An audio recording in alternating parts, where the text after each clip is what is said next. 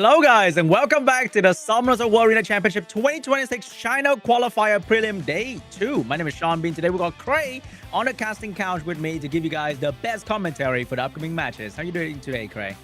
I'm doing good. How about you, Sean? So yesterday we had so many interesting matches, but eventually we came up with the 4 top players that will be heading over to the China Qualifier, which is Invader, Tars, Kangjing, as well as Big UG. So for day 2, it's gonna be, I think there's gonna be a lot more interesting matches, especially when there's less playing today as well.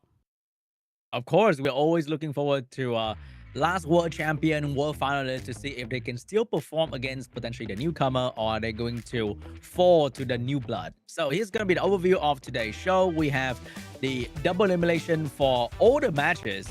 I think in the past they used to be like best of 3, but it's all best of 5 double elimination now, and the total prize pool is looking very juicy. We also have the schedule for all different kind of cup. Looking forward to the China Qualifier main round happening very soon on September 12th, where the players who qualify today will be looking forward to the China Qualifier main round. Yep, and here we go. We do have all the America preliminaries as well as Europe, Asia Pacific. Same goes for China. And for the open qualifier, there's going to be 1 player qualified from the Korean side and 2 from the China qualifier. So it all to play for. I think for today, I cannot wait to see like any interesting combinations. We do know there's going to be some sort of Leona pick maybe coming in to play. Yeah, that's going to be crazy. Also, we have the SWC prediction event. Oh, sorry, Cray. Coming up in the game, and we also have the Emblem Road event happening as well. So stay tuned to all the broadcasts as well as do your prediction in game so you can get your hands on amazing amount of prizes. We have like a new and improved version of all these SWC related event this year. So you can get your hands on a lot more LD scrolls, normal scroll together with legendary and a special SWC scroll as well, Cray. Yeah, so make sure to do your predictions and quizzes for the Emblem Road and enjoy all the fun and the free rewards that is going to be given out from this Summoners War Championship 2026. In terms of day 2 here, we do have Les that's going to be up against LUCKYSOUND. MART will be fighting it out against H.FROG. We do have the Big family coming in as well. So hopefully they can avenge Big J yesterday, you know? Oh yeah, I think Big J was like, no, we have Big J and Big UG yesterday, right? And we have more members of the Big family. We have Big V, who is a very how do I say, household name for SWC at this point. He always qualify. And we have Lest, who was the world champion 2 years in a row back then, but he became the runner-up and he did not manage to go to the world final last year. Wait, was it last year? Yeah, last year I think it was Kangjing, right? Kangjing. So tough competition. Every year there will be new faces that can bring new strategy and new combination of a certain unit to the table, because you can have all the LD5, but how do you combine them? And here, Cray, what is that? Look at this resume coming out from Les, you know? SWC 2019 World Champion, 2023 as well. World Finals runner-up in 2024. And unfortunately in 2025, he fell short in the quarterfinals round 2. So we can see his most picked unit. I think that is one very interesting unit that we can talk about a little bit, especially when Sean B has that unit, right? The Leona. I have no idea how he's pulling that off though. But on the other hand, we have LUCKYSOUND, who has been around for SWC for the past 2 years, and he is playing something very unique. We got a wedge at over there together with the Fire Paul Phoenix. So I assume LUCKYSOUND is also a very aggressive player, trying to get that turn 1 control and damage down immediately. Yeah, especially the combo with Erishon, where when Erishon strips, there's going to be a little bit more damage output coming in, right? So Firepaw potentially one-shot something after that. So we'll see whether he's going to bring in the combination later when he's up against Les. Yeah, that's crazy. So I've been stalking high-rank people replay, and Les is one of the person that I always come back to see what he's cooking. And the moment I saw Leona Bastet, my mind was absolutely blown. So if he managed to pull 1 win with Leona today, I would definitely hate him forever, because commenters can say that, hey, Leona is actually pretty insane, so don't have to buff that. Yeah, he's not gonna be in the balance match after that.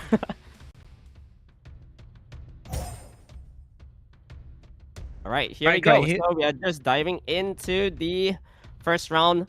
Last up against LUCKYSOUND. We are seeing LUCKYSOUND going for the Dark Aragon, Sigrid, and the Fire Megumi. Very aggressive lineup. Oh, let's actually went back to the meta. We have the usual Okeanos and Shiho, but for the speed lead, he's going in with Eretion and Kovaci.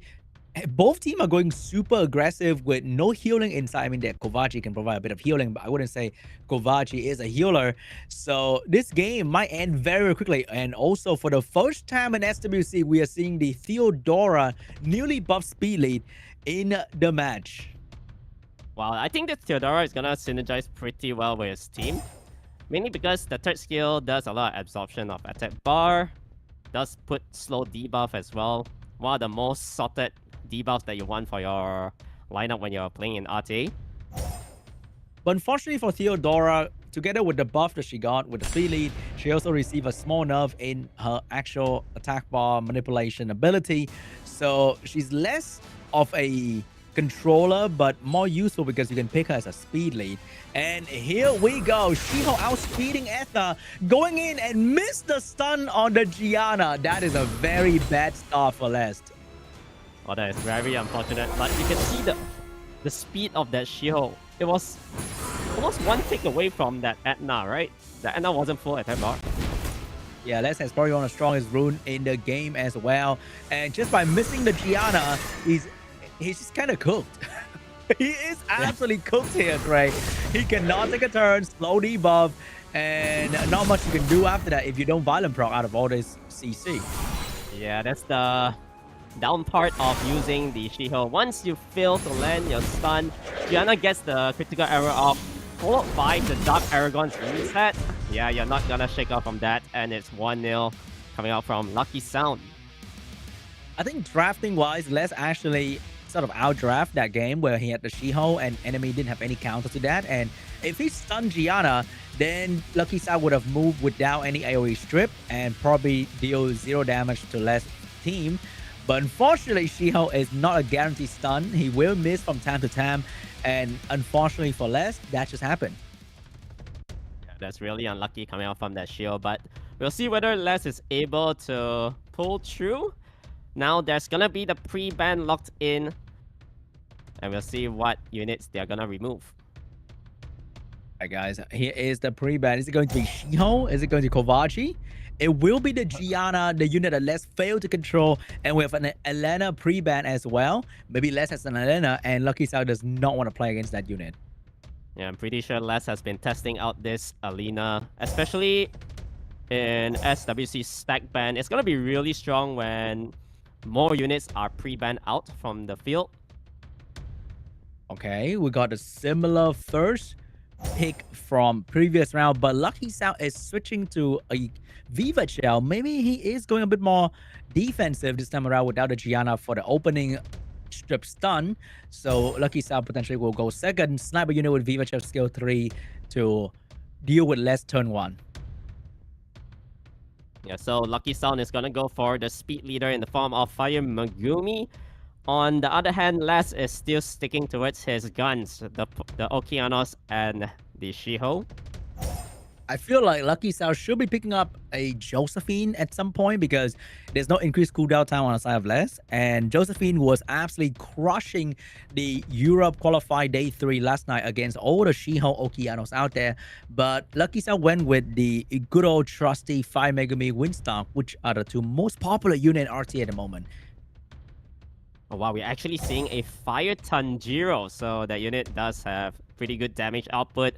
Fitting in the Heigang here to probably counter the Windstark strips and whatnot, right? The Fire Megumi as well.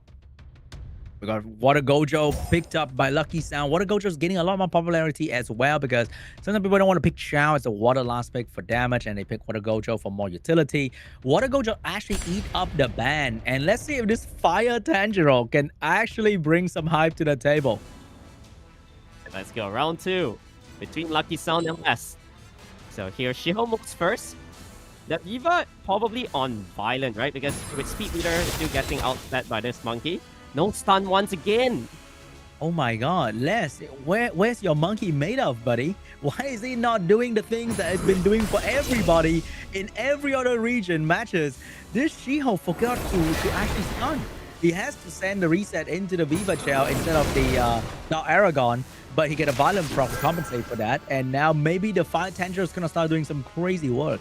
Wow, he did not even land the glancing onto the Windstock as well, so this might not be looking good for Les. Another big stun onto the Okeanos. Now, this Vanguard duties. Getting one damage. So I think Fire Tantrum skill 3 can absorb attack bar and heal block. Heal block is pretty solid, but probably not needed in this match. But the attack bar absorption together with the skill 2 ignore defense, 24,000 damage. Almost finished off the Dark Aragon. Wow. Fire Tanjiro's damage output is pretty high, but now it all boils down to whether this She-Hulk can carry the team, right? They're getting a big stun onto the Dark Aragon. So both his fire unit are out of juice and being focused by this. Oh no. We have a cross anime moment right there. Stock takes down Tanjiro with a Violent Proc. And now Okeanos is going to be next. I don't think the Shield has what it takes though. Okeanos is still very far away from any skill. So he's not going to get that AoE stun out anytime soon. That's actually a really big Despair stun coming in from Heigang onto the Windstalk. So now he has the opportunity to just kill off the Windstalk first. Trying to bring it down. Oh my god, Cray, he might be able to do it, Cray. He might be able to do it. The Windstalk looking dangerously low right here. So he needs the Viva to get a quick heal before the She-Hulk can actually take out the Windstalk. I think here you gotta go all or nothing. Did not get the stun onto the Viva shell. The Windstalk could not get the strip onto the She-Hulk, the solo god. But the heal is coming out from the Viva. Oh no, Stock is very far from dying. The She-Hulk need another skill 3, but can he move? He gets stunned by the Fire Megumi after not stunning with the skill 3. That is tragic for Lest. Wow, that Fire Megumi crit the Water Monkey and getting the stun as well. Just the icing on the cake right there. 2-0 lead. Lucky Sound, man. Very, very fitting name because She-Hulk missing 2 skill 3 in a row. That is crazy. Is Les switching to a different turn 1 unit here? Or is he going in again with the She-Hulk and get his third game without a stun? I think at this point you should just ban out your She-Hulk, right? Prevent it. It's not working well for Les. What's going to be the pre-ban? Is it going to be an LD fire that happened in the previous round? Like maybe a Kovachi ban? Seems like Les really enjoyed the unit. Or are we seeing something different here? Lucky Sound's been using a lot of different LD5, so it's going to be very hard to pinpoint what is his main LD strategy. Yeah, Kovachi has been picked up a couple of times, but then, honestly, that unit, the base speed is pretty low, so I think Lucky Sound does have a lot of answers towards it, so he's not aiming for a pre-ban on it. Just removing the She-Hulk, actually helping Les out. I know, right? He's lifting the curse from Les right there. Without She on the field, maybe Les will start using some real unit this time around. But he is sticking to the Kovachi Okeanos once again. With Kovachi and Tanjiro, I think he can really, really boost that damage from the unit. Because Kovachi not only provide you with so much utility, but the important attack buff help unit a scaled attack like Fire Tanjiro to do great work. But oh my god, is that a Wedgeat being picked up by Lucky Sound? Wedgeat to try to contest for turn 1 here. And maybe we are going to be seeing Fire Tanjiro once again. You know, with attack buff, there's going to be extra 50%. We did see the ignore defense was doing around like 24,000 earlier. So probably another like 12 to 13k extra. He's opting for the speed leader in the form of Oliver here. Yeah, I think Oliver is going to be pretty decent into a no fire situation. We have 2 wind unit. Probably not a good choice, so he's going to switch back to the Fire Tanjiro for some ignore defense and attack bar absorption. And we need an Erection for AoE strip as well. Lucky Sound, oh my god, look at you, buddy. The amount of premium LD is crazy. But that, like Gojo, actually synergizes with the team so well. But we'll see whether he's gonna pick it up. You know, you need another speed lead, I guess. But he's opting for the Maya instead, together with the Song Zhanglao. I'm not too sure about this one. She has strip, she has provoke, she has a bit of healing, but she's not exactly like Gojo level. But it is interesting. I think Maya died to one-shot damage, which is kind of vulnerable to the fire tendril. But Maya eat the ban? Excuse me. Really now? But here we go, guys. 24 against 33 speed lead. Who's gonna take turn one? Definitely not gonna be a Shiho. Yep. So I believe this Kobayashi is like really fast as well. So likely Les is gonna be moving here first, going for the buff, and Erichan will be able to pull out with the strips. He gets it onto everyone, followed by the Rain of Stones. Look at the amount of damage done already. And Tendrils here with the skill 3, gets some attack bar, full turn into a ignore defense hit. Take down the Laura, get another turn right there. Almost take down the Dark Monkey King as well. And the game just kind of ended. Wow. Yeah, that is complete domination, outspeeding from Les. And that's why you should... why did he not ban the Kovachi again? Why did he ban the unit that did nothing? Yeah, I guess he was a little bit afraid of that A-gang, but yeah, Kovachi seems so scary here. Dude, I'm so jealous of that fire tendril. That looks so insane. And I've been watching some replay and people have been picking up the unit just for me to realize I don't have the unit for some reason. I'm kind of sad right now. I think I don't have that unit as well, you know? Fire Tanjiro. Really underrated unit, I think. Yeah, it has a bit of CC and a bit of damage mixed in between. It's going to be a unit that requires you to really know your draft because it doesn't lean into one side too much, because if you build with some accuracy, you're going to have lower damage. If you build damage, you might miss your debuff. So it requires good rune efficiency to get both sides built well. And you need to know what you're doing, because if the Fire Tendril end up being your only unit that can provide some utility, it could be bad. Yeah, so both sides taking their time on this pre-ban. Do you remove the Kovachi now, though? I think you should. I think that Kovachi was really fast, and it has been being drafted every single game. So you need to remove it, knowing that it is one of your opponent key strategy. Yeah, definitely one of less core units right there. So now Les will be getting first pick here. He's also removing the Laura, so don't need to deal with that unit, providing speed buff, defense. Opening up with the Okeanos once again. Is he going to pick the Leona strat with the Bastet? That would be crazy though. But if I were to have to choose between Leona and Josephine, both units do very similar thing. I would go with Josephine all day, every day. Yeah, I think Josephine passive is slightly better in terms of RT, providing tons of shields for the entire team when they have tons of stunners as well. So we're seeing the Viva and Dark Aragon opening once again from LUCKYSOUND. Does he change anything up over here in the second phase of the draft? Oh, that's a very control-focused team right there. Starting off with no real damage, no defense break, which might be vulnerable to a passive-heavy team. And what is that again? Bananat? His what? Do you have the unit, Cray? No, I don't have it though. Is he really doing this? Wow, LUCKYSOUND, man. He is absolutely wilding out here with the I like to call him Banana Man. I don't know why. But the Dark Sea Emperor, who can do big AoE damage and spread the AoE damage to everybody else. Kind of like Shun, but without the complicated shadow setup. Yeah, I think this unit is going to be quite strong as well. But Les is going to go for the Duck. It's not the Megumi, right? It's the other one. Yes, the Dr. Suya. He has AoE strip, defense break. Right?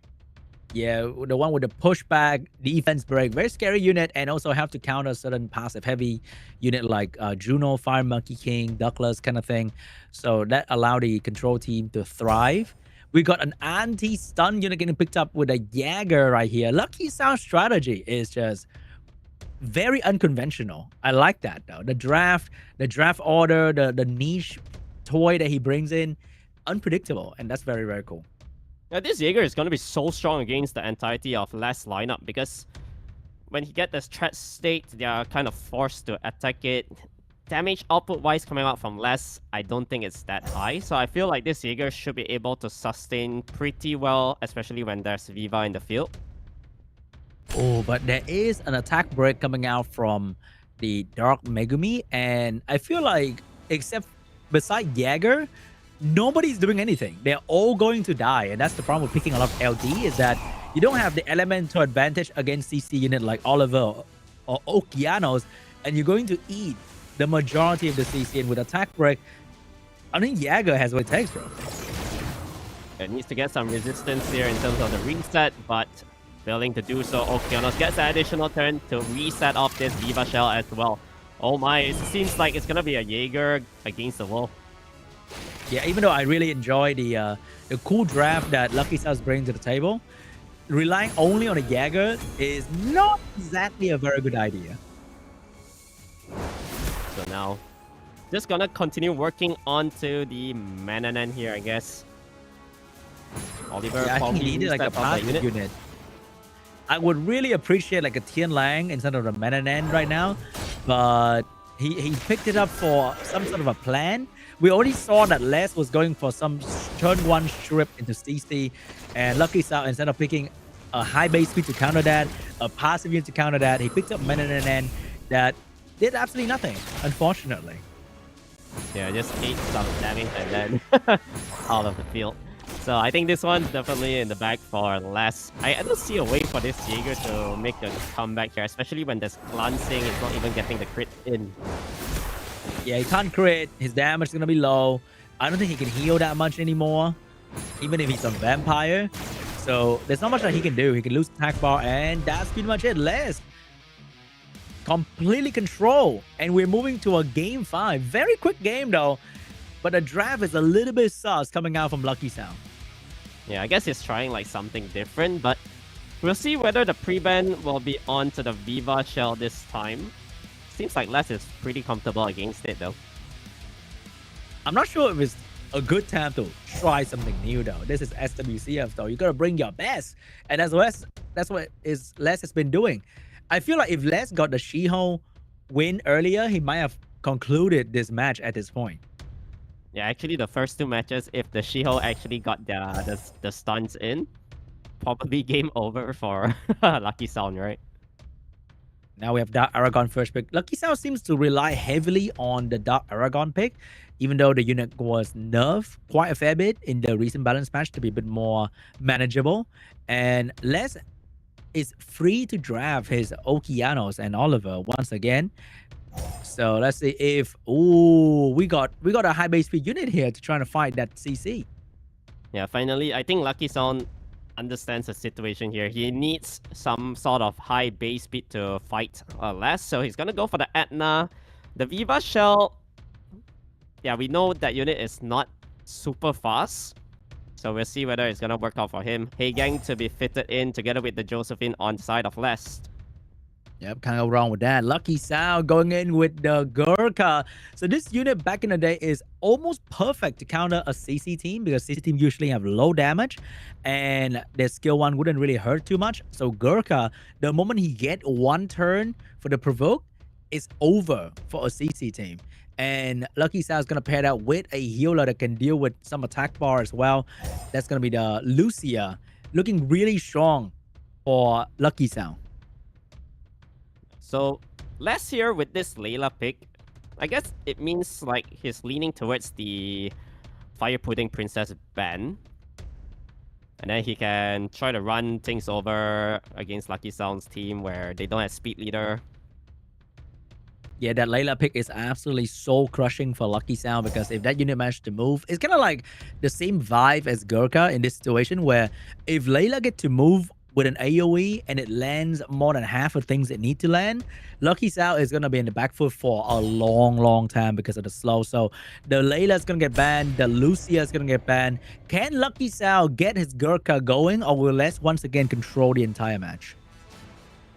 So we'll see about that. All boils down to this. Whoever moves forward to the semifinals, we should know of soon. So Etna here, Probably just goes for second skill. Oh, capturing first. Yeah, he wants the Oliver to move in front and fight into quad will, doing absolutely nothing, wasting a violent prayer as well. But the despair stun followed by the Okeanos, as predicted. Here comes the provoke. Oh, that stun, but the Viva with the violent proc. He's gonna bring up something here, probably the Dark Aragon. And if the Dark Aragon, oh, he cannot take a proper turn. Oh man, that was so unlucky. If the Aragon got that reset third skill up, I think game was pretty much over for less. However, Gurkha gets this additional turn, so he might try to control the Oki, or maybe, yeah, I think Oki is better choice here. Wow, that's probably the most important violent proc for Gurkha the entire game. He shook off the stun from the Josephine, managed to control the Okeanos follow-up, and now he's taking down the Oliver. Oh my god, that sleep is incredible. Can this Josephine stun the Gurkha? Yeah, but it provides the shield for Oliver to try to sustain a little bit though. So gets the additional turn on this Josephine, no stun. But he got a stun on death, and I think it's also pretty important because you need the defense break to deal the damage through this kind of shield here. Back with more control. This Gurkha is doing it. Oh my god, he's getting so many important turns right there. So do you swap the Okeanos here? Oh no, he's just opting for the normal attack. Another additional turn to heal up the entire team. Wow. Yeah, I think Oki probably has skill 3, so he didn't want to risk it getting AoE stun. And now the Josephine's going to go back to the Gurkha, trying to bring down the Gurkha because the Gurkha is doing so much work. But Etna is moving though. Now Shatter comes. Armor break applied onto 2. That's going to be so scary because one more chance for the Dark Aragon skill 3 and he lands some slow debuff. This game is instantly over for Les.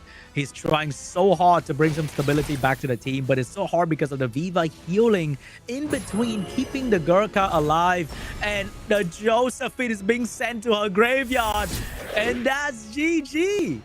I think it's over, Gray. Josephine didn't have the passive up, so it was a free kill for this Etna, and there's no way you're bringing down this Gurkha from here. I think that's over. The Gurkha, that one turn where he shook off the Josephine stun to lock down the Okeanos and the Oliver back to back.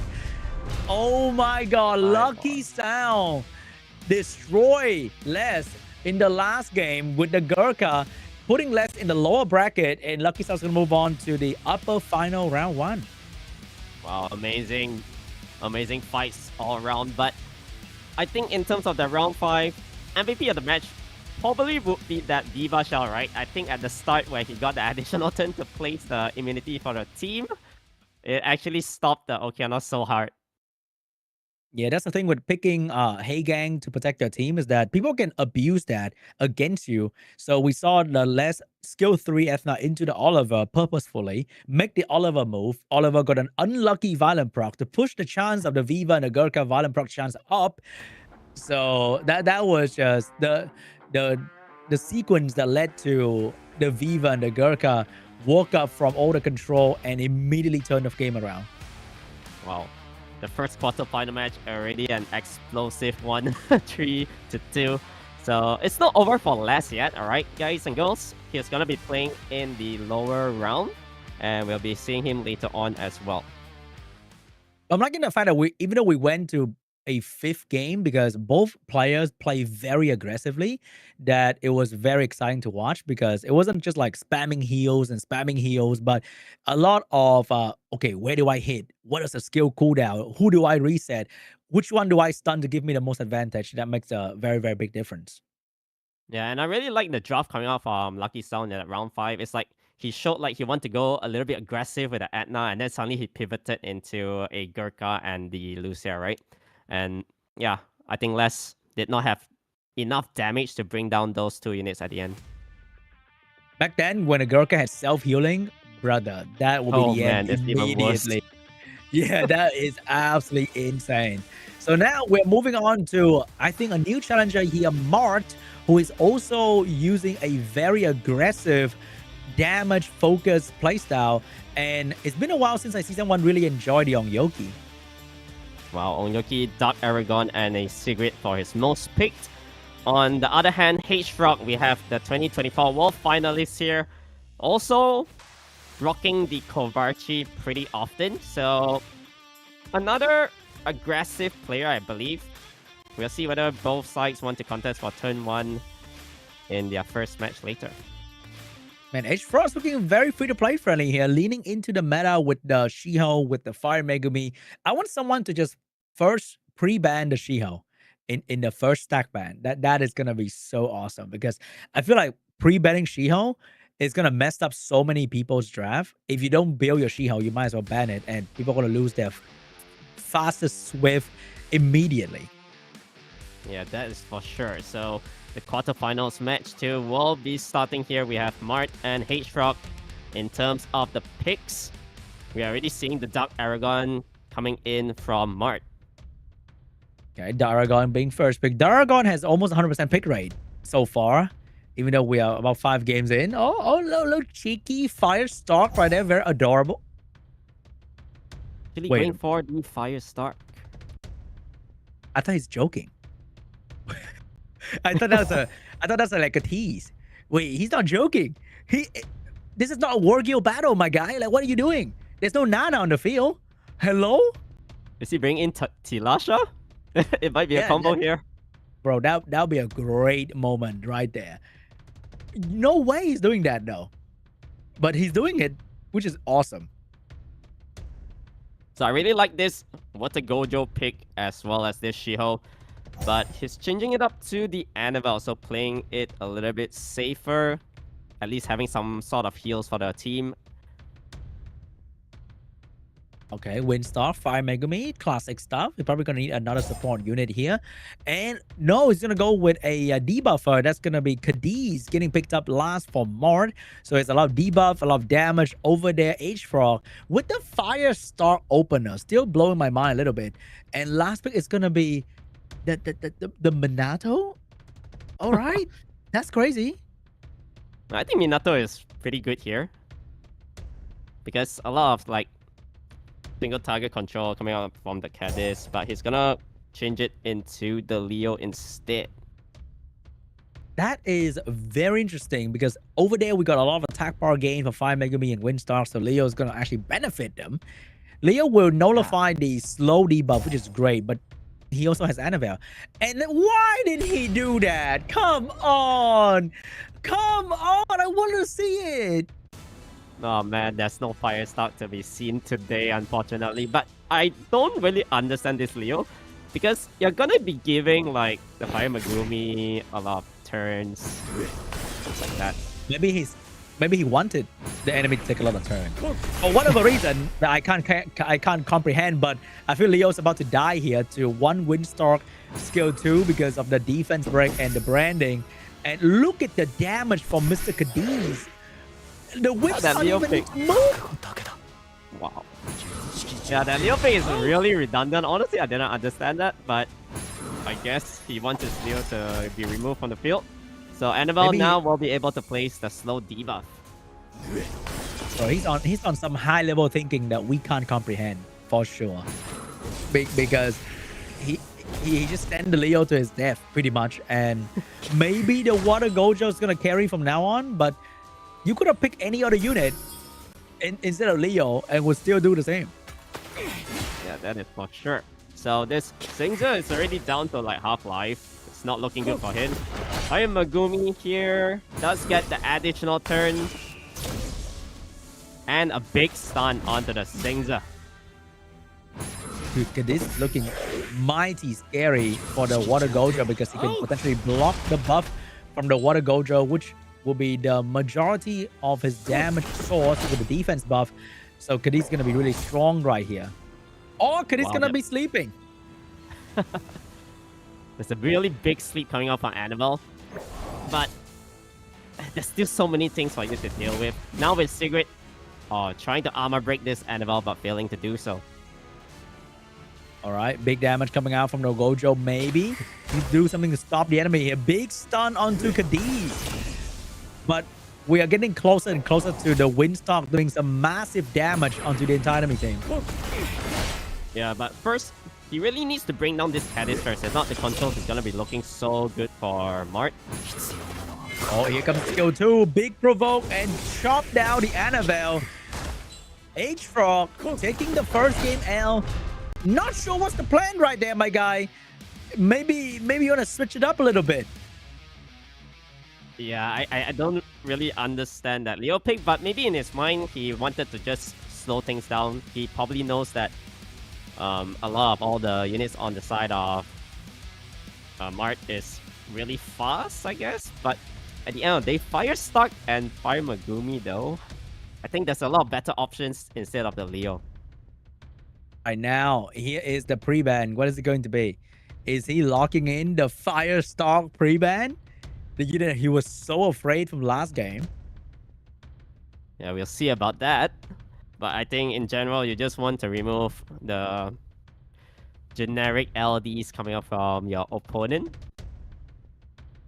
So I think Secret is going to be a great ban. Secret has been a very, very popular unit across the region because the unit allow you to be very, very aggressive, synergize really well with unit with strong skill 1, reduce your team cooldown if you need it, and also bring defense break for you to finish the job. And we have a Lima plus the Dark Aragon pre-ban. So there's no Lima, and of course Dark Aragon so far has been 100% pick rate. It's really good in current meta as well, so not gonna be dealing with it for the entirety of this series. H.FROG will open up with a Savannah. What is bro doing? Really now? He is first picking a Savannah in SWC. We got a Heigang here, which kind of makes sense. You need a strip, you need some protection for Savannah, but into a Marsha, bro. This is like 2022 or something. It's like years ago that we see this kind of setup being drafted. Yeah. But it is what it is. Coming out from H.FROG is doing something unconventional here. I mean, opening up with a Savannah is crazy, but we'll see whether it works out for him, right? Double Beast Riders at the end of the day are still pretty strong in general. There's gonna be AoE pushback, armor break, Masha with big burst damage. Gonna be fitting in the Shiho and Chandra here for some sort of protection and trying to contest for turn 1. Oh, that looks more like a real team slowly. But usually you flip the script around when you pick Chandra, you pick first instead of Savannah, but Savannah somehow is the first pick, which is kind of crazy to me. So we've got Chandra for the speed lead here and the Shiho for the first turn contest. Maybe picking the Savannah can really throw the enemy off guard because they think you're being unserious, but turn out he's going in with a Shiho Chandra, which is kind of serious. Yeah, from the looks of things here, I think this thing's there's quite a lot of AoE from the opponent. Oh, that's gonna be a light free run. Whoa, that is gonna be a light free run. Wait a minute. All right, I'll be honest. I think this unit is bad. But hey, if he wins, I'll change my opinion immediately. Live free run, the one and only free run D Slayer from the anime, from the collab, being used by Mr. MART right there. That looks very, very cool. So let's see if the light free run actually gonna work out. Yeah, I mean, it's only a 25% chance to offset the damage, right? And if you succeed, then only you can stun the opponent. So we see whether that passive is gonna come into play later on. Lack of ambush to work onto the opponent here. Oh, we get a pretty good strip on the Marsha right there, so you can actually maybe stun it and avoid the big damage. But gonna go for the skill 1 instead. Free run has shield and immunity, but immunity only lasts 1 turn, so not exactly super amazing. He can force Savannah to move with the Heigang passive. Oh my god. That free run shield and immunity came in clutch. So Heigang now will get triple stuns onto the entire team here. Chandra will be able to apply the slow debuff. I think it's gonna be looking really good for H.FROG now. The Fire Megumi is off from the field. Alright guys, as you can see, free run the Slayer is absolutely getting slayed here. Because the moment you're stunned, your passive is just kind of gone. There's no counter attack, no damage mitigation. And that's pretty much it. The Beast Riders are absolutely crushing the battlefield with the damage. Wow, look at that. The light free run did not do anything. The passive is not even kicking into play. So, Secret here with the glancing. Yeah, it's not going to be doing much. 1-1. And that's it. A very underwhelming ending for the live free run. So maybe that was a propaganda from MART to let commenters know to do something about the live free run situation. It's not looking so hot. Yeah, maybe in the future they'll increase the percentage. 25%, I think, in 2026 is a little bit low. I think it's okay. Like the Wind Monkey is okay, but the problem I think with Freerun is she does not have any like speed leader skill, obviously, and she's light, so she's very vulnerable to every element. Random stun, and then when you stun, you just kind of do absolutely nothing. Yeah, But the monkey can at least dodge the water unit stun a little bit better.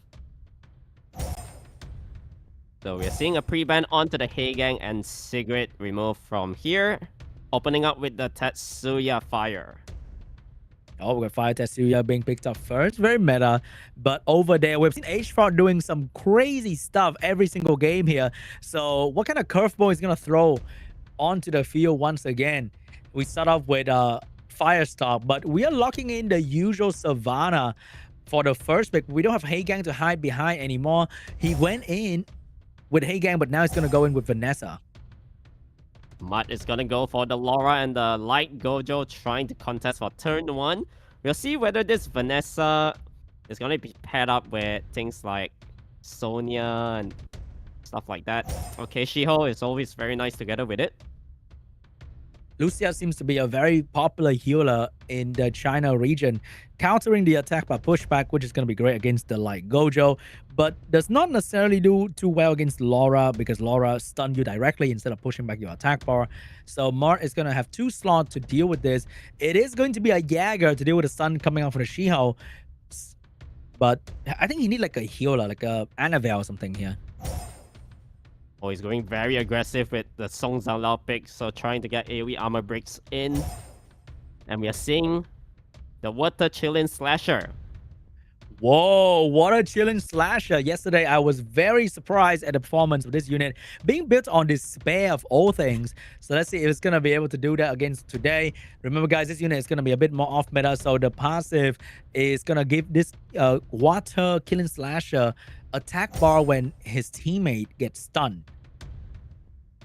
Yeah, and yesterday we did see that unit on Despair skill 1 getting the important stun and actually getting the win as well. So we'll see whether this Chillin Slasher is built on built on Despair or Bio, alright?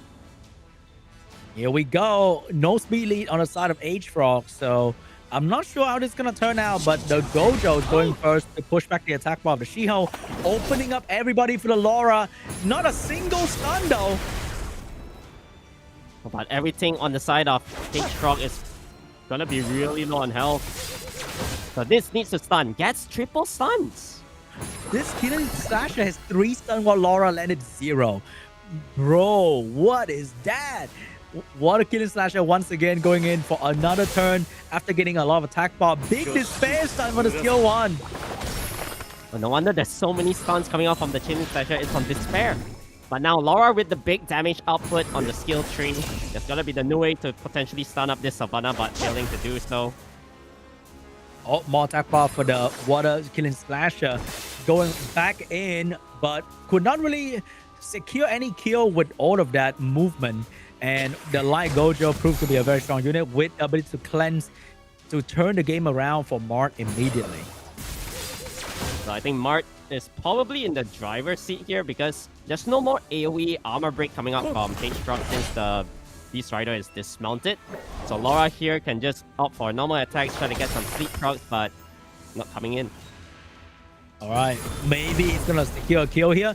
What stun coming out for the Shio, getting another turn for the Gojo.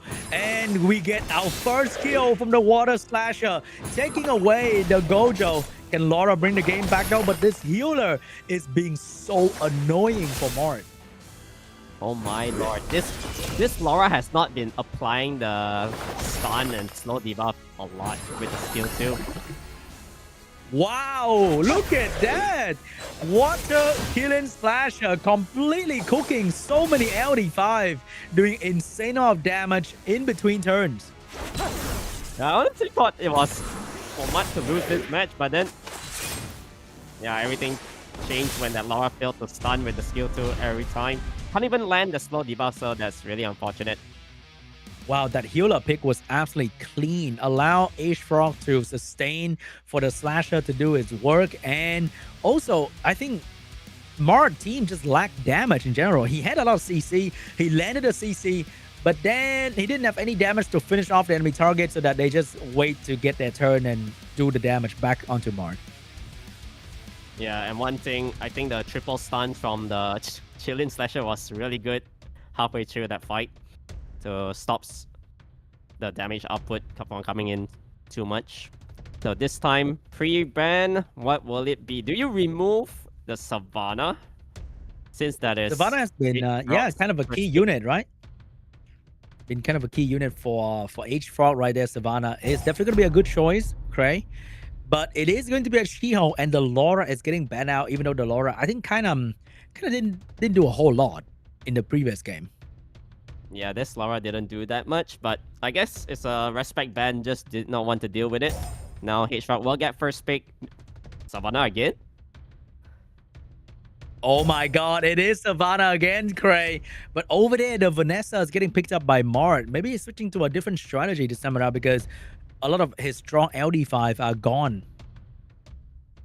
Yeah, there's no Lima, but we'll see. There's no She-Ho as well, so he's gonna go with the Song Zhang Lao, the Dark Monkey, instead. I always secure a very good AoE control unit from both sides. I think they do similar things. Savannah, Death Break, Pushback, Monkey, Death Break, and Stun. So they both have their respective control unit.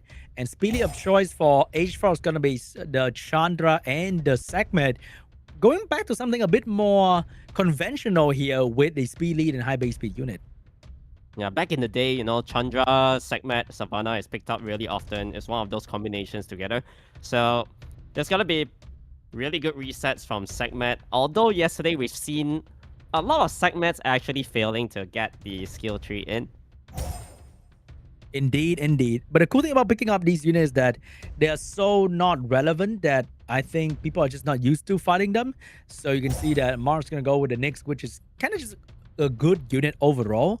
And the default Fire Megumi picked up, and that's going to be countered by both the Lucia and the Water Killing Slasher. This Water Killing Slasher is looking really strong here because I don't think MART has the damage output to deal against it. Yeah, I think it's going to be a Josephine ban, and then he has to ban out the healer because the healer is going to be really strong into a low damage team like MART team right now. But he banned out a Savannah, which means he's going to have to deal with the Killing Slasher without a single win unit and a very heavy healer on top of that as well. Oh, I think it's buffet for this Chillin Slasher. It's going to be really tough for MART to bring it down, right? Because there's going to be heals, there's going to be protection from the Chandra as well. And here we go. Sekhmet, can she do it on the... He's going to go and miss on the Nyx. Get the attack for pushback, but I think that's going to be too important. Classic Sekhmet right there.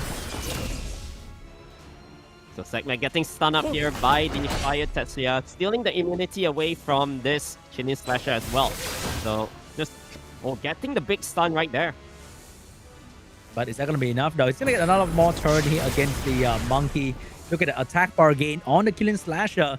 50% attack bar is no joke. And he's going to go for another turn here and trying to kill the Monkey as quickly as possible because that's going to be the main damage coming out from MART, I believe. Yeah, failing to strip the speed buff here, and Chandra will be able to apply the attack bar for the entire team. So Lucia will be able to heal up. Why did that Megumi hit the Fire Girl? Like, you're not going to push back that much attack bar anyway. You're not going to stun her as well. But I guess there was no better unit to do anything on. So this Killing Slasher is pretty much unkillable due to the fact that there's no damage and he has a healer behind him. Both factor make him pretty much immortal, and he get permanently attack bar boosted by the stun coming out from the Megumi and the Dark Monkey King. He's gonna be getting tons of turns here. I think here you just attack the... Oh, I guess you can attack the Nyx for extra attack bar boost, but he opted for the Fire Megumi instead. So trying to bring that unit down. Oh my god, look at that. Like, this unit just does not lose any HP. And he moves so much that there's nothing MART can do to stop him.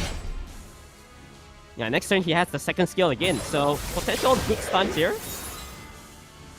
I'm so happy, man. Like, this is a good water killing slasher showcase. He's drafted exactly where he's very strong at, and he's doing all the things that he was drafted for. But maybe he's gonna die now. Maybe he's going to fall now. We see Setmet just going for the second skill. Oh, not enough damage. So there's gonna be a chance to bring down this water chilling slasher, and finally he gets it. But the problem is, MART team has no healing, so all the damage that's been dealt by the AoE of the water killing slasher is gonna stay there forever. And it will come to a point where you have to fight this healer that you cannot kill. Yeah, just... Oh wow, with the glancing, he got all the debuff from the Song Zhang Lao. Oh, the violent proc! Oh no, the revive is back, and Mart's doing pretty okay into this Lucia because H.FROG does not have any more damage after the killing slasher died. Yeah, this Setmet needs to land the reset onto the... Oh wait, did he not calculate the revive here? So he's gonna go for the reset onto the monkey instead. He missed the reset again, but he did not miss the counter attack though. Oh, this Chandra is getting controlled the whole time. Oh no, oh my god, that was so close, but he might be able to kill this monkey for good here. Land the reset, so even if he revived the monkey, there will be no skill 3. And the Lucia is gonna take this match home for H.FROG.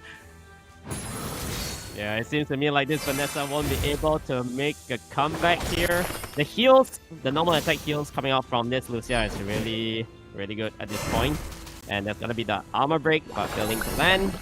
It's okay, 3 against 1, GG. Wow, H.FROG lost the first game just to immediately destroy the enemy in the next 3. Beautifully drafted team as well. Did not rely on LDs and went in with a fresh strategy. So much respect for H.FROG here. Yeah, H.FROG was just picking normal RTB units, things like Savannah. He's not even using any premium. I believe he has Song Zhang Lao for AoE armor break, right? But he opted for Savannah the whole time.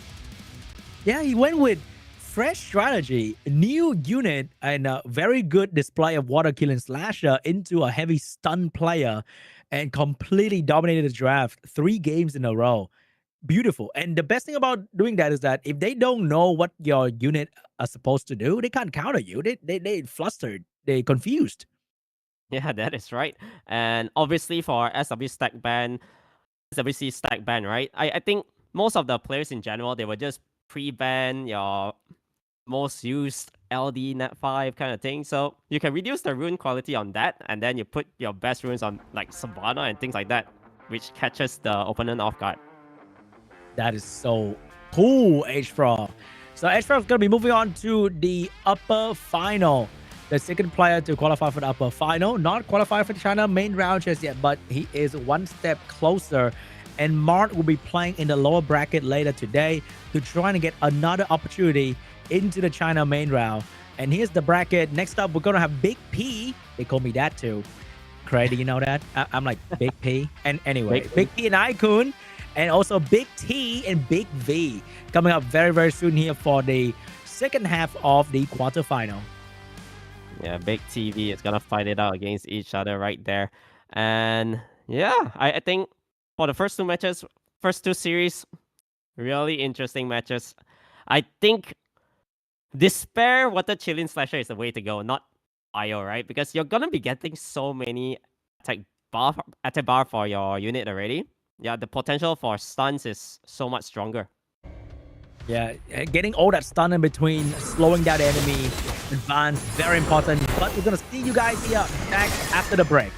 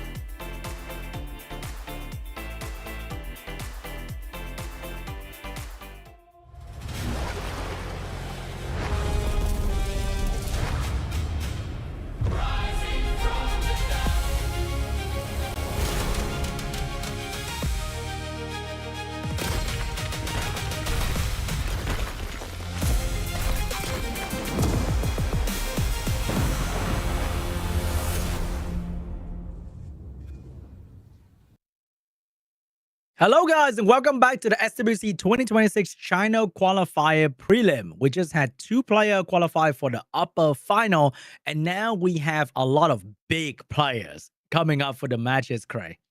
Yeah, we have Big P up against IKUN, and on the other hand, we have Big T up against Big V. So I think this one, we'll see whether these players will play unorthodox like first pick. So far, I think we enjoyed things like Savannah first pick. We are also seeing Firestuck picked up as well. Things like Light Free Run too, but unfortunately that one didn't pan out that right. Wait, hold up, Cray. What is that unit? Like, is that Light Legolas, but the Summoner's version for Big P? Yeah, I believe so. The Light Legolas, right? Wow, Light Legolas being used by Big P. That is that's a tough unit to use, but I think if you have runes and team to support it, it can do some crazy numbers. Yeah, I think it's also gonna be pairing up with the shield pretty well, since there's gonna be a lot of chance to get a crit in for the passive to come into play. And on the other hand here, IKUN is one of those players who loves to go for the Light Hwarang, a very good bruiser unit. Both players seems very aggressive. They have a lot of damage in their team. They love going for debuff or single target snipe. So I think I'll look forward to what they're going to bring, because these strategies are always very, very fun to watch. Yeah, especially I think in this kind of context, Light Hwarang nowadays, I feel like you need some sort of heals with it. I think Light Hwarang always needed heal back then, even when he was in his prime. I think most of the Light Hwarang game that were really, really good for Light Hwarang was the one with maybe a Raccoon in there. Because if you don't have heal, you are still kind of vulnerable to debuff and damage. And let's see if Light Hwarang is going to show up today. Here you go. So we got the quarterfinals match 3 underway. Big P on the left-hand corner, fighting it out against IKUN. IKUN is flashing the Artamel, Patter, all these kind of things, but eventually falling to the Windstar once again. We got a classic Windstar right there, and both players are teasing one another. So are they locking it? Wait, what was that a Light Legolas I saw? Yeah. All right, we got the classic Viva Lima picked up here. No clear strategy in mind just yet, but very solid general unit overall. Yeah, especially in the first round of SW Stack Ban, you just want to bring in all of your really strong LD Nat fights, because there's no pre-bans for this one. So IKUN is gonna go a little bit aggressive with the Song Zhanglao here, pairing it up with the Oliver as well, so fitting in the 33% speed lead. Oh, the TN line getting picked up. He's going in with all premium here, but usually it's not exactly the best idea if you don't have like a cohesive strategy. We have a Fire Megami there that is kind of nerfed by the TN line as well. So TN line is a very awkward unit where it also nerfs your team attack bar gain, which might come back to hurt him. Yeah, also hurts the Oracle a little bit, right? So Lima's normal attack won't be gaining that much attack bar. On the other hand, IKUN here, what can he capitalize on this? Do you want to deal against that Tianlong or just want to remove it? Oh, look at that. Wait a minute. What is that, Cray? IKUN going in with the water... you know what? Daisy, right? The Daisy? wind... The wind arcane weapon. So very interesting. It has a very high base speed of 114. And also, basically, the third skill attacks all enemies to decrease the duration of the beneficial effects for 2 turns. So we'll see whether that's gonna work out for him. Unfortunately, it's banned out. Oh, it is the only consistent stripper on the team. There's another stripper in the form of Windstar, but usually people don't build him for that. So I'm not too sure what is IKUN's strategy here with the Dark Monkey going very, very fast. He might set up for a single target snipe with the Marshal. Yeah, I think here you probably want to work onto the Viva or the Lima. So getting the strip here into the Summon Clouds. All right, he can set up the kill for the Marshal here.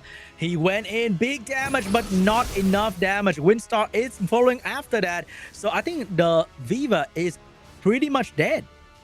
Yeah, Viva is definitely dead here for sure. Can he get the provoke onto the Lima though?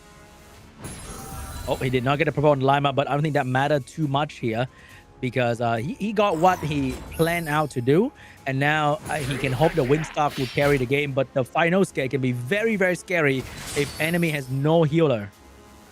Yeah, I think even though Big P lost the Viva Shell very early on, I think he's still in the driver's seat here because 2 turns provoked onto all 3 units. And this Fire Inosuke is gonna do so much more. Oh, big AoE slow debuff. Masha trying to find a way to kill this Fire Inosuke, but this unit is fairly tanky with self-healing, so it's not going to go down too easily. Meanwhile, the Windstar is definitely going to go down to the dot damage. Yeah, I think here you want to dismount the Masha because probably don't want to get armor broke. I mean, like the second skill, big damage. Oh, survive with 1 HP for the Fire Inosuke. So it's going to stay for a little bit longer. And Oliver could not finish the Fire Inosuke. Fire Inosuke is going to destroy the entire battlefield for Big P. Wow, that Oliver could not bring it down, although it was so low on health already. I think literally that's a 10 HP on that unit, for sure. Very lucky moment for the Fire Inosuke right there. And Big P, even though he lost 1 unit in the first turn, but the team that he has with the Tian Lion and the Fire Inosuke are just way too strong against the Attack for Again team from IKUN that he didn't need the Viva Shell to win the fight. Big P taking the first game. A very clean match right here coming out from Big P. Viva literally did not do anything, but like I said, he doesn't even need that unit in the field. Looking forward to more interesting draft that come out from IKUN with the Daisy. I wonder if the Daisy make it through. Would it make a huge impact on the fight? Because at the end of the day, I think Daisy is still a support win unit, which would die to the Fire Inosuke the same way. Yeah, I don't think it changes much even if that Daisy is in the field. So we'll see what the prevents will be this time. I think you probably want to prevent either the Lima or the Viva. I think those units are one of IKUN's core. I mean, like Big P's core, right? Yeah, probably going to be the Lima here. You can never go wrong with pre-banning the Lima. The unit brings so much value to the team. Oh, I think we have a tech problem here. All right, I think the player is probably going to try to reconnect so that what do you think about the Daisy though? What does the Daisy skill 2 do? Skill 2 on the Daisy, it's the one where it attacks one enemy like twice. First hit removes beneficial effect, and you get armor break, I believe. You strip into armor break on the skill 2. That's not too bad. And the skill 3 sort of you Heigang counter because you don't strip, but you reduce the turn of the effect, so you don't trigger the Heigang attack bar, which can be pretty good as well. Yeah, and also you are able to apply like branding, so extra damage for your entire team. Fitting, someone he does have things like the Dark Monkey, right? Yeah. So I think the plan was to set up for the Dark Monkey with the Daisy, but if you ban the Dark Monkey, he would have like Daisy strip into a Masha skill 2, and Masha skill 2 does not guarantee you a defense break. So I think even if he let the Daisy through and just ban the Dark Monkey, the game would probably end the same way. Yeah, probably. And we can see that Masha actually hit really hard. Like when the Viva Shell got armor broken, almost one-shotting it. Yeah, pretty solid damage right there. Unfortunately, not good enough to finish off the Fire Inosuke. That right there, where he survived with 1 HP, and then he just like killed the entire team on his with his skill 2. Yeah, just too much healing from the passive with the heal buff coming out from the Lima as well. That was like almost like 30-40% HP heal. I think there was a moment where Fire Inosuke was actually in the top 3 picks meta, where he was picked with the Eretion and Annabelle. It kind of fell off a little bit with the Eretion nerf, so people don't pick Eretion first anymore, but Eretion was like the most popular RTA unit for a solid season or 2 with different kind of follow-up. So it was like with the water Eretion. Can't remember his name. The water guy. What's the Can you Eretion? remember water Eretion? Do you remember his name? Solvark, is it? Solvar. Oh, Yeah, yes, Solvark, yes, Solvark yes. was pretty good. Yeah, Yeah, that was a the solid. double attack bar reduction, things like that, right? Really solid. Yeah, and then it was drafted a whole lot with like Esha as well. I think that was like the meta for one of the regional Europe Cup. It was just like Eretion, Solvar, Asher everywhere. And then it kind of moved into like Erection, Annabelle, and Fire Nosuke to counter like the Fire Megumi turn 1 meta. And then Erection got nerfed, so we don't see that as often anymore. But Fire Nosuke is still a very solid last pick unit because he counter like win unit really, really well with the passive. Yeah, it's more of a situational pick, a very niche. Things like it probably does the same job like Chow, but of course Chow is for dealing against fire units, but this one is to deal against wind. Yeah, you definitely need one of those last pick to deal with the very, very heavy one element draft. So Chow, Final Scale. What do you think is going to be the win unit that we will be like that? You know, like that bruiser win unit to counter heavy water, for example. Layla? Layla is okay. I mean, at the end of the day, we want some sort of like self-healing bruiser win unit. Yeah, maybe in the future, right? Yeah, maybe we don't have that. I mean, we have like Diana for last pick against water, but Diana is not exactly self-healing. Diana's just very, Yeah. very tanky. For the most part, a lot of win units does like strips in general. Yeah. A lot of control of CC for the Yeah. win unit. Usually, if you last pick a win unit, it's also like a Leo into like a snipe team kind of thing. Windstar is kind of like that win bruiser unit, but he's so good that he's being first pick instead of last pick. Yeah, if only Winstar got some sort of like self-healing. Oh my, this unit is so strong. I think that'd be a bit too much though. They will have to take away his attack bar to give him a bit of self healing. Actually, Yeah. So once the two players are ready, we should be able to hop right into the match shortly. So once again, no worries. We'll be able to hop into it soon. oh, we got a very, very big tech problem in the background here. So I think the next game will start in a solid 5 minutes. So you're gonna be here with us. So Craig, what do you have for lunch? I just hope I had like big breakfast, like sausages, eggs, bacon. Oh, How about you? sausages in the morning, Craig. Okay, Yeah. buddy, I see you. I had a good old Vietnamese noodle soup, that kind of thing. Oh, But Vietnamese bowl. going back into the game, did did he pick any LD? He picked Dark Monkey King. So Yeah, if there was there's a a duck monkey. pre-ban, probably will be like a Dark Monkey pre-ban, and then over there, dude, there was like Tian Lang, Lima, Viva. What do you even pre-ban? I honestly would be pre-banning Lima in general. I feel like Lima in this meta is so strong. It's like really strong. Yeah, it kind of deals it does everything, right? It does a bit of damage. It does strip. It has protection, cleanse. The protection that she does is perfect. She has like immunity, invincibility, and heal overtime. So she cover all bases for protection. She strip into slow, so she doesn't trigger Yeah. like the Josephine. She slowed out Chow and Fire Monkey King is super, super solid unit for pretty much any team. And in general, Lima, in a way, kind of counters things like Lima. I mean, counter things like Layla, Nyx a little bit because those units only strip one buff. So when Lima places the third skill up, there's like 3 buffs on everybody's head. To get that wheel is really tough. It's only a 33% chance. Yeah, multiple buff, especially if there's like maybe some extra stuff in between, like a speed buff from someone else. That will make stripping the immunity almost impossible. All Yeah, right, the that is game. for I sure. think we should start very, very soon here. But what about Viva though? I think Viva is a very interesting unit. Do you have Viva, Cray? I wish. I was hunting for Viva for so long. Yeah. Viva and Laura is probably my most wanted. How about you?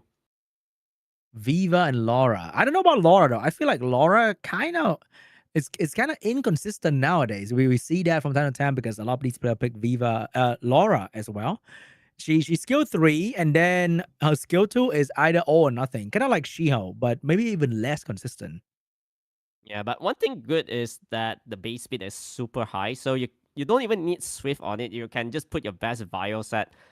I think at this point, most of the players who have played for a long time does have like 190, 200 Vio wheel set that you can just slap on this Laura. And yeah, when you do skill 3, you know what's coming, right? Skill 2, you always get a violent proc. here and there. And yeah, getting stripped into slow potential stuns as well. Oh, speaking of Lima, Lima got pre-ban, and we have a secret pre-ban coming out from Big P as well. So first pick for Big P, which one of the LD is he going for? Is it going to be a Viva? Is going to be stealing the Windstar, Craig? Wow, that's actually a really nice pre-ban on the Sigrid. I guess he's anticipating some sort of very high aggression combo coming out from IKUN, because we didn't see the Sigrid being picked up earlier. So he pretty much locked down an entire draft coming from IKUN. So IKUN gotta really be flexible here. But he went, whoa, he's dedicated. He is dedicated. We have a high base speed strip and a high base speed follow-up that counter Heigang, which is very, very cool because Big P cannot hide behind Heigang for this draft here. He's going with a Viva. Does he want to go with a speed lead here? Yeah, I think a Fire Megumi probably is okay. You lock in a speed lead. All right, he's going for the Wedgeat with the Laura here. Wow, bro has so many options that he doesn't even know what kind of LD5 he want to bring. So it will be the Gianna and the Wedgeat. Wedgeat Laura used to be the strongest, most dominating thing. But IKUN over there also have a Tianlang to deal with the Wedgeat. Wow, this Tianlang pick is huge. And we'll see. I think this Daisy might be let through, you know? Tianlang seems really scary here. Oh, Tianlang, Fire Megumi getting picked up. Once again, he's going to nerf his Fire Megumi a little bit. And the Laura is getting picked up by Big P. Let's see if Cray Most Wanted LD is going to perform today. Yeah, Laura, most of the time works really well. And gonna be fitting in some sort of damage dealer in the form of this Deva Raja. Especially when you got your Thunder State in, the HP on it is a lot more. And IKUN, what does he want to do? I think last pick Veramos here or Tetra would really messed up Big P draft with the heavy reliance on provoke and bomb damage and slow debuff here. But does IKUN realize that? Or is he gonna go, oh my god, who needs Veramos, bro? What am I even talking about? Veramos? Ew. But his Tianlang also counter his Fern a little bit, stopping him from getting too much attack bar. Yeah, I mean, this Tianlang pick is good, but then you're contradicting your two units that you're going for as well. However, obviously, Light Fern is gonna be really nice here. It means that there's not gonna be potential bombs. I think it's gonna be really tough for Gianna to place it. So, force ban. All right, Light Fern force ban. Wedgeat is actually the one getting banned now, so no more constant attack bar boost for the side of Big P. But he gets all the damage and control. Here we go. Daisy. Daisy is moving first. And wow, look at that. Branding onto 3, into potential stuns, only onto the Deva Raja. Oh, branding, defense break. Very, very good start for IKUN, but the last unit to move is unfortunately a Fire Megami, so not crazy damage just yet. But that was enough setup for the Tianlang to destroy the Gianna. Wow, branding and armor break. That Tianlang hit 4,000 per hit. It's so much. Now, Laura needs to go into town here, getting... I think you need to use your third skill, get your speed buff rolling. Oh, but he also still let the Fire Megami take a turn here. And lucky for him, the Fire Megami did not get a Violent proc. So the Dark Indra will get a chance to transform, and the Windstar... Oh my goodness! Look at the damage! Wow. The Windstar brought everybody down to 50%. Now Deva Raja does have the opportunity to kill off everything here. We'll see about that. Wow, that combo was so beautiful, but it did not have the follow-up to finish off the enemy. It allowed the Deva Raja to do so much damage, and Windstar's about to get a turn as well. Can he stun this Windstar? Oh.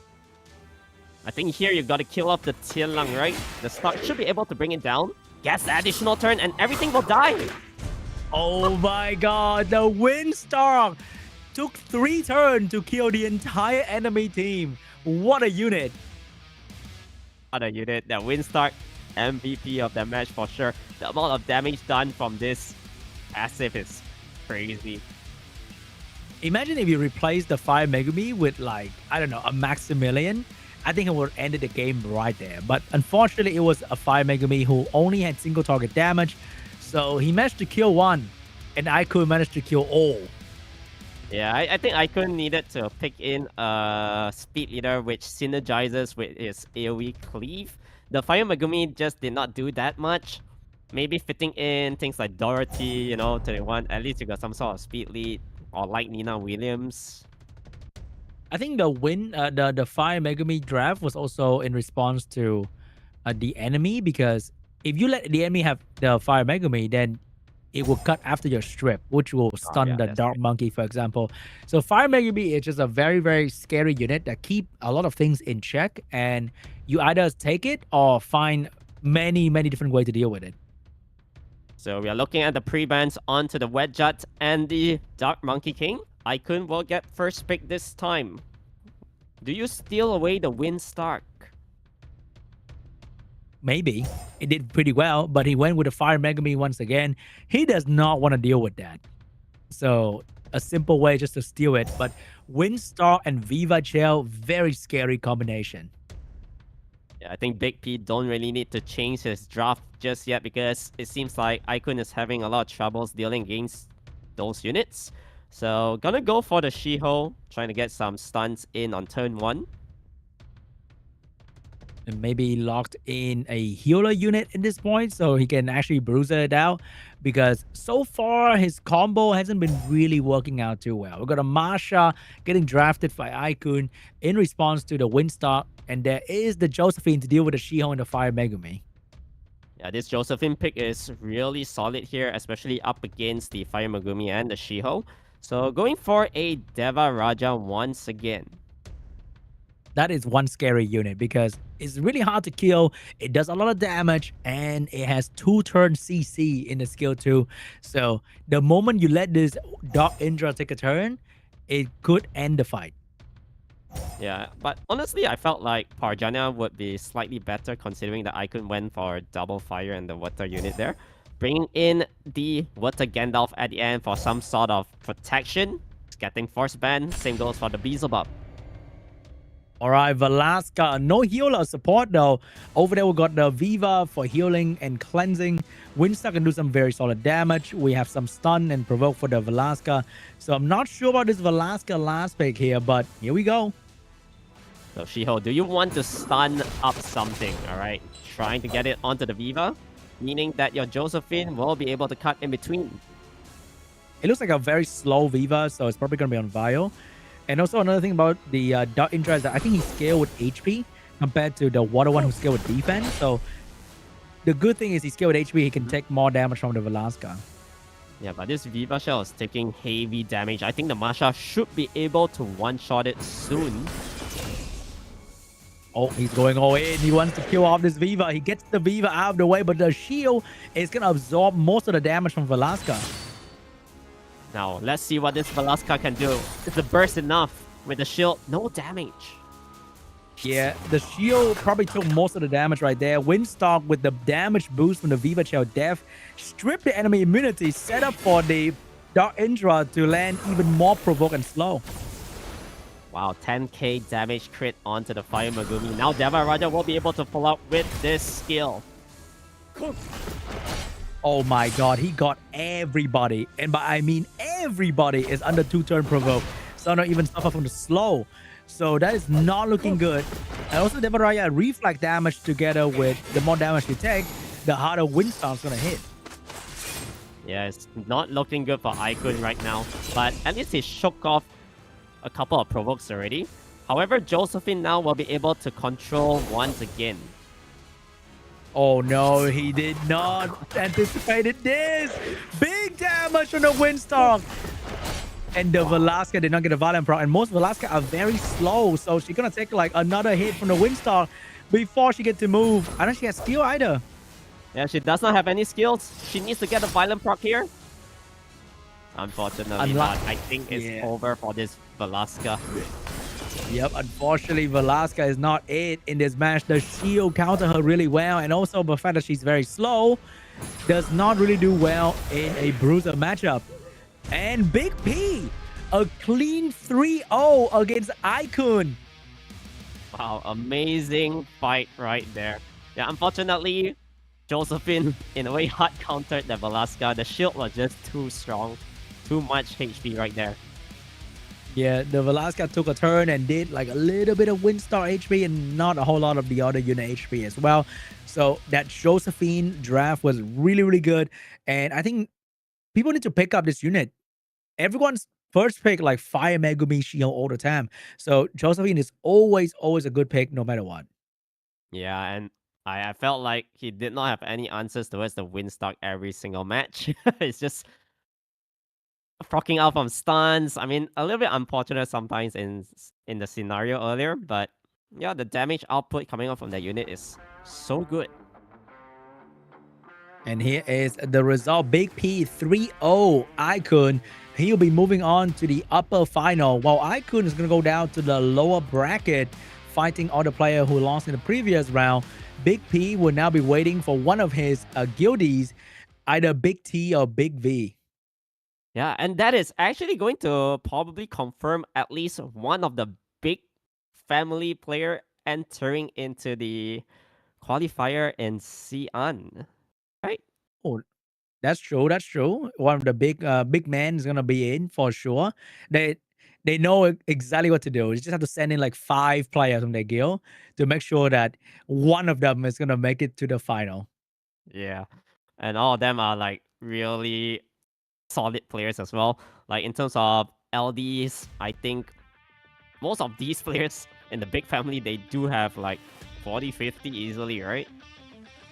Oh wow, we have another different strategy here from the Big T, because he's rocking the Irene and what do you call that light thing again?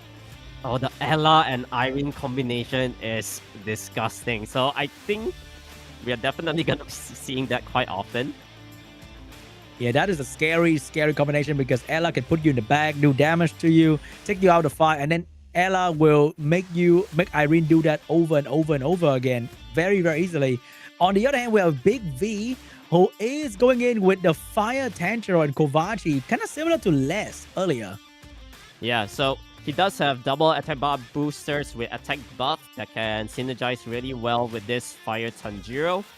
We'll see whether he's gonna be picking it in against his guildmate. Oh, excited for that one, man. Excited for the Fire Tanjiro and looking forward to the Irene Ella. It is a very, very annoying strategy because it kind of bypass every passive and you just stay in the back for the entire fight, which means you can't do anything. You can't even control the unit. There's like not a whole lot of counterplay except for either outspeeding or praying you don't get put in the back. Yeah, and then you got that threat state as well. You can deter damage coming out on your team. And Ella is just going to provide so much utility, heals, immunity, reset, things like that.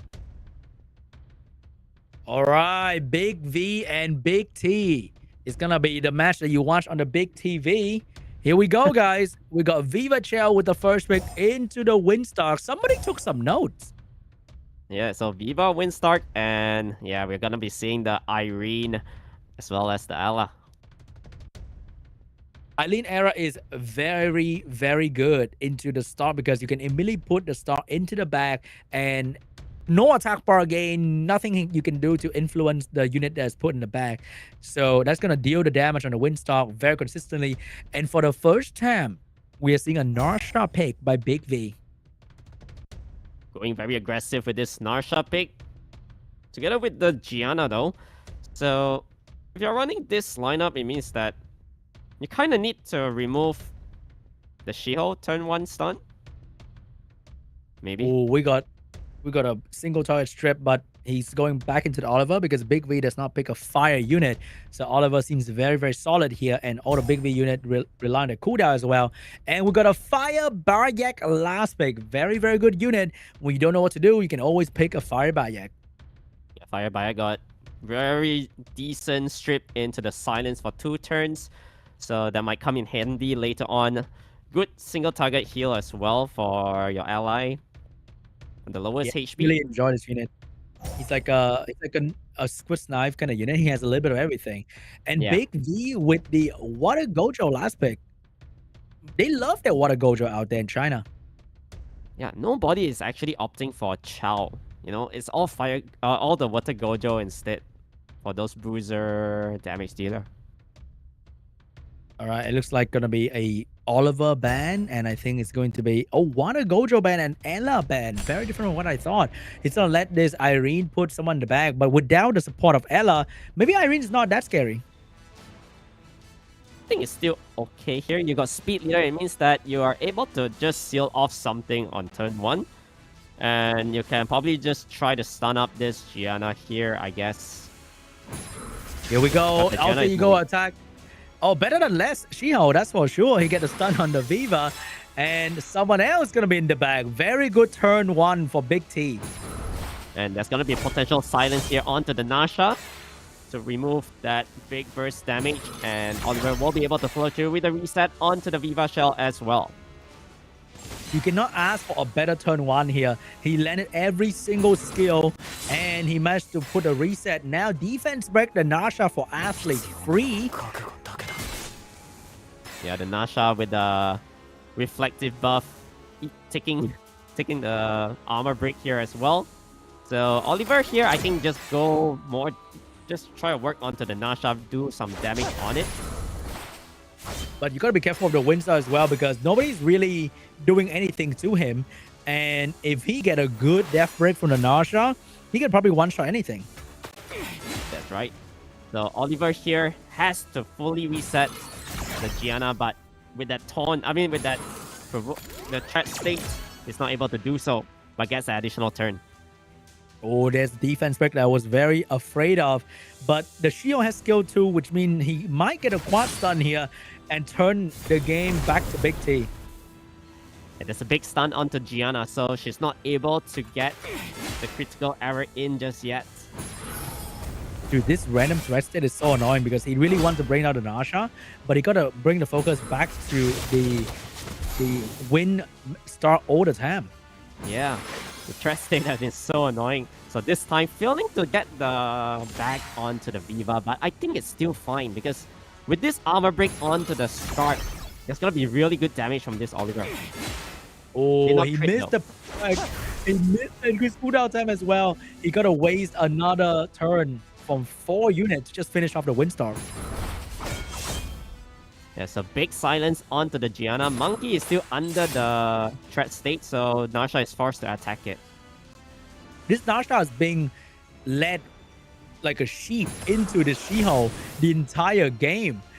She cannot do anything and always putting her own debuff back to herself. That feels pretty bad for this Nasha. Yeah, the Nasha is getting controlled by her own self at this point. Oh, Viva does not have any sleep at all, Craig. And I think that Windstar is going to go down. Still alive. Can he proc though? Oh my god, he got it. You gotta be joking. He survived that with 1 HP, get 2 turns, finish off the Oliver. But the Shiho is not gonna let anything go wrong for Big T here. And Big V, unfortunately, down to the last Viva Shell and will probably go down right here. Yeah, this Viva Shell got resetted the whole time, so no skills even though if it's awakened. And yeah, this Fire Barrack will finish it off 1-0 for Big T. Very good draft. Amazing turn 1 coming out from Big T with the Irene, the Bayek, the Oliver, the Shio. All did their respective strip into CC incredibly well. Yeah, the turn 1 itself coming out from Big T was so beautiful. He actually landed everything that he needed. So usually you'll probably miss 1 or 2, but Big T did not miss anything. So Big V went for the skill 2, hoping to resist 1 or 2 scary debuff or control, but he did not resist anything. And the Nasha that he picked up got completely shut down by the Irene skill 2. Yeah, so this time pre-ban, I think Big V probably just want to remove the Ella. And for Big T, I'm not really sure what you want to do. Do you remove things like Nasha? Oh, it's gonna be the Lima ban instead. Oh, quick little Lima ban. Got the Ella ban as well, breaking away the Ella and Irene combo. But we also saw Irene was on a very fast, violent build. So if she's violent enough, she doesn't really need the Ella support. Yep. So Big V will get first pick this time. Do you take the Windstark? I think it has been the highlight of this tournament, this unit. Indeed, he has been quite something. Very big damage, a lot of comeback opportunity, but also not exactly the unit that wins all the time. Like you see people control and do big damage on the Windstar as well. If you want to deal with Windstar, you have to focus it. And Big V taking a page out of H.FROG right there with the Savannah first pick. Wow, the Savannah first pick in China. Really strong, eh? Yeah, following the footsteps of H.FROG here. And Big T is gonna follow through with a Veladrol for AoE protection, cleanse. Same goes for this Shiho for turn 1 stun.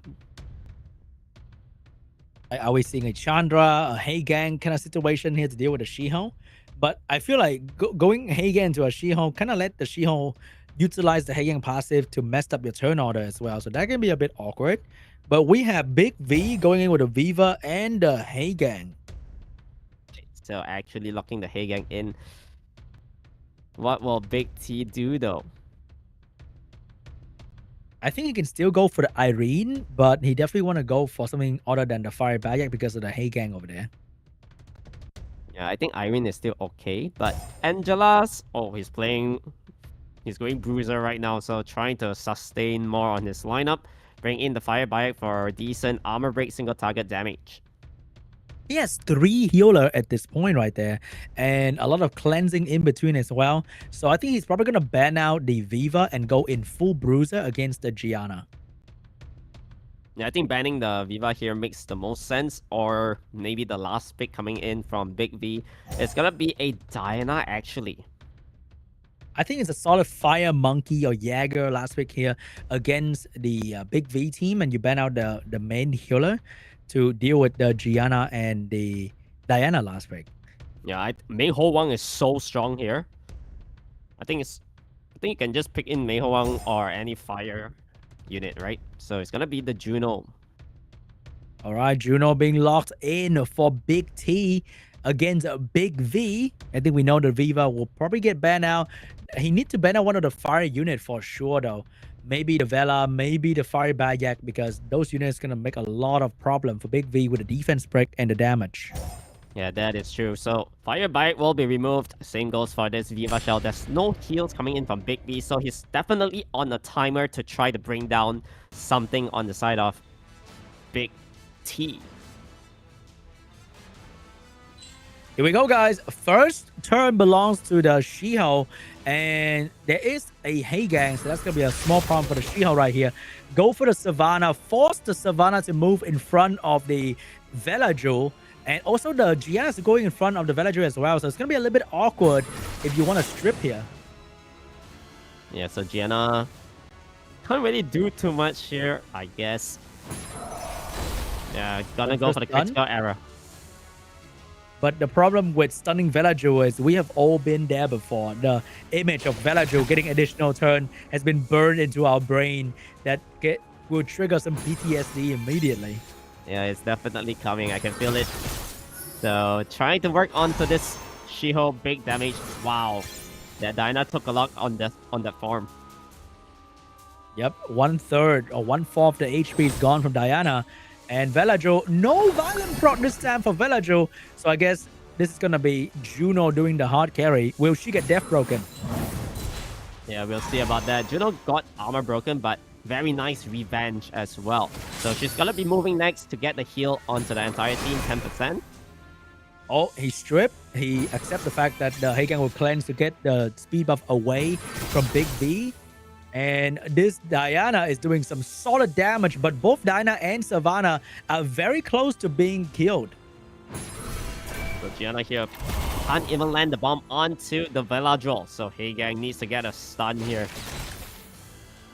Oh my goodness, this Veladrol is being a big thorn in Big V's side. Cannot get rid of this unit, and is about to get that very, very good immunity up. So Big V finally brought down the main healer of the team. The Angela is removed. However, the main problem here is this Juno. How are you killing it off? Oh, here comes the She-Hulk. Oh, nothing. Big stun onto Big V. And I think the Dyna is pretty much gone very, very soon. But the Gianna is going to get a very important Violent Prop to stun the She-Hulk and the Veladril. But missed the Veladril though, Craig. Oh, that is so unlucky.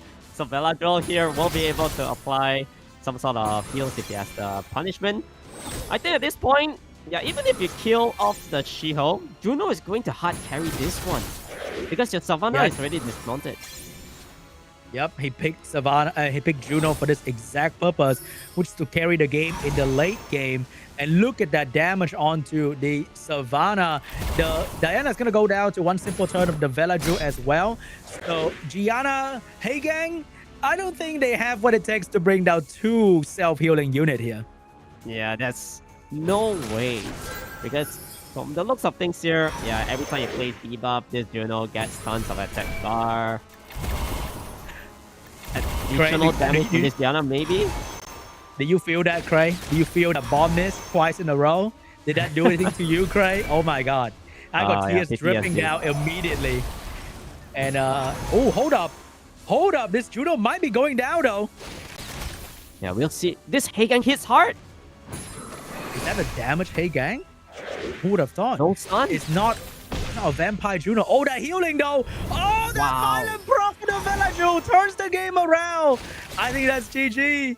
Wow, that Vela Prop. GG. Oh, yeah. Oh my god. Well, there was a vote for actually for a comeback, right? I mean, let's say the bomb killed off the Veladril. The Heigang normal attack crits for 4,005. So much damage. Yeah, that Heigang hit pretty hard. I think Big V has been in this situation before if he draft like that, where the Heigang has to be the one dealing with the Juno, and maybe he has a very solid damage on fire artifact, very good stat efficiency and additional damage as well. But unfortunately, the Veladril just absolutely cooked him from start to finish. I think from the start, the Veladril has been a big thorn. Dodge 2 bomb, not get stunned, heal the team, defense break the Diana. Oh my god. That Veladril did so much. Yeah, what more can you ask for from that unit? So, pre-ban this time, there's not gonna be the Gianna. Same goes for this Irene. Big T's opening up with the She-Hulk. And here we go. Big V, what is he going to do? He's been drafting a lot of Viva Chell, but so far the Viva hasn't been doing a whole lot for him. Maybe it's time to do a little bit of switcheroo and go with a different angle for this matchup here. But going back to the good old trusty Windstalk and Viva Chell. Yeah, I think taking away the Windstalk here makes a lot of sense. What can Big T do here? Is he going to show some sort of LD pick? Okay. The win pudding has been quite favored by Big T as well, even though it's kind of similar to the Viva on the other side. She's just been very heavily focused and taken down very quickly. But this time, maybe it's going to be a different story. We have the Fire Elder Horn for the strip and the single target damage together with attack by pushback. I think Fire Legolas here is pretty strong. So gonna bring in the Tianlang for some sort of counter, fitting in this Josephine. I think Josephine is nice, but gonna go a little bit more aggressive with this Nasha. Ooh, the Nasha is back once again. It didn't do a whole lot in the first game, but maybe this time it's going to be a different story. The Tianlang also going to counter the attack bar absorption of the Fire Legolas here. But maybe it's a little bit too early, but oh my god. That's some OG stuff. Yeah, Rakuni and Miles. You know, this combo back in the day was so strong, but he's actually changing it up to the Veladril. So this time, I think Nasha will be able to pop off a little bit more. We did see her not able to be used up that well because of the Irene second skill earlier. So now it's pre-ban. Maybe he thinks it's a good time to bring it in. Oh, that Dark Demon last pick is really, really good though, because there's no counter to it. But if he ban out the Viva, I think the Nasha will probably be perma-stunned here by both the water unit. That is going to be a problem. Yeah. So it's either gonna be the Windstalk or Beelzebub ban though, because that 2 water units looks pretty bad against the Windstalk. Oh, it's going to be a demon ban. It's going to be the wind pudding ban. So Big T is going to be left with not a lot of healing, while Big V will have the Viva, the Tianlang, the Narsha. Very, very scary combination of LD5 here. Here we go. Can Big T get a 3-0 against Big V? So Shiho will move first. Can he stun the Viva Shell though? Did not get it this time. Oh, someone learned from Les a little bit too much right there. But big stun onto the Narsha, and now he's going to try to focus the damage onto the Narsha. Oh, push back some attack bar. Oh, he's actually aiming the Viva Shell first instead. I think he wants to avoid the snipe coming from the Viva. The Viva being on max resistance works out really well against the stun and the pushback of the Elder Horn. Yeah, Bellator needs to go for the Sanctuary here, so at least everyone's attack bar is around like 30-40% before this Viva Shell move. He's forcing the Viva to use the skill 2 to heal instead of trying to snipe one of his units, but I have a feeling Velajo is in a lot of trouble here. Yeah, Bella might be switcheroo right now. Or maybe not. Play it safe? Yeah, I think he's playing it safe. Healing up. All right, the game is stabilized for Big V. He got a rough turn 1 right there, but right now he's the one with protection. Narsha is about to move, and no one is dying anytime soon. Yeah, Tianlang, can he get the armor break off onto the Shiho? Oh, Shiho is dead. Shiho is absolutely going down here to the Narsha. Easy. Oh, but he went a little bit greedier and go for the Fire Legolas instead. Get a full strip and 4 debuff onto him. So he's spreading his damage a little bit here, but I think it's still fine because Elder Horn is gonna go down. And there's gonna be the Viva Shell here to potentially swap this Bellator down to 10%, but he's not going for it. And I would hate to fight Big V. Look at that. You ban out his Gianna Lima and he still rocked the Tianlang Viva combo. That it's just really, really hard to deal with. For sure he uses the third skill here, right? Okay. So now Bellator does have the Sanctuary, but yeah, I guess it's pretty much over. Yeah, I think Windstar will easily take down these 2 units. Narsha is going to go down once again. Tianlang getting a turn right there. There is no way something's going to survive this Windstar. Look at the damage. Yeah, he doesn't even care elemental disadvantage, you know? Like, easy 9k damage onto a Bella without armor break. Oh, Big V not going down that easy. Is it going to be a reverse sweep from the great Big V? Yeah, we might actually see that happening. He's having the momentum right here. But now Big T can pre-bet another unit. So it could be Viva, it could be Tianlang. Which one is it going to be? He needs to take out one of those units that gave him a lot of trouble. Yeah, I think it has to be a Viva ban right now. Viva has been doing quite a lot of work. Is it going to be Viva for Big T? And what is Big V going to pre-ban? It is going to be the Velajo that gave him a lot of trouble as well. So both immunity units are gone. So they may have to switch up their draft strategy or go super aggressive. Yeah, so Big V this time will get first pick. I think Windstark. Yeah, Windstark has been performing pretty well for Big V in the previous match. First pick of Big V right there. Windstar incoming for Big V, maybe? It has been doing well for almost everybody today as well. I think Winston just been chopping people off, but he steal the Shiho instead, Cray. Okay, so taking the Shiho Oliver and what do you go for over here? Some sort of Josephine? Maybe a little bit too early. Got the Oliver, maybe the Okeanos. They've been liking the Oliver Okeanos, so let's show that. But we have Oliver Mouse, maybe a Raccoon getting picked up very soon. Yeah, Raccoon is always Miles' best friend. So I think earlier, maybe if it wasn't Valadrol, if it was a Raccoon, probably slightly better. But I think Raccoon feed into the Tianlang a bit too much. As well, right? Yeah. If we go to a game 5, I'm pretty sure the next pre-ban could probably be Tianlang. Yeah, Tianlang has been the bane of Big T's problems. So it's going to be the Fire Megumi and the Windstalk over here. Wow. the meta of 2020 against the meta of 2026. We have Oliver, Miles, and a healer into Fire Megami, Windstalk, Shiho. What is going to be the fourth pick here? Are we seeing an Annabelle? It will be a Fire Bayak. Truly something OG. Yeah, back in the day, all these units were really meta, but now it's a little bit niche. So we'll see whether Big V has the answers to deal against this. Probably wants to ban out the Angela and work onto those 3 units, so not many heals coming out from Big T if the Angela is removed. Man, Big V is leaning into the meta so deep here with the Layla.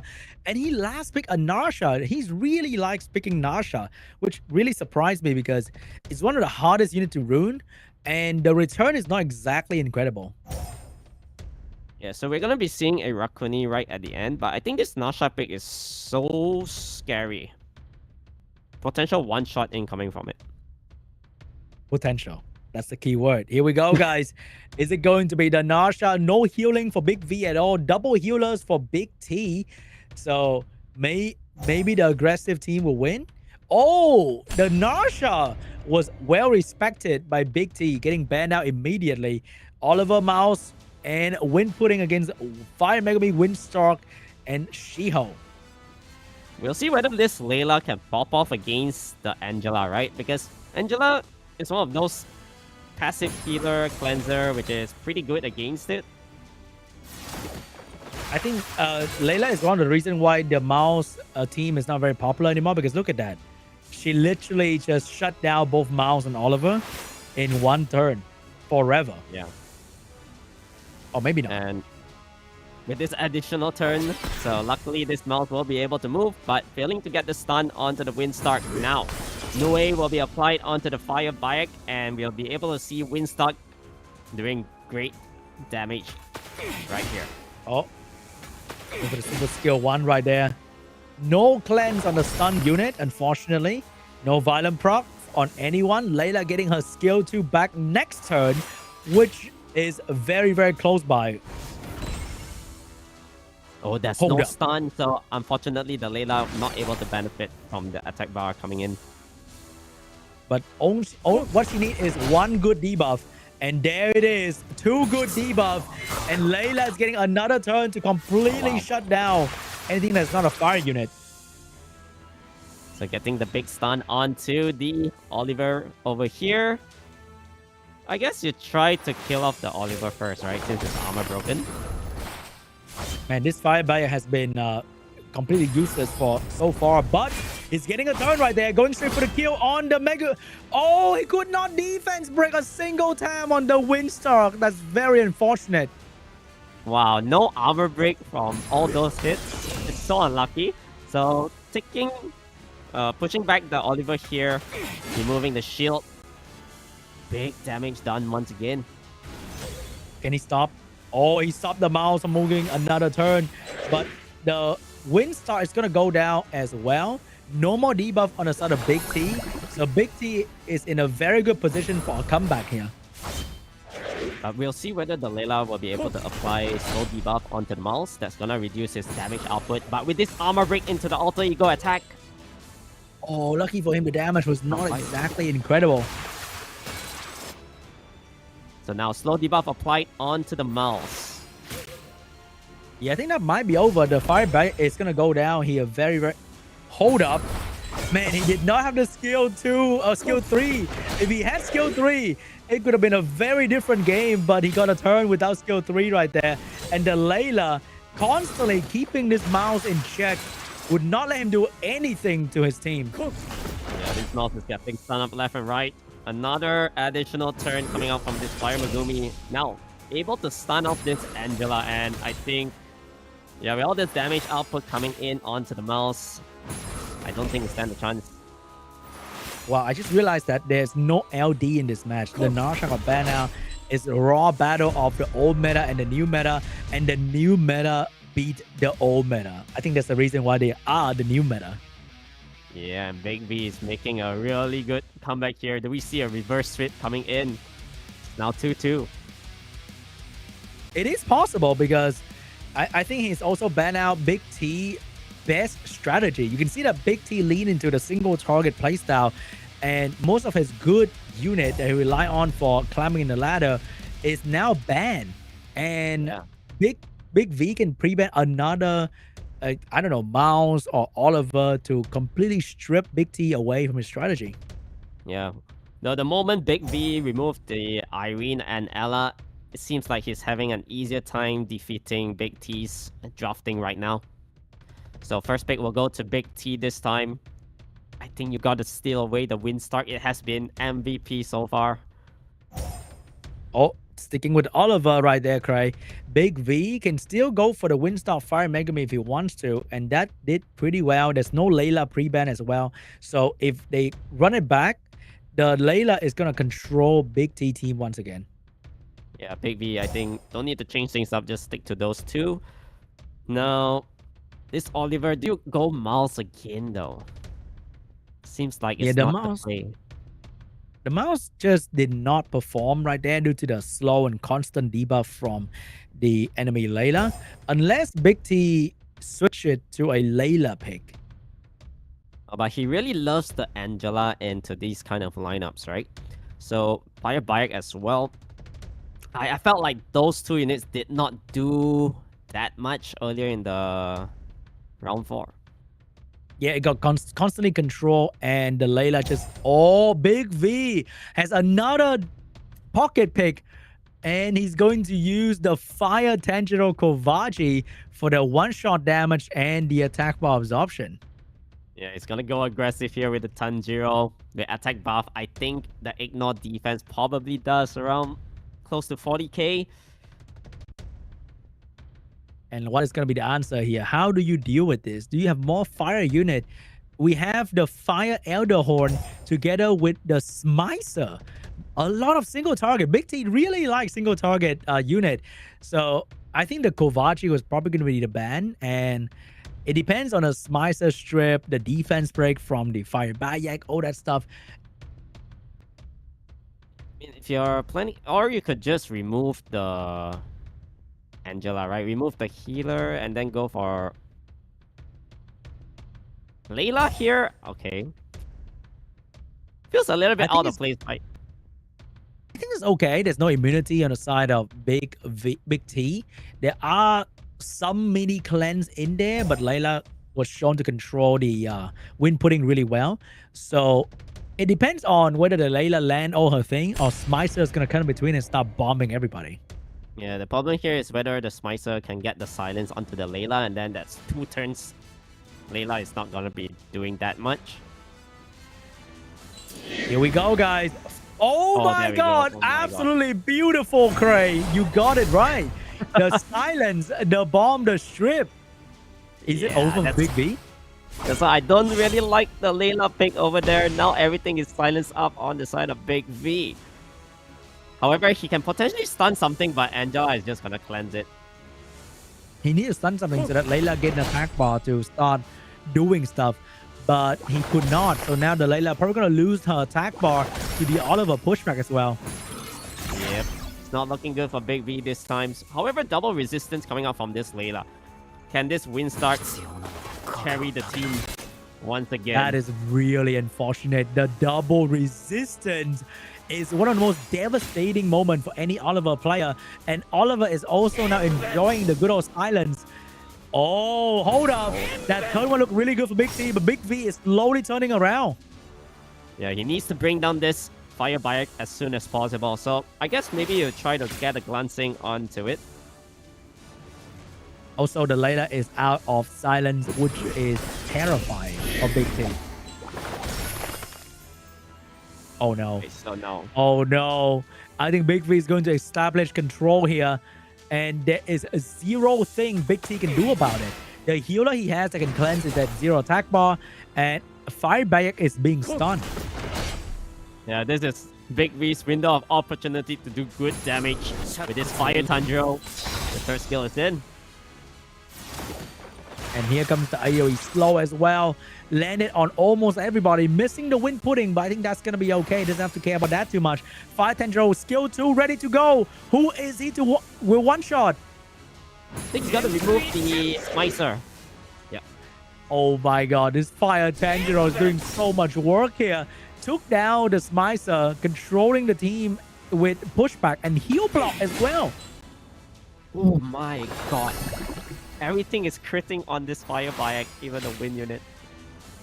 I think it's kind of over. Fireback has a chance to Violent Proc right there to save himself, but he did not get that. Fire Tanjiro going back in with the damage, and Layla back in with the AoE debuff and stun the Wind Pudding as well. I think this is GG, Craig. There's nothing the Big T can do to get out of this. Yeah, Big T had a window of opportunity at the start. It looked so good for him, honestly, when he got the silence under the Tanjiro as well as the Layla, but once everything is out from that, yeah, the controls are just too good. The damage output. We saw that the silence was 2-turn on the Layla, but it did not matter. Big V will qualify for the upper bracket final, destroying Big T after losing the first 2 games. Yeah, what a really good reverse sweep right there. Incredible performance for Big V, and he has been a very popular SWC player. He has the experience. He's ready for different kind of draft, and you saw that he whip out all different kind of things throughout the fight, from Lima to Tianlang to Viva to Kovaci. He can build so many different strategy in his account that it is impossible to ban everything. Yeah, but the main core was honestly the Fire Megumi and the Windstark. I felt like Big T had to at least break that combination, try to take either one of those units that has been performing so well for Big V in the round 3 and 4. Yeah, the Windstar doing damage, the Fire Megumi, that was just too much, man. So scary.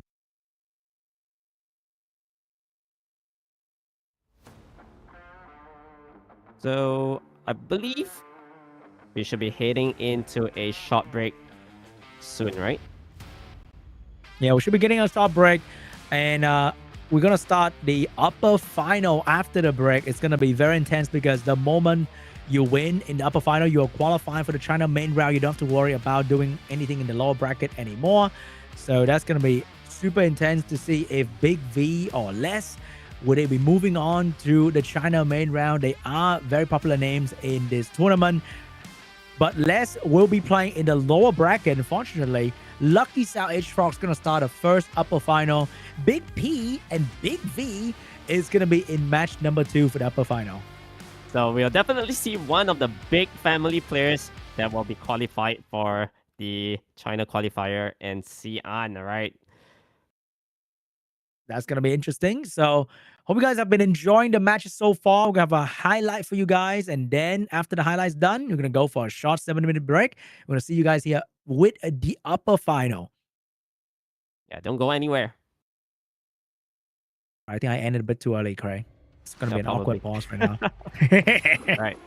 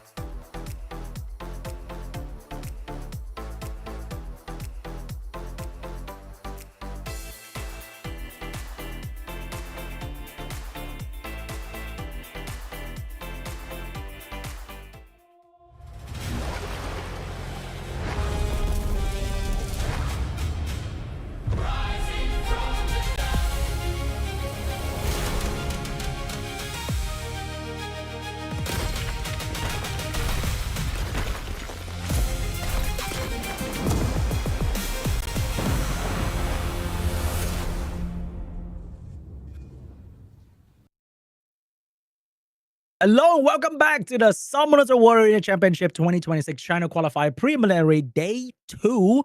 And we are now at the upper final to decide who are going to be the first two players from this group to qualify for the China main round. So yeah, I think the upper finals is going to be really interesting. I feel like maybe these players should probably look into the Windstart pre-bans maybe in the future, you know? It has been performing superbly well so far. Yeah, Windstar has been quite a dominating force in terms of doing big damage, providing comeback opportunities because it is really, really hard to kill this unit while there's so many other strong LDs surrounding it. Viva, Tianlang, Lima, Seimei, all the fun things in between. Make it really hard to pin down the Windstar, and then the Windstar, on the other hand, can just pin you down.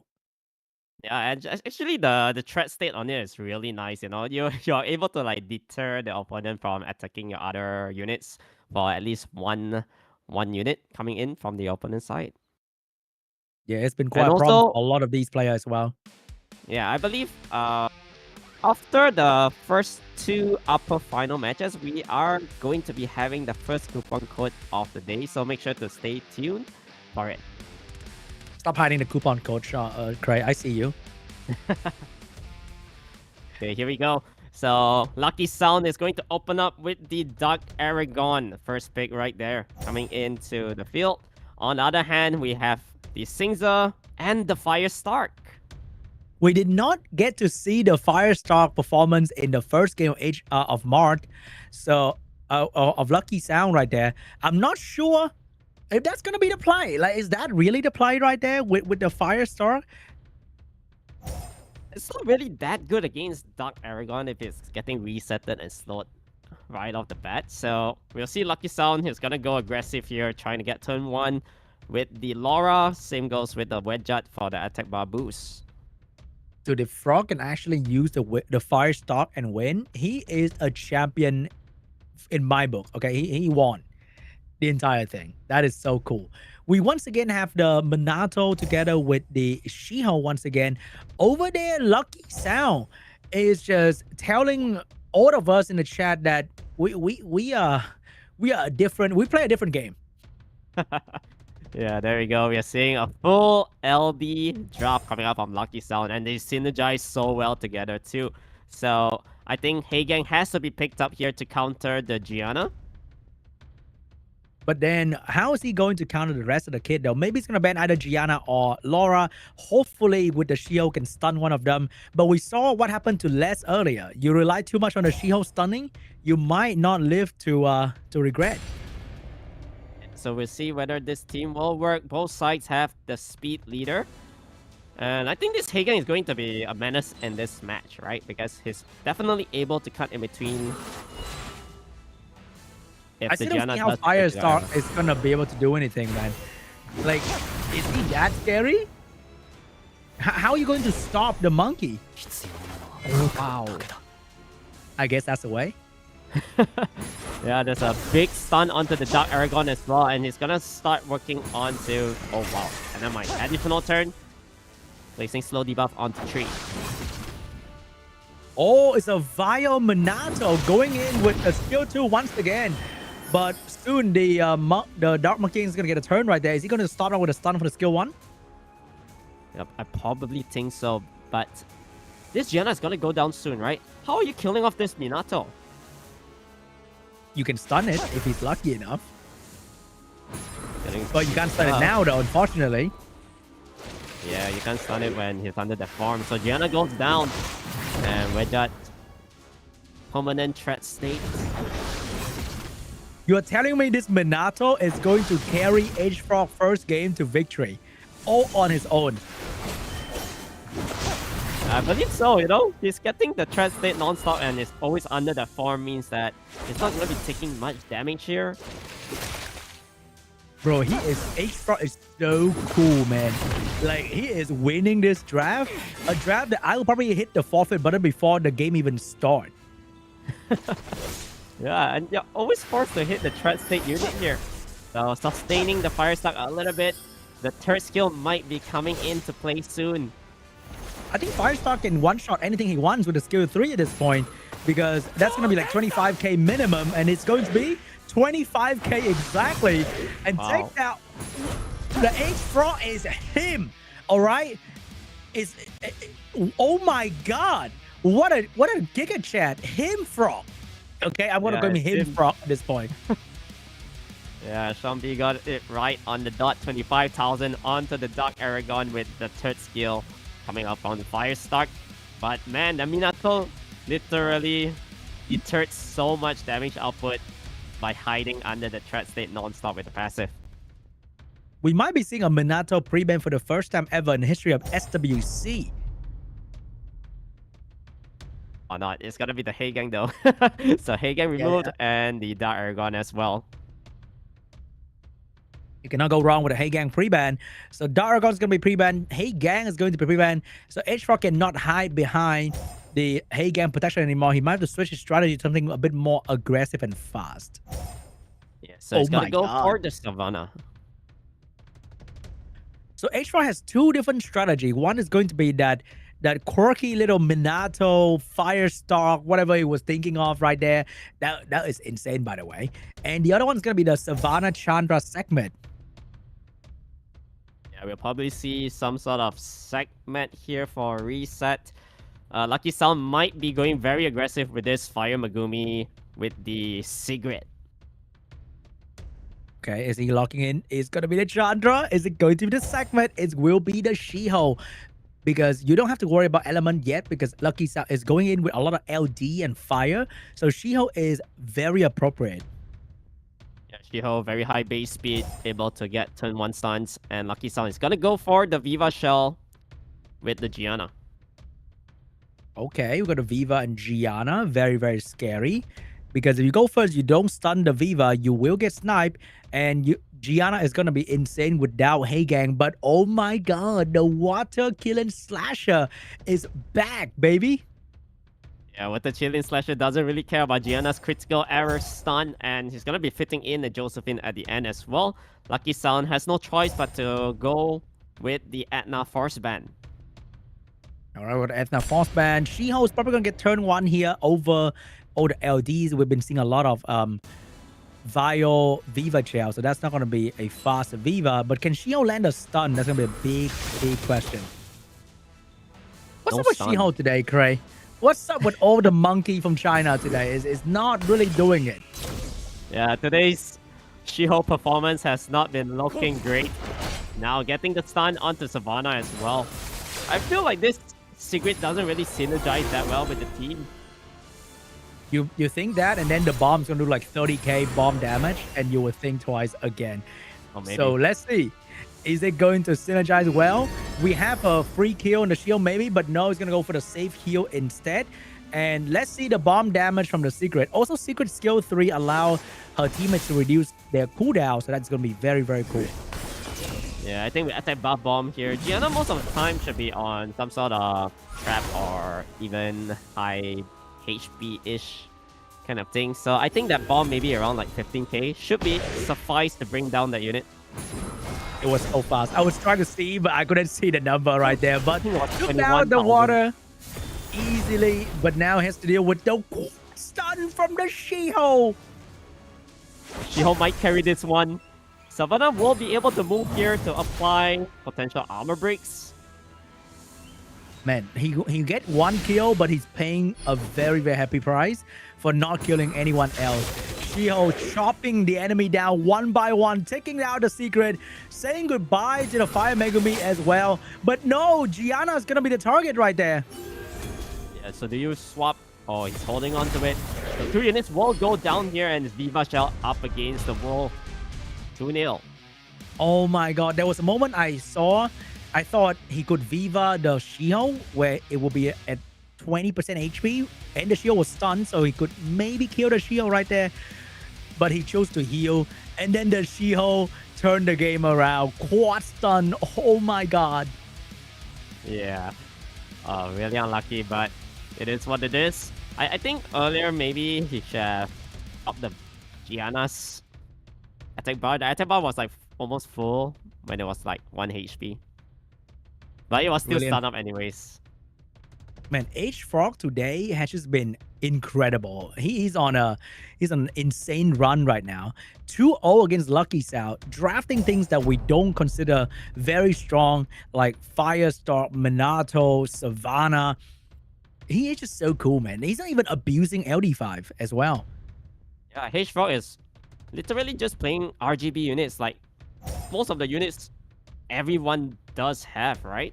So it all boils down to the rune quality, definitely. Also, the fact that he's fighting all these heavy LD team allow him to play even better with the RGB, because you don't have to wonder if your Savannah is going to be countered by fire unit, your Killing Slasher is going to have to deal with a strong wind counterplay, because they're all LD. You don't have to care. So your RGB unit actually get even higher value against these LD unit. Able to apply all the debuffs that you want pretty easily. So LUCKYSOUND is gonna go for a Water Aragon here. We've seen this unit yesterday performing pretty well. Oh, but he decided to go for the Dark Killing Slasher instead for some stun and damage. But I think the Water Killing Slasher might counter the Dark Killing Slasher decently well. So, you know, attack bar, do some damage in between. We got the Water Gandalf getting picked up in the middle, and a Fire Bayak. We have like a half bruiser with a bit of CC in between right there. H.FROG team seems very unpredictable. But oh my god, for the first time ever in SWC, or not SWC, for the first time ever in this SWC year 2026, we see a Dark Mage. Do you just bring in the Veromos here? Veromos is good against Gianna in a way. Maybe you need to ban off the monkey though. But there's a lot of stuns at the end of the day. Yeah, I think Veromos or Tetra is going to be quite strong into LUCKYSOUND, but H.FROG does not want to bring in another healer. He brought in a Marsha that will get banned. Gianna is also going to get banned right there. So let's see if this Dark Mage is going to be enough to deal with the Water Gandalf. Yeah, but the Gandalf passive is also pretty strong here. So Song Zhenglao will move first. Can he land the strip? Oh, he's just got to go for it, the third skill. He wants to kill the Vanessa quickly, I assume, with the damage from the Dark Zenitsu as well as the Dark Mage, but his team is not following up fast enough. Yeah, so now silence onto the Fire Megumi. Savannah here can strip one unit as well. Oh, the crucial Violent proc. Oh boy. So yeah, it's looking pretty good for H.FROG. He got the pushback on the Dark Killing Slasher. He got the shield before the Mage do anything. The reflect damage is going to be great into the Killing Slasher as well, because his skill 2 is going to receive a lot of damage on himself. And look at that. He's slowly taking so much damage from the reflect damage, and the Fire Barrier is going to send him away. Beautifully executed. Yeah, the Dark Chain Slasher actually basically killed himself from all the reflective damage. And Fire Bayak, easy cleanup. Now Vanessa is in trouble a little bit. However, able to apply the armor break onto the Fire Megumi. I think the Mage gotta really land some buff block here, but unfortunately, I think it's RNG whether she get the buff block or not. And this Savannah plus Fireback damage combo is too much. But here's the moment where LUCKYSOUND can turn the game around. Big AoE for the Monkey, buying time for the Dark Mage to do work. Yeah, Dark Mage need to get some kills coming in, alright? So big damage done from this skill too. Not a single violent, another violent for the Dark Monkey. LUCKYSOUND is fighting his lucky break here, and he managed to bring down 2 targets and dismount a Savannah as well. Block the shield from the Gandalf, and I think this is GG. LUCKYSOUND turned the game around in one single turn of the Dark Monkey. Wow, the Monkey 2 turns, and yeah, once he had that skill tree up again, it's all over. There's just too many debuffs at one point. The Gandalf is not able to be used efficiently. Maybe LUCKYSOUND will have a beautiful reverse sweep here, but I'm an H.FROG fan. So I hope that he will go through to the China main round to bring me even more fun strategy. Yeah, H.FROG is not even opting for any LDs at this point. So we'll see whether he's gonna be bring in things like his LD. Savannah is now banned out though, so he does not have that as the first pick. Finally, someone respect the Savannah from H.FROG. And first pick for H.FROG, which one is it going to be? Is he going back to the Wind Monkey, a Bruiser strat, or does he have a Savannah replacement ready to go?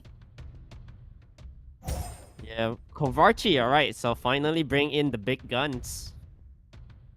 Okay, Kovaci. Are we doing the Fire Tantaro strat? I think that is a very popular strat right now among the Chinese top ranked player. At least 2 or 3 of them are using the Fire Tantaro at this point. But Chiwoo Gianna without a Hay on the field is prime real estate for LUCKYSOUND.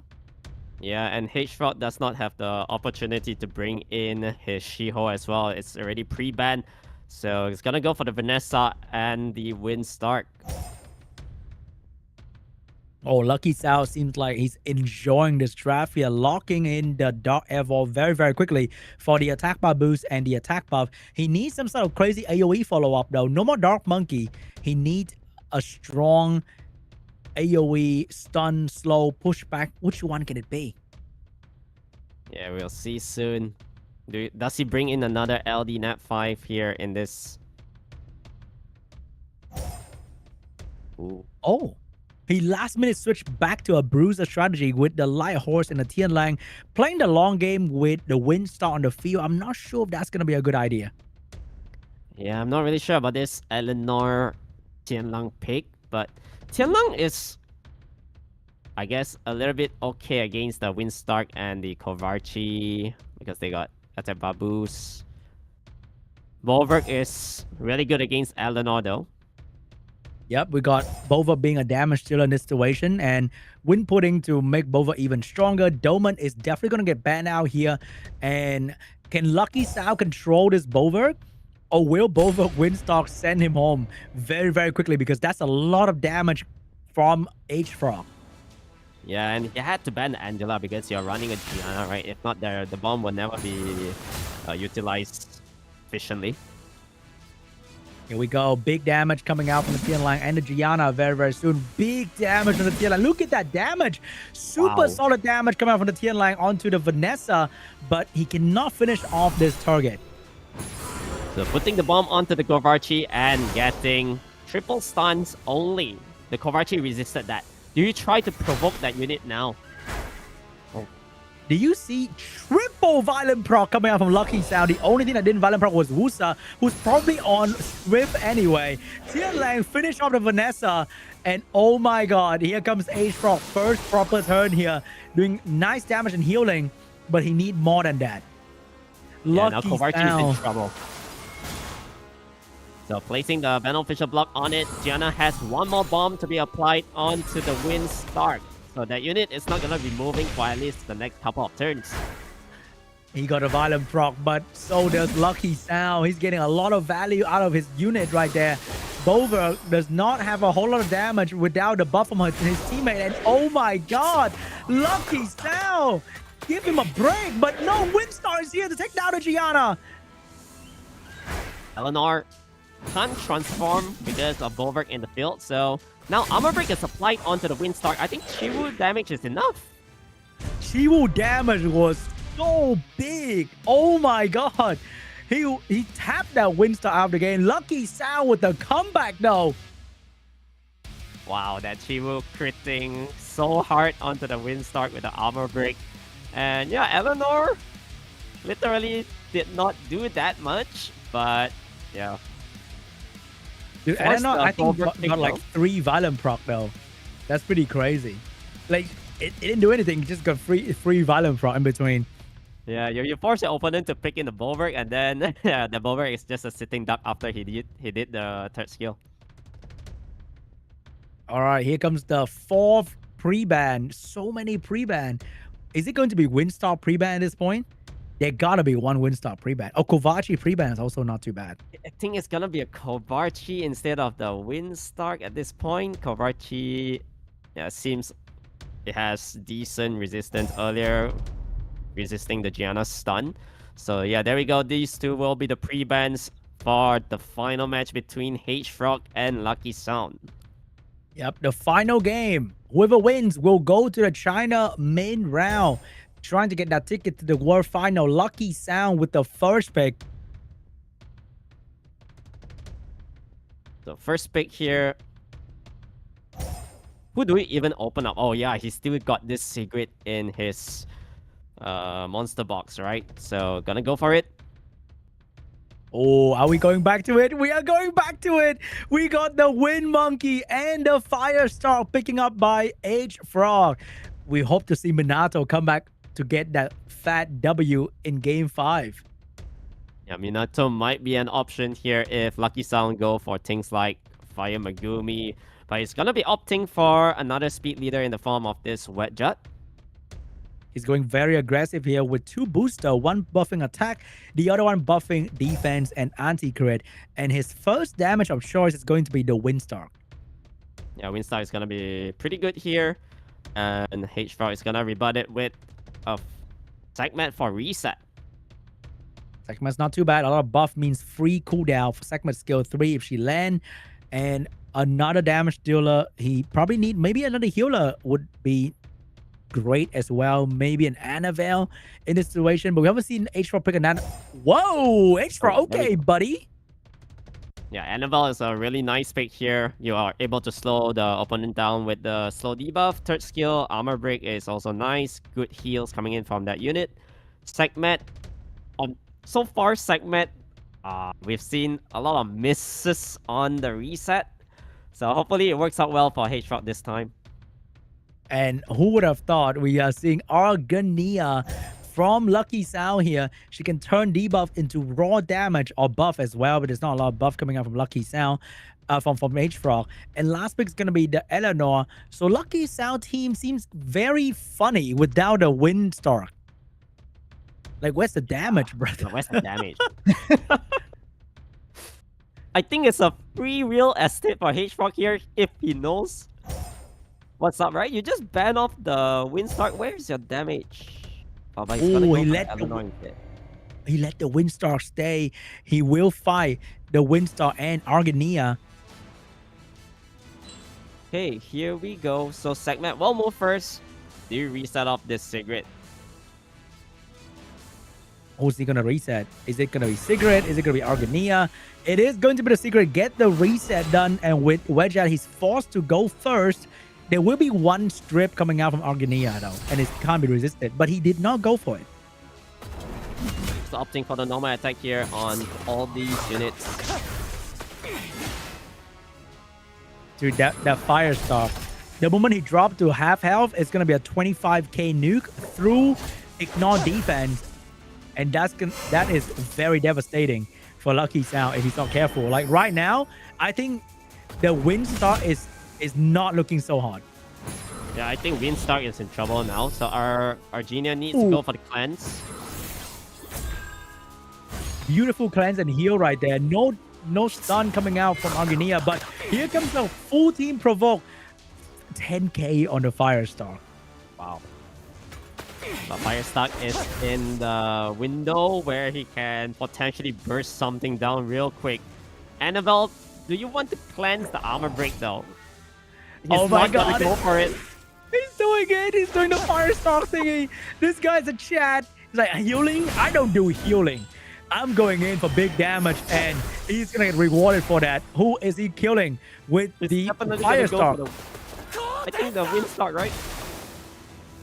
Oh my god! Oh, the Violent Frog! And he finished off the Windstar! Unbelievable!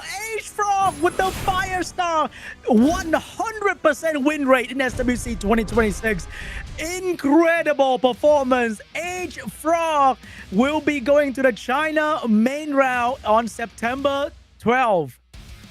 Crazy damage coming out from that unit. He was like deciding with the Annabelle whether he wants to play it safe and heal up the team. No, all in, all in or nothing right there.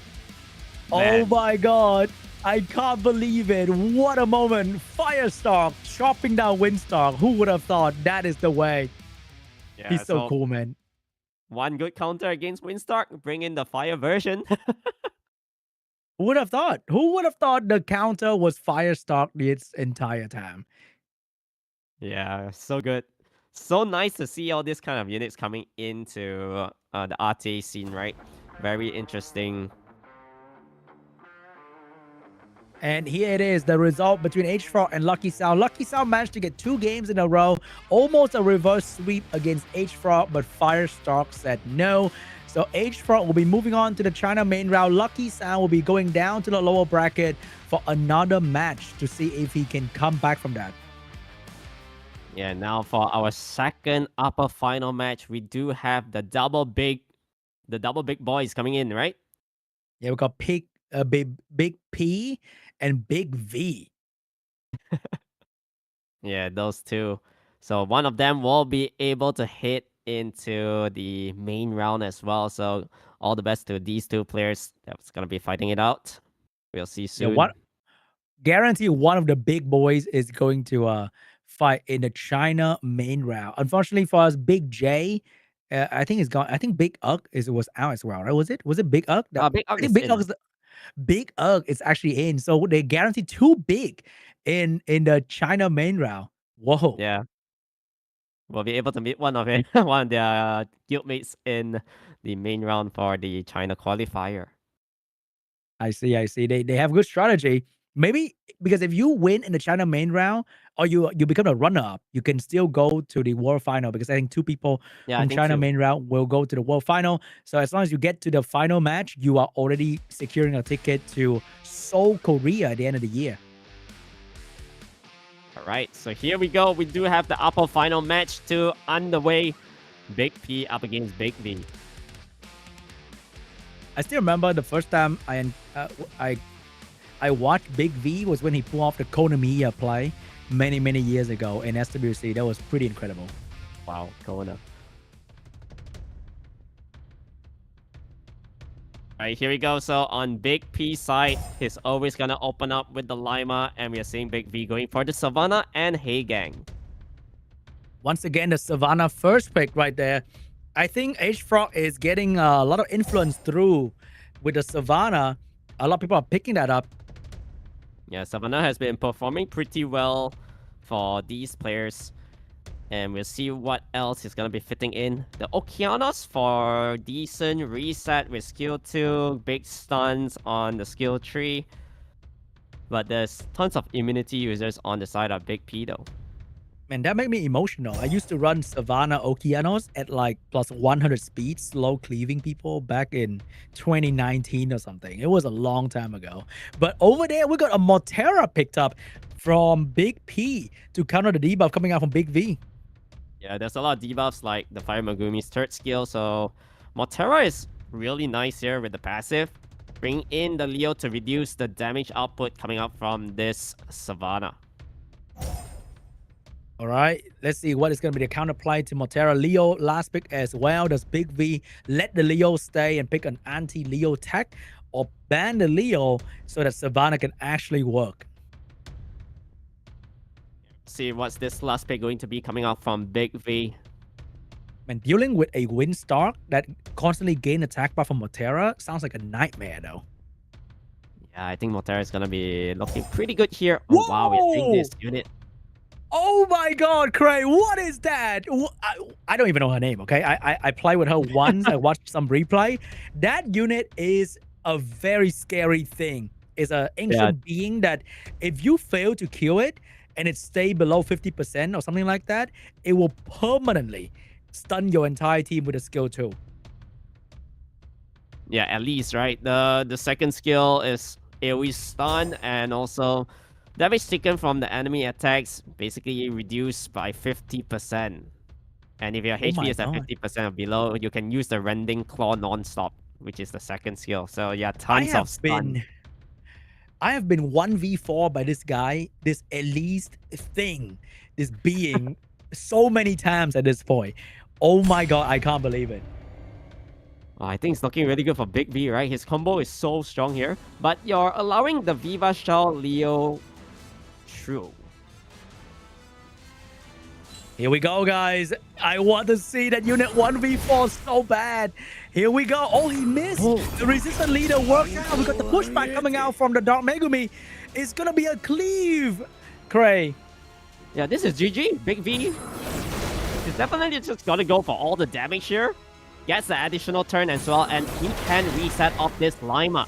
Savannah to follow through, and we are going to be seeing Alice doing God's work.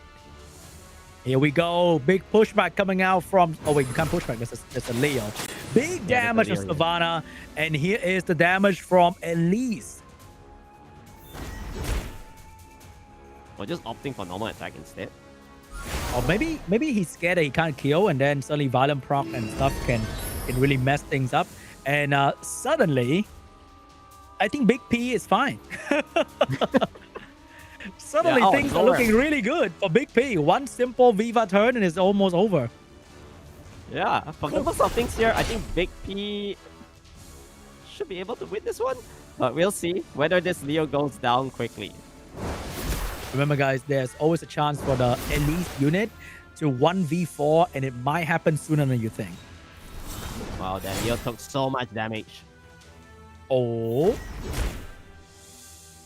Wait, what kind of build is that? It missed crit? It didn't do a lot of damage as well. A very awkward turn.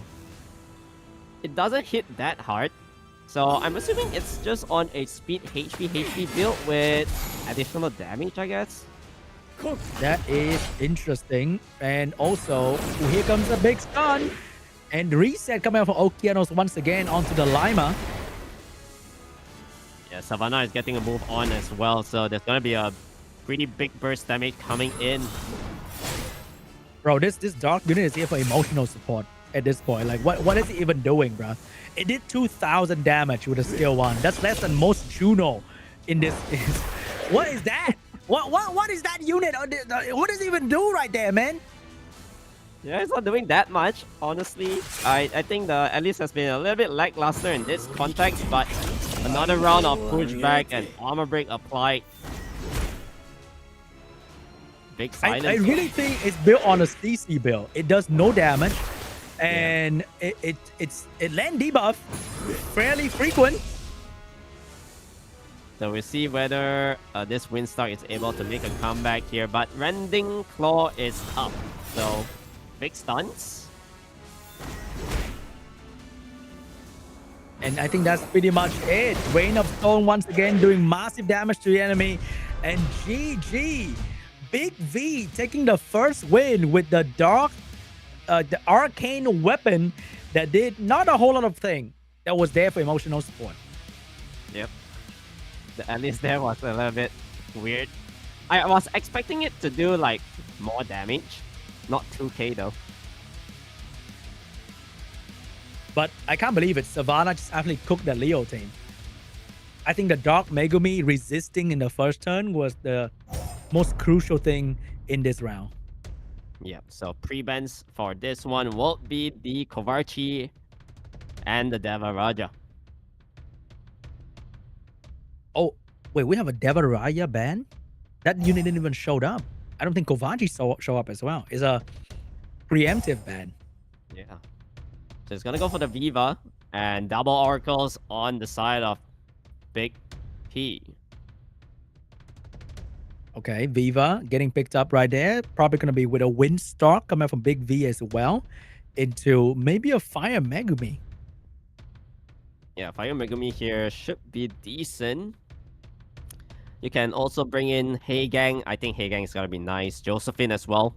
Josephine and Viva combo. Okeanos making a huge comeback in the current season right there with a lot of AoE damage. The reset is very good. And Big P choose to go with 2-win unit against the face of Okeanos. Yeah, very interesting. But from the looks of things here so far that we learned, Winstuck doesn't really care about fire units. He still does so much damage every time he crits as well. So Big B is going to go for the Win Robo over here. Very interesting unit. Win Robo. It's been quite some time since we see a swift Win Robo, but it looks very appropriate for the situation. We have Theodora for the speed lead last pick and a bit of slow debuff as well. And to counter the debuff, we have the Win Nobara. This is actually our first time seeing Win Nobara in the China qualifier. So will this unit work out well? I think it's a force ban though. It's funny how Winobara is one of the most hated unit in the ladder, but you rarely see this unit in SWC because maybe all the pro player know exactly how to counter this unit. Yeah, when you're playing ladder, you'll see everybody bring in Aya, even when you just bring in a single Annabelle, right? So this time, WinRobo will move first, and you get the pushbacks. Oh, he got the pushback, he got the strip, and now here comes the start. I guess. What a moment. Oh, What an man. absolute moment. Oh, I feel that WinRobo is so sad to see. The first hit, you can't even stun the opponent, and that might actually cost you the game. Okay, there is a small window of control here for Theodora to do it on the Lima. If she can keep up the control and Lima refuse to violent drop, then Big V has this one. Steal. Yeah, this Theodora needs to get the stun here onto the Lima. Very important. Failing to do so, so Lima will be able to go for the full cleanse. If that's me, I'm clicking the lower left immediately if I fail to stun the Lima.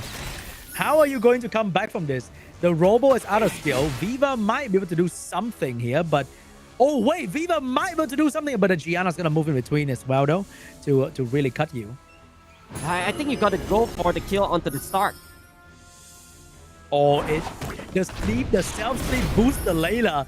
Unbelievable. The self-sleep. If he stunned the Theodora. Oh, he didn't stun the Theodora. So Winstart should be able to go down here. Is that enough? Yeah, 4K.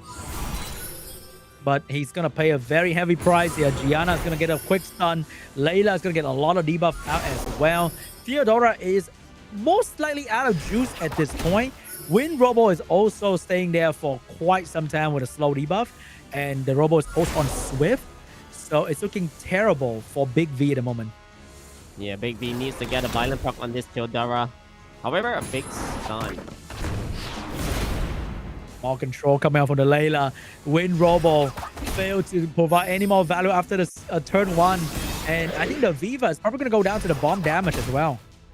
Yeah, Viva definitely will go down to this bomb. So it all depends on this Theodora, I guess. Ooh. Even though you get double stuns, but where is the damage output? Yeah, unfortunately, she's not like other CC unit with multi-hit. She does not have any real damage output. Her skill deal very little damage. So it's going to be very, very hard for her to be the hard carry for this game. Yeah, I think this match was over literally when that Robo did not get a single stun with the skill tree. And it's really unfortunate. And that's GG. Unfortunately for Big V, the Robo was a very good pick on paper, but RNG did not really favor him. Yeah, I felt like, I mean, you're running the Robo, right? The skill tree should be placed onto either the Gianna or the Layla first, because we do know those units does not have high resistance in a way. So maybe you can get in at least a couple of stuns before it moves to the Lima hit. Do you really believe that, Craig? I don't think you believe that. I don't believe that you believe that.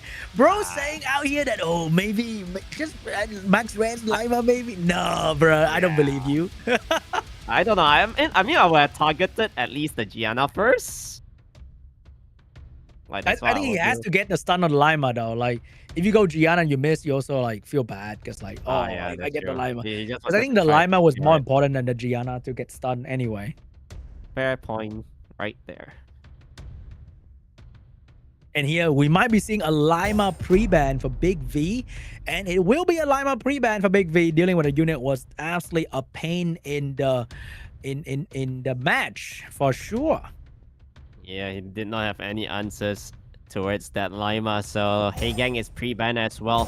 First pick, the Gianna. What's it going to be for Big V right there? Is it going to be the same similar strategy? Are we locking in Oliver Okeanos? Yeah, Big V has been actually loving the Okeanos pick, so I guess we're gonna be seeing it coming in again. On paper, it's still gonna be good against the Gianna, where you can reset her with the Oliver speed lead. Oh, we got Oliver Okeanos once again, and then over there we have the Wedge at Shiho without Hey Gang on the field. These strip stun unit, so much better. Yeah, so it's gonna go for the Fire Megumis with the Wind Start. This combo has been pretty good so far in this entirety of the tournament. So Big V, what do you want to do against it? I guess you could run a Josephine right now. Josephine is good against the Fire Megumi and the Gianna. I've got a Josephine getting locked in for Big V right there. Counter the stun, but definitely not going to be the only counter. He definitely needs another one, and that's going to be the Viva Shell for extra healing and snipe opportunity. So Viva Shell locked in, and what will Big P do here? Going for the Layla, alright? Layla is pretty good. But do you run a She-Hulk? Yeah, something that can contest turn 1. Somehow this unit showed up twice at this point. It is going to be the Maya getting... Is it Mara? Mora? Maya. Yeah, Mora? Maya? Maya getting picked up here. She has strip, she has provoke, she can do a little bit of healing. She can't be killed by multi-hit, but I'm not sure if that's going to be a concern for Big V right there. Interesting last pick coming out from Big P. I'm not really sure about this Maya pick though. I felt like maybe even the wedge up would have been slightly better, like try contest for turn 1. And yeah, when you see a Maya, just bring in a Veromos. You got Veromos to deal against the Layla's debuffs as well. Veromos definitely going to be Cray most hated unit, that's for sure. Veromos is going to counter Gianna, Maya, a bit of Layla, a bit of Stark. So that is going to be a force ban on the Veromos, but who will Big V ban? Yeah, it's a force ban on Veromos, but yeah, Layla is going to be removed as well. Maya is in the field, everybody. That might be the first time I see this unit being picked in high rank RTA. So is it going to surprise us, or is it going to be like the elite situation where you picked it for emotional support? You never know. I mean, this Maya can provoke 2 turns, right? So I think once the provoke comes into play, then it's going to be really scary for Big V. Oh, we've got a Josephine going in with the strip and provoke here, but which one is it going to be? The Maya is also not on wheels, so it's probably going to be on field over there. Oh, provoke for 2 turns, so she's not going to be able to do a whole lot for a while right there. But the Viva got stunned through the shield by the Fire Megumi. He won the 50-50 right there. Oh, that strip on the wheel was so important. If not, the Gianna would have been dead. Oh, we got more damage coming out from the Stark soon, unless the Josephine stun him right now. Oh, easy stun. So Viva needs to cleanse, I guess. Do you He take can the risk also and kill cleanse though. your Oliver? He can kill the Windstar. Oh, he went for the cleanse right there instead for the Okeanos. But the Okeanos gonna be stunned again by the Megumi anyway. Yeah, I'm not really sure about that. I think cleansing the bomb would have been slightly better. So Josephine here can provoke 2 turns onto this Gianna, but Okeanos proccing out from the stun. Oh, gonna get a quick AoE hit here. Gonna go for the reset on the Windstar instead. Yeah, Maya needs to get the move on soon though. But can Maya take a turn with all these control going around? Because her attack bar seems like it's gonna be pushed back by Oliver. But Oliver's gonna hit the Windstar instead. The threat stage is working well to protect the Maya. And this Maya resists the stun. It did resist the stun, providing the skill 4 soon. And that's gonna have 2 turn provoke, if I'm not wrong. Oh, never mind. Not happening anytime. Because wow, this big stun on Josephine. Yeah, big stun on Okeanos as well. Yeah, big damage coming in onto the Windstuck already. Maya has not moved at all. What? There's a Maya in the game? I don't see any Maya. I feel like Big P is playing 3v4 in a situation right there. Yeah, he's getting hammered right now. So, very nice proc out of the stun here to try to do at least a little bit more damage before he goes down. Gianna violent procking as well. So, there's going to be another round of critical error coming in. Josephine does not have passive. Oh, Josephine get a violent proc, but not early enough. Windstar is probably going to go down to the Okeanos right here. That violent proc saved Big P big time. Oh, Maya is going to be coming into play soon, alright? Really now, is she gonna do something? So finally she's getting her first turn this game, I believe. Yeah, Half Moon Totem, 2 turns provoke onto 2. So this is this window of opportunity to bring down the Okeanos. Oh, 1 for 1. Okina's down. Gianna still has some damage left in her, but this Oliver gonna deal with the Fire Megumi and the Maya. Maya's passive honestly is not good here because everything on the side of Big V is single target hit. So yeah, you can't deter any multi-hits kind of thing going on. Oliver is just free reign right now. And also both Viva and Josephine are on violence, so they can get a quick turn here and turn the game around because they have their strong passive and skill 3. Well, big counters revenge from this Tetsuya. So Oliver is really low on health now, gets to heal up that unit a little bit more. He can't even stun the Oliver because he knows that Josephine passive is here. So he's trying to go for the skill 1 to get some damage in. But this Fire Megumi cannot do much into this Oliver. Oh, there we go. Maya's passive. I mean, it survived, but for how long, am I right? And Josephine get a violent proc to focus his damage onto the Maya. Take it out altogether. Yeah, trying to remove that first. So another round of reset onto the Gianna. Gianna is confirmed dead here. And it's Fire Tetsuya against the wall. Yeah, I'm not sure about the Maya play though.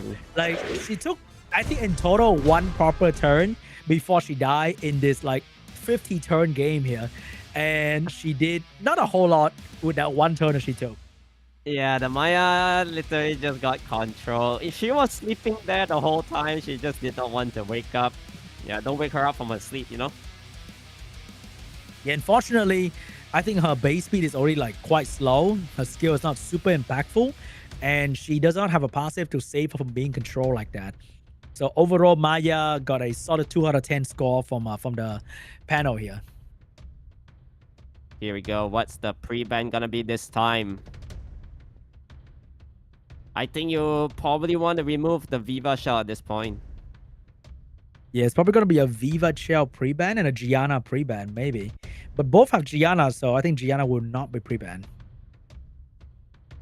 Gianna is going to be a pretty hot pick here for both sides. Here we go. Pre-ban is going to be between Gianna and Okeanos. Finally, someone put some respect on Okeanos. First pick for Big V. Without Okeanos, is he still going with Oliver? Or will he lock in the early Viva? Yeah, I think early Viva makes a lot of sense. There we go. And Big P is going to go for the Wet Jut, potentially. Oh, we have the Windstar going all the way of Big P.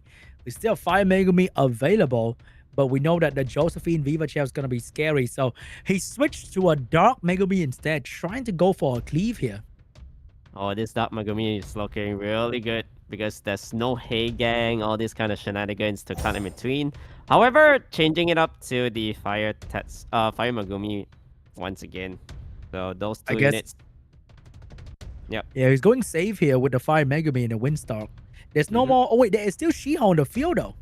Yeah, there's still Shiho. So it's not banned out yet. Okay, is Shiho making it to the draft? It's going to be an early Josephine to deal with the Fire Megumi. And we have a Masha getting picked up by Big V. Oh, wait, switching to a Tian Lang instead. Wow. Alright, so decent strips, big damage from Tian Lang's AoE. However, Annabelle and the Fire Inosuke here is looking pretty strong as well. Yeah, those 2 units don't really care too much about Tian Lang. They can also survive Tian Lang really well. And Annabelle is going to be really strong if he can manage to put a slow onto the Masha. So Big V has a lot of problems to deal with. And Elena is going to be picked up by Big V in the game 4 together with maybe another support or damage here. Elena is looking really good here with the skill tree. There's also going to be Oblivions for coming out from the skill 2. Potentially onto the Fire Megumi or the Windstar. Yeah, everything. Last pick. Oh, wow. It's going to be a Chao Cray. That's going to be a very strong unit against the Fire lineup. But Big P is going even more aggressive with a Julian. So I think Elena is going to be the ban because the Oblivion is going to counter Julian really, really well. Yeah, and if you're banning off the Alina, it means you're letting through this Chow though. I think Xiao is not the worst thing to deal with if you somehow keep the either Windstar or Annabelle, but it's going to be an Annabelle ban, it's going to be an Elena ban. So Big P is left with 3 damage dealer and a unit that can stun but get hard cut by Tian Lang. So looking really good for Big V here. Yeah, I was expecting a Windstar ban, but I think this is fine as well. So Fire Megumi here will be able to get the stun onto the Viva. Oh, good turn, good start for Big P. Getting some control done, getting some provoke done as well. Beautiful 2-turn on 2 units right there. So Masha is as good as dead, but Xiao is definitely going to be super scary for Big P. Unfortunately, the Tianlang did not get the armor break onto the Fire Inosuke. If not, potential one-shot from this Child's Justice. It's not going to be happening though. Oh, he's switching back to the Fire Megumi, trying to get rid of this Deathbreaker. But this Julian is going in and is doing some work. Wow. Right off the bat, the additional turn from Julian. So next turn, he is definitely able to kill off something already. Wait, how did he sleep that fight? Okay. Really now? Oh, Masha with a Violent Proc as well. 2 Violent Proc for each side. And the Chow is following up after this. Can he finish off the Windstar? Big stunts. Huge damage. What if he crit here? This all crit. Yeah, Chow here was going for the luck sec onto the armor break Chow. I mean, armor break Windstar. If he got the crit there, I think he could have killed it off. I think Chow might still have it if the Julian does not get a crazy turn. Chow going in looking for a target. Is it going to be the Windstar? Can he crit the Windstar here? He will go for it and he will finish off the Windstar. Wow, the additional turn to kill off that unit because he was moving next. Now, Nui to try to control off this Viva Shell once again, but Big P is on the timer. Yep, the Julian cannot survive forever. Chow looking for the next target. That's going to be the Fire Megumi. Take down a Fire Megumi as well. Can Julian do it all on his own? Julian needs to stun the Masha. Oh, that looks pretty good for Julian as well. It's not over yet for Big P. Beautiful Violent Proc. Chow is left alone. Can he do it? Okay, the winning condition here is he needs to bring down this Inosuke to below 20% and then get a Violent Proc to Justice. Dude, that Inosuke is way too tanky for this Chow. I thought that skill 1 would hurt a bit more, but it did not do enough damage. Can the skill 2 do it? Oh my god, this Inosuke must have minus 30% from water or something. Wow, he only took 11,000 damage?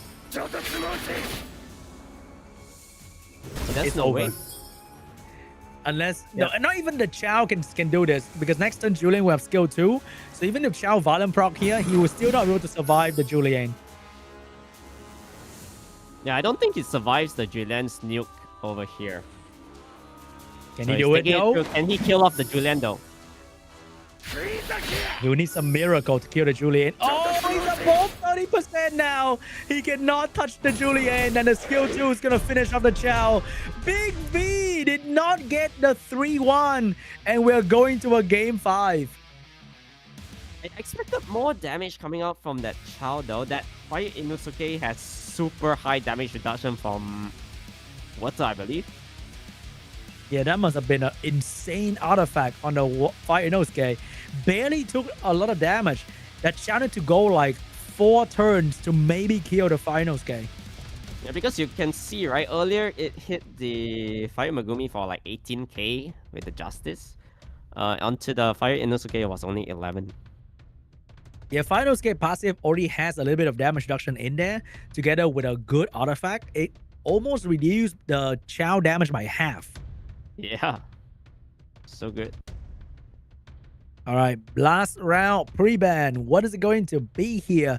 Is it going to be a Windstalk and a Viva Shell pre-ban? Are we seeing a Tian Lang pre-ban as well? That unit can be a quite a big problem for the Fire Megami Windstar combo. It will be the Viva Shell and an Oliver pre-ban. Right, so no more Viva Shell for Big P. And let's see. Oliver removed as well. First pick is gonna be the Windstar, and does Big V go for the same draft? He does not have the Viva Shell anymore. Lost a lot of LD5 to the pre-ban, but he still has maybe a Kovachi angle. Hey, what is that? What is that? Somebody taking notes from the previous game here from H.FROG with the Firestalk and Wind Monkey King. That is crazy. Firestalk is looking so hot right now. Yeah, but this Annabelle is looking pretty good here too. So Annabelle and the Fire Inosuke once again. So Firestalk, but you need some kind of protection for the Firestalk too. We have, I think for Firestalk, it'd be great if you bring in single target healing so that you can purposefully not heal the Firestalk instead of relying on AoE heal. And with that, Big V going in with shield plus Elena for the AoE slow debuff. Oh, the Dark Megumi flash right there. I think it's good. Yeah, you can probably lock it in. There's no Hey Gang. Shiho, I guess still an option for Big V later on. Oh, Dark Megumi allowing the 2 AoE damage to do big damage is not too bad. We have the Layla getting picked up for the AoE slow debuff as well. I'm not sure if Big V is well versed with the Firestalk gameplay though. Yeah, Firestalk over here. What do you do at the end? Do you just bring in Shiho, try to get turn 1 stun onto the Megumi if you're allowing the unit through? Oh, we have a Dark Hacker pocket pick here to counter all the debuff from Layla and Dark Megumi. Alright, that is one way to deal with it. You have to have the Nyx. Okay, Nyx is really strong here as well. I think it's the first ban on it. All right, what is going to be the ban here? Is it going to be the Annabelle ban taking away the healer? Over there, can Big V deal with a strip into debuff if Dark Hacker get banned out? I think it's going to be Dark Hacker and maybe Annabelle ban. Yeah, I think it's going to be those two. Or Megumi instead. All right. All right, guys. Megumi is getting banned out. Dark Hacker is gone as well. We have the Layla leader skill for some extra defense. Can this Firestar perform like H.FROG Firestar? So we see this is the final match between Big V and Big P. The winner will move onwards to the main round of the China qualifier. This Firestar is very fast, but landed 0 provoke on the enemy team. Meanwhile, the Windstar a bit slower, landed 2 provoke on the enemy team. And Layla's control is coming right now. Layla missed most of her debuff, unfortunately. So that's going to allow the Water Aragon to provide immunity for the team. And there's nothing much that Annabelle and the Fire Inosuke can do at the moment. So this is window of opportunity for Big V to kill off the Windstar. I think you got to keep the Oblivion after the cleanse for Annabelle is out. Because if you put Oblivion on, she's going to cleanse it anyway. Yep, so just got to go for the normal attack right there. How do you force you to hit your Firestar? I guess you just have to pick it against a lot of AoE, so they will be forced to hit your Firestar anyway. Yeah, I mean, there's like 4 AoE damage coming in from Big P's side, so eventually the Windstar will be down to like 40-50%. Also, Firestar has a bit of provoke and threat state, but they are a little bit conditional depending on his accuracy, depending on the teammate's HP. So right now, he's just not getting a lot of value out of the Firestar.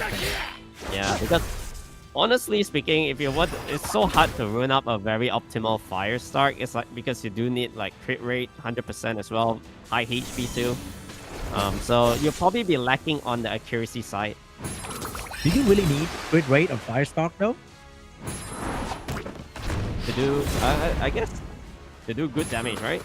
I think the skill 3 scale directly with his lost HPs, and if you only looking for damage from skill 3, then you might just go as much HP as possible. But oh my god, he just could not do anything. And Big P is slowly bringing down everybody on the side of Big P.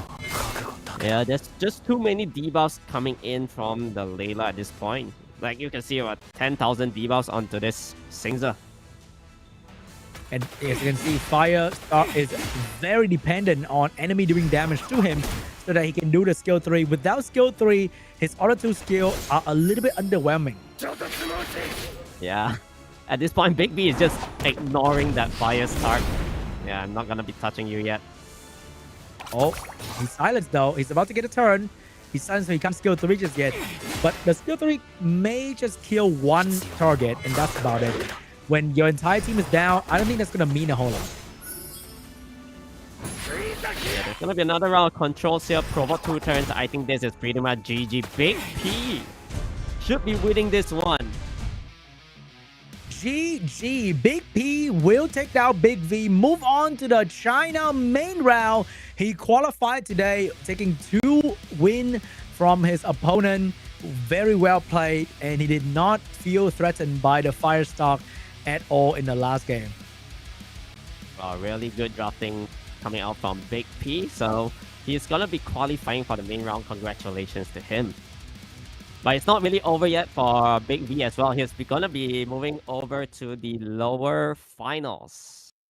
Yep, there'll be a lower bracket happening very, very soon here. But before we go to the break, I think we are going to release our first coupon very, very soon too. So take your device out, ready to go to key in the coupon so you can claim some SWC emblem. Yeah, make sure to collect it as soon as possible, alright? Don't miss out on all these freebies.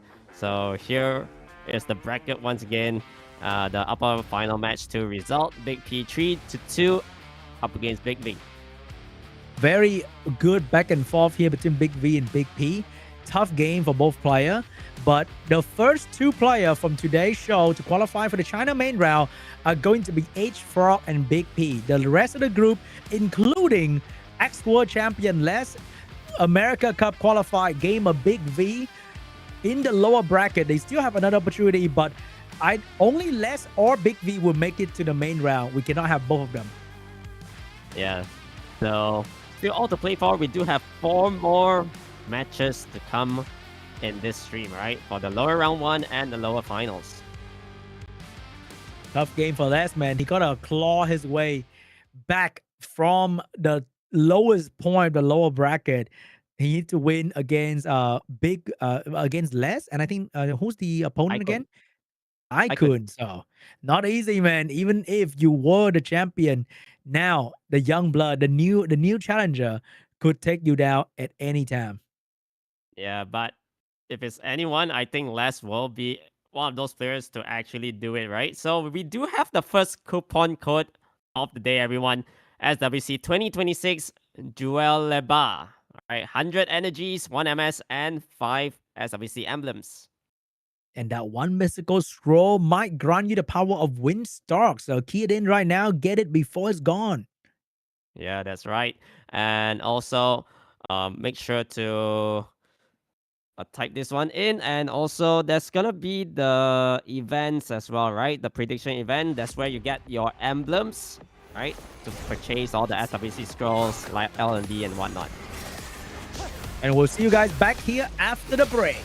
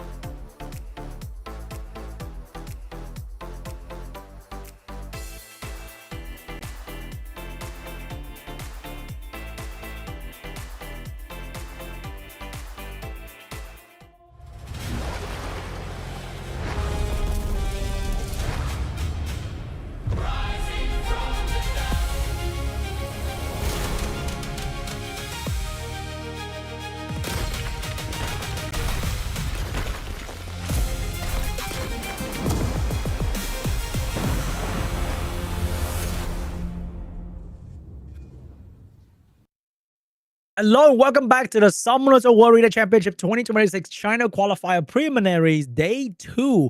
And now we are going to kickstart the lower bracket for today, including all the players who did not make it in the upper bracket. They have a second chance to qualify for the China main round. Who are you looking forward to, Craig? Yeah, so a second chance in life for IKUN. He's going to be up against Big T, and Les will be fighting it out against MART. We'll see who is going to qualify into the lower finals. Yeah, it's going to be very intense, and everybody is looking at less at the moment, because I'm sure if you look at the past rank, past performance, a lot of people will probably predict for less in the prediction event. So whether it's going to make it or not through the lower bracket, we shall find out very, very soon. Yeah, and it's going to be a really uphill climb for him, right? He's basically, he has to fight almost everybody here. And we'll see whether he's able to make it to the main qualifier for China. And also, we saw that Les first two game, both game back-to-back, the Shiho did not start with a strip stun. So that could have been a very different story for Les if the Shiho actually start with a strip stun, which means he outdrafted the enemy, but the enemy out RNG him. Yeah, in a way. Yeah, honestly, I think if he got the stuns on the first two matches, it was an easy win coming out from Les. But unfortunately, that did not happen. So he's here in the lower round one up against Big T. All right, first pick's going to be the Fire Megumi. And that's going to be the Fire Megumi for MART, the guy with the, what do you call that? The smoke, the cloud icon, his name. On the left side, it will be Les with the, I would assume, a Black Cat profile pick. We have Okeanos and Lena, first pick for Les. So a very early Alina pick over here coming out from Les. Okeanos, I guess it's okay, but you're susceptible towards Jaeger now because he's not going to be bothered about the stuns coming out from that unit. Oh, not only just Jaeger, it is also the Dark Zenitsu. Wait, not what am I talking about? That's Zenisek.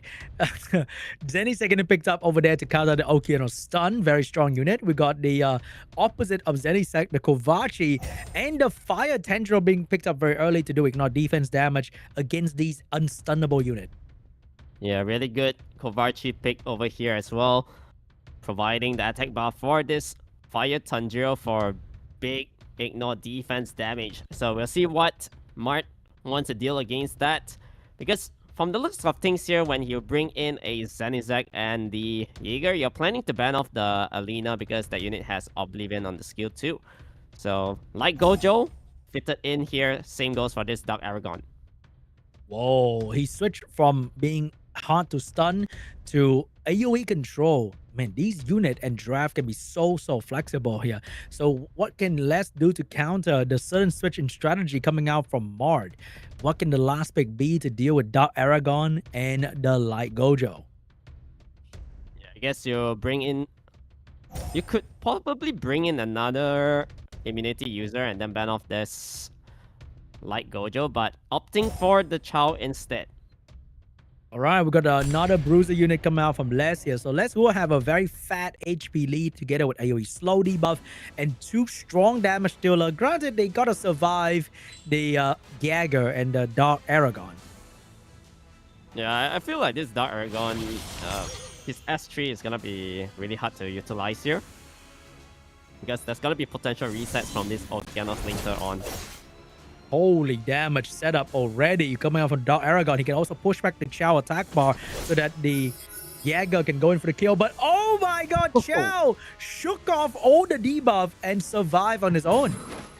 Wow, the double additional turns. I mean, like, proccing once to cleanse everything here. So Fire Megumi has to get this strip. Did not get the stun onto the Alina.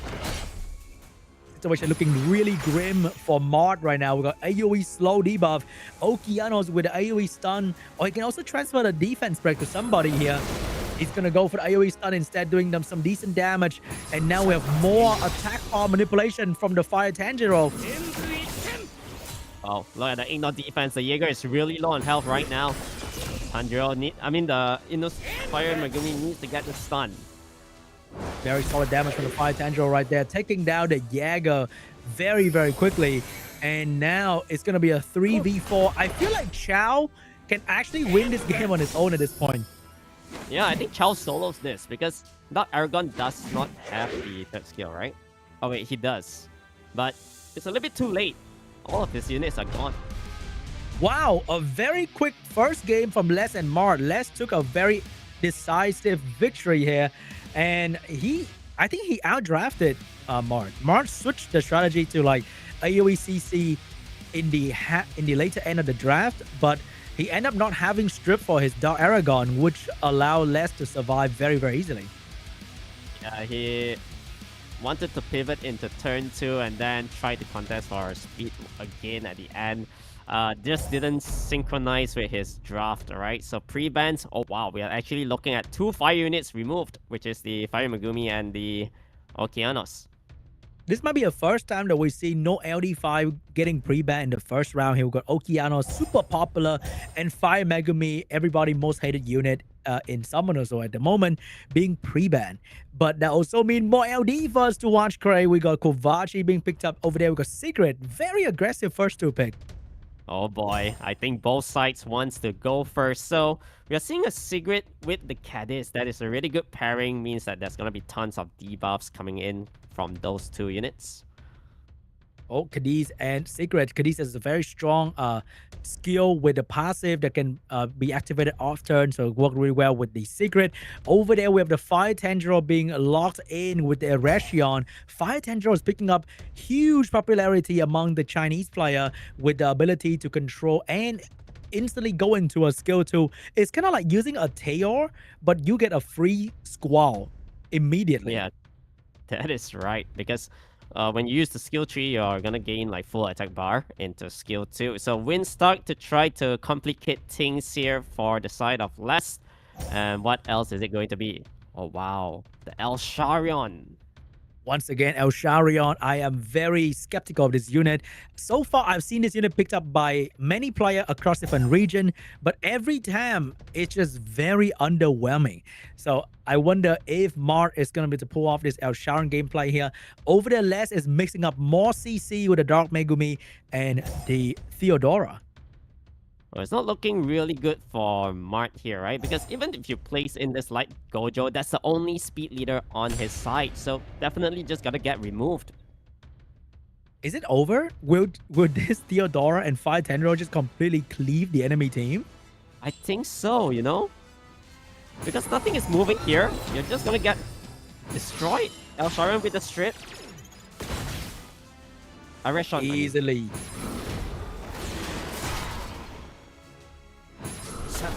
I feel like it's so over, Cray. I feel like it's so over, brother. Big kill, AoE slow, everybody not moving. Even if the win... Oh my god, look at the attack bar. And look at the damage on the Fire Tendril though. I think it's a little bit too late because everything is already going down on the side of MART. However, he's able to bring down the Fire Tanjiro. So it all boils down to Areshon having another strip, but that's not going to be coming in anytime soon. I'm not sure the situation right here. This Windstar looking a bit too strong, Cray. He survived and he will destroy. Take down another unit. Getting another violent proc. Theodora has skill 3 available, but can she take another turn before she die though? She might be able to. So you got to go for the second skill first, I believe. Here we go. Big damage onto the El Sharion. But Windstar is not going to go down. Can Theodora control this Windstar right here? Can she do it? Not enough damage. Oh, she did it, Cray! She took down the Windstar and she's now moving on to the Secret. And Theodora will get her first win in SWC 2026. Beautiful. Wow, the additional turn to kill off that Windstar was huge. And yeah, Les once again making a really good showcase of a Theodora. Beautiful cleave coming out from Les right there with the Kovaci, with the Theodora, especially the Fire Tendril. I feel like MART might have to ban out either Kovaci or Fire Tendril at this point. Yeah, I think it has to be a pre-ban onto the Kovaci. The Kovaci has been opening up so many options for less. Here's the pre-ban. Is it going to be a trauma pre-ban? Is it going to be a Dark Megumi? What kind of pre-ban is it going to be for MART? Yeah, Dark Megumi is also really scary because once again opens up so many cleaving options, and it's gonna be the secret Heigang ban though. Oh, it means MART want to go aggressive here. I think he's gonna lean into the Gojo. Maybe he's gonna whip out a Laura kind of situation here with the Heigang pre-ban. Wait a minute! Wait a minute! That is a steal. He should have done that earlier, I guess. So taking away the Kovaci this time. Oh, Les, he's contemplating life here. Do I really want this Shiho? That has not been working out for me. Oh no, I think Les is nuffing himself with a Shiho right there. Shiho Fire Baggage first pick for Les. No more Kovaci, so no more Fire Tanjiro for him as well. He's giving the Windstalk to the enemy, so MART is going to get the Windstalk. Maybe a Light Gojo for the speed lead, but it's going to be a Fire Twin Angel consideration. No, it's going to be a Josephine here.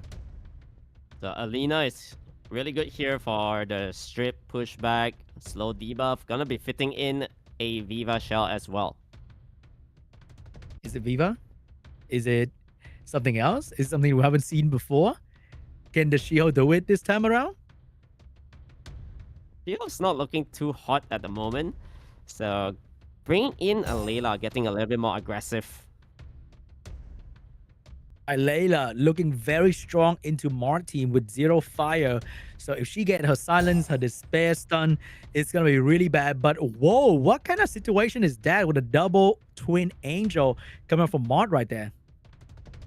Yeah, double twin angel, you lock in another speed lead, I guess. Potential strip armor break. And the fire twin angel does have decent nuke coming in from the third skill. So how can you counter that? Is it going to be a Chao last pick and ban out a Windstalk? Or it's going to be a Diana last pick? Is he banning out the Fire Twin? Yeah, Diana here is to force ban. It means that he's still planning to ban off the Fire Twin Angel because that provides another form of immunity and it's going to be tough for the Layla to strip. So I think Diana here is really strong. Here we go. What is going to be the post-ban here? Is it the Diana going to be enough pressure to eat up the ban for Lest? It is going to be the Layla ban, and it will be the Water Twin Angel ban. So MART is going to have double immunity unit. Meanwhile, Lest will have a decent amount of single target strip too. So we'll see whether this Diana does good damage. There's going to be tons of shield for MART though, because big stuns from the Shiho. Here we go. Game 3 between MART and Lest. Can Lest get this game 3-0? Or are we seeing a comeback from MART? So first turn goes to the Shiho. Alter Ego attack did not get the stun once again. Oh my god, this Shiho actually does not know how to stun at this point. It's hilarious. He has gone 3 games with Shiho without a stun in the first turn. Impossible. But it's a blessing in disguise though. You didn't proc the Josephine shield, which is, in a way, for this context, not too bad. I'm not sure about that though. Like, you gotta proc it at some point. You might as well get it out early, maybe. Yeah, so it's gonna give the damage into the kill. Fire Twin Angel goes down so quickly. That's the power of Viva Shell, guys. You get to snipe one unit very, very early on if you are slower with the Viva Shell. And there's almost not a whole lot of way to deal with that snipe. Yeah, however, this damage upper from Windstalk is still gonna be coming into play. Now, Dinah did not get an additional turn.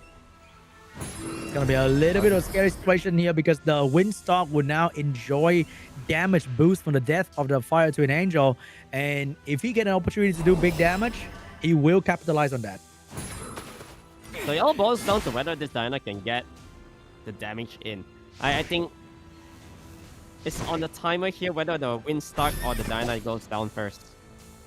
Yeah, Dyna being a little bit too slow is going to be quite a problem for Les to keep up the consistent damage. And when you hit into the Windstar, you also give him attack bar, and that can allow him to cut in between and maybe kill your Diana. No, there's going to be potential armor break coming in. Zero armor break onto the Windstar once again. Les activation rate on all his skill has been very underwhelming, but I guess he does not need a stun anymore to kill off the Windstar here. And I think let's just secure a 3-0 win into the next round.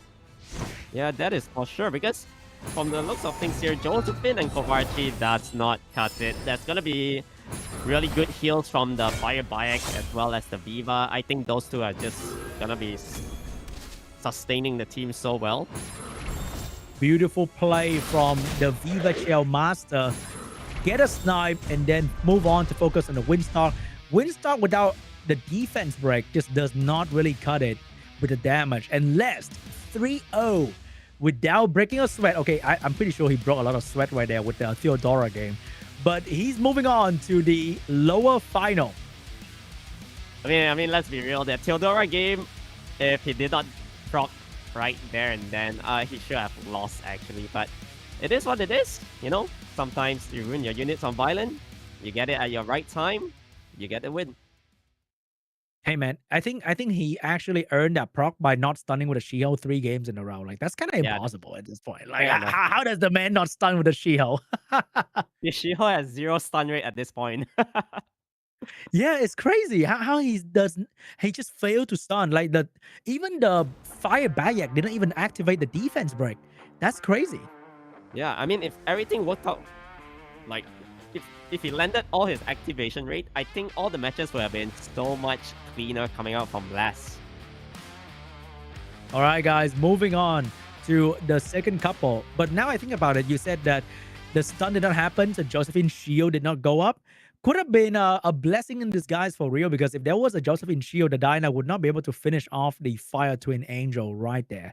So the fact that the shield did not stun was actually a good blessing. Yeah, that is right, actually, from the looks of things earlier. Because I think if the shield was up, definitely for sure the Diana, unless he's gonna risk it for the biscuit, you know, transforming and going for the kill, I don't think you do that. Yeah. Yeah, I don't think you do that because all 3 units of the enemy were about to take their turn. You know, Josephine, Windstar about to move. So if the Diana transformed right there, he'll be cut by 3 units, and she might just die pretty much immediately. But that's enough about Les. We're going to move on to the next couple very, very soon here, and they will find out who is going to move next to the lower final. And that is going to be between, I think it was Big T fighting IKUN. Yeah. So those 2 players, once again, once they are ready, we should be able to hop into the other lower round match. I wonder if they're going to bring some cleave here. I think China has been super aggressive in some matches. There's a lot of Kovaci in secret and Fire Tanjiro being locked in. So even Dark Megumi is very, very popular. Helena as well. A lot of strip, a lot of control, but a lot of damage at the same time, so that the aggressive draft is being heavily favored in China qualifier too. Yeah, especially all those units. But we haven't really seen Craig today yet, right? I mean, like, I feel like Craig is one of those units where it's slightly better kit coming up from that instead of the Sigrid or the Kovarchi. Yeah, maybe they just don't really favor Craig that much, but we see the Daisy come back once again with the Dark Monkey King. That signal, no Hey Gang for you, or if you pick Hey Gang, I don't really care as well. Yeah, Daisy is always a nice pick here, fitting it in with the Song Zhang Lao. So Fire Megumi will be picked up, a speed leader for the side of Big T. Ooh, we got an Ella getting picked up by Big T here, but there's no Irene inside just yet. So maybe he's gonna lock in an Irene in the later draft with Fire Megumi, because the Win arcane weapon Daisy actually have to hit the enemy to put the branding on, right? So she will trigger the Fire Megumi, unlike Elena, for example, that can strip into slow without touching the enemy. But oh my god, IKUN with the Woyang on Yoki locked in for a crazy cleave. Wow, I did not expect that Woyong to be picked up right here. So suddenly he's gonna go guns blazing ahead with this Ong Yuki pickup as well. There's gonna be so much damage output. Big T, what do you even do? Oh, you know what? Big T is staying true to the meta. We got the Wind Pudding Princess locked in. He's trying to survive right there with a bit of healing. Usually I like to go with Abelio against this kind of dark cleave, but because of the Dark Monkey King, it can get a little bit scary. We have Strip into branding for Masha and Ongyoki to do big damage though. This is looking really scary for Big T. I think it's scary for both because when you cleave, you have to accept the fact that there will be risk involved. And the moment you fail to kill because of rune gap or whatever, then you will be very vulnerable with a Woyong grab. So Woyong will go for the buff here, boosting the attack bar of the team, and there's branding applied as well. Gets the additional turn on this Daisy. Oh, but he don't get any extra defense or anything. Got increased cooldown time. And we have Marsha looking for a kill here. Which one is it going to be? Is it going to be the Windstalk? Holy damage. Holy damage. Oh my god. Is it over? If he killed a Shiho here somehow with the Woyong, it's actually over. Because this skill 3 from Ella only boosts 50% attack bar, right? Yeah, I don't think it's enough. If the Woyong kill is GG. Oh, wait. The Shio's moving in front of the Woyong, though. Oh, wait. Now it's slow. Wait, what? It's still not enough to kill, though. Wow, this Woyong did nothing. This Woyong was not it, bro. This Shiho might run laps around IKUN here. He needs to find a way to break through this invincibility soon. But how are you killing off this Ong Yuki? If you stun it, he's gonna gain so much more attack from the passive, right? I'm sure he'll find a way. Maybe. At some point. If those Shiho constantly get protected by invincibility, I think Ong Yuki is not really a problem here because if Ong Yuki can't kill you, then you will get a window to kill Ong Yuki at some point. But I think Daisy will find a way to strip the invincibility here. Yeah, so Daisy needs to get a violin. Okay, gets the reset onto the Angela. But he still can't find an opening because Shield skill 3 is backup. And with the help of Ella, he will never have a window of having no skill 3. So IKUN is switching target to the Wind Pudding instead. This is a good window for the Masha to try to land the armor break. Big damage applied. One more turn for the Woyong to have the second skill. I don't think she's gonna have a chance at it. Man, Marsha landing defense break on a max res unit. Respect on the accuracy, man. That's something else.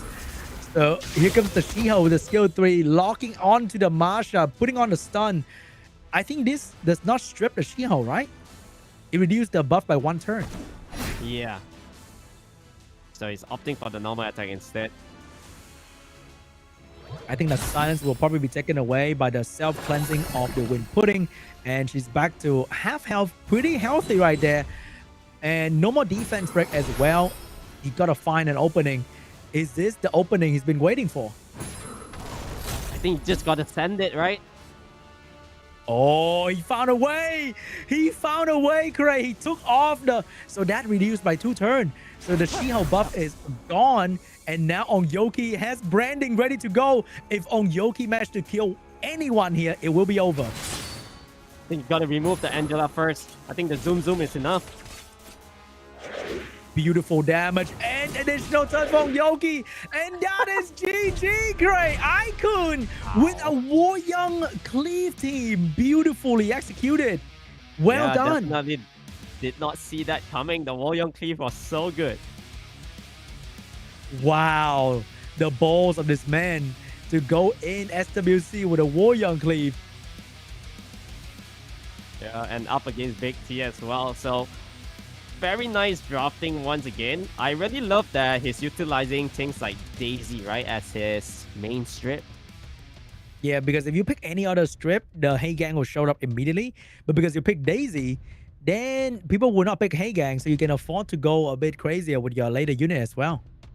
Yeah, very smart drafting coming out from IKUN. So what will the pre-bans be? Do you pre-ban a Woyong? Nah.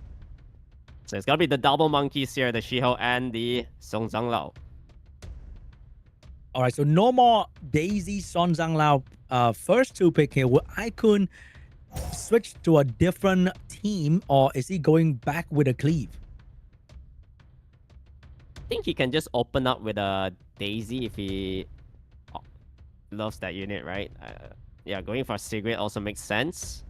So another form of attack bar increase turn 1 kind of thing, aggression. Man, I love it. They are so aggressive in China. And we got the Chandra and Sekhmet being picked up by Big T over there.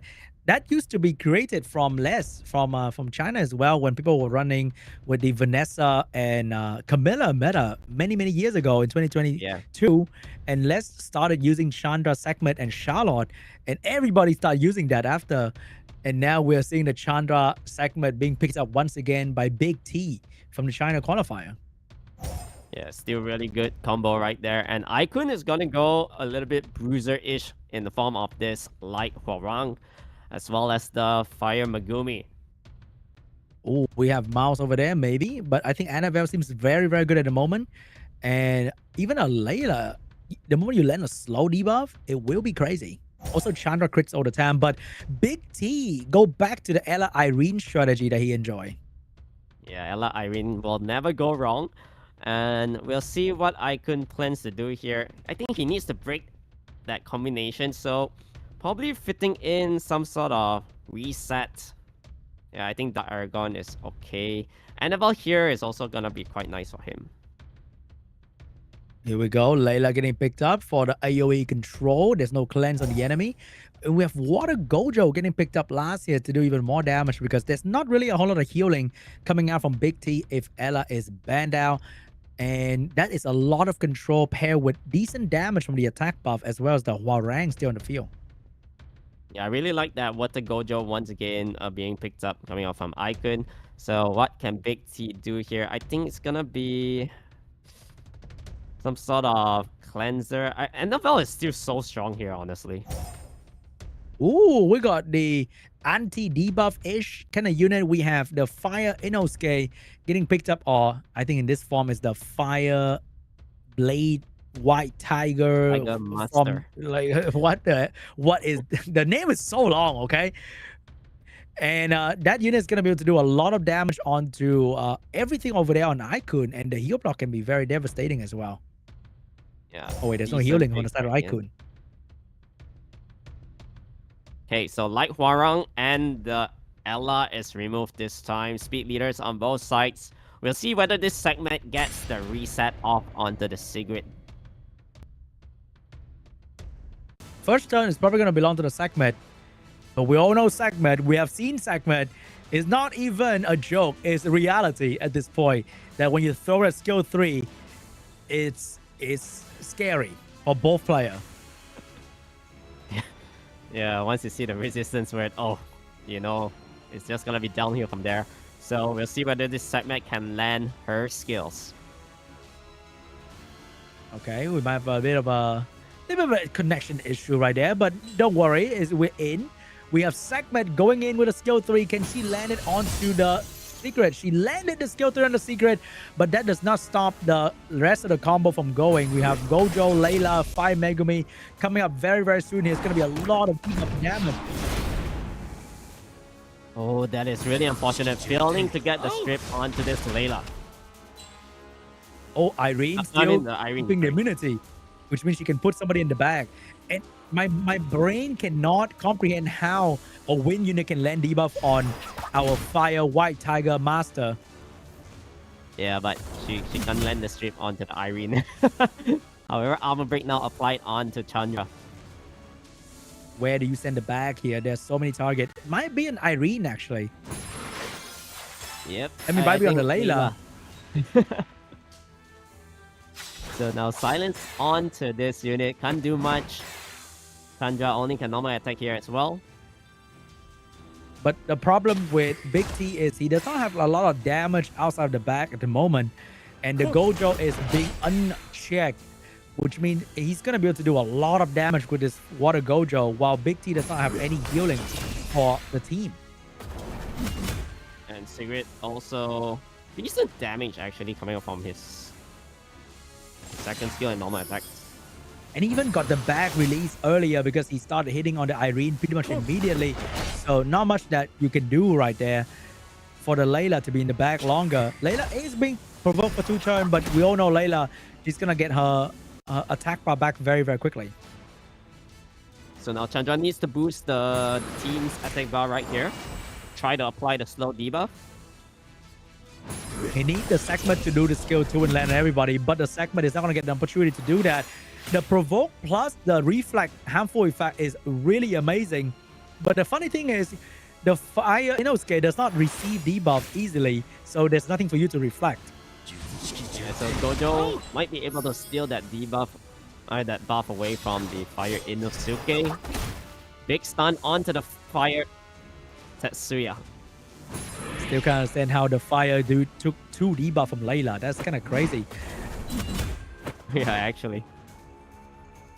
Oh, looking kind of scary. Here's the Layla skill 2 once again. He tried so hard to got rid of all the debuff, and now he has to receive it. Oh, Irene does have the back.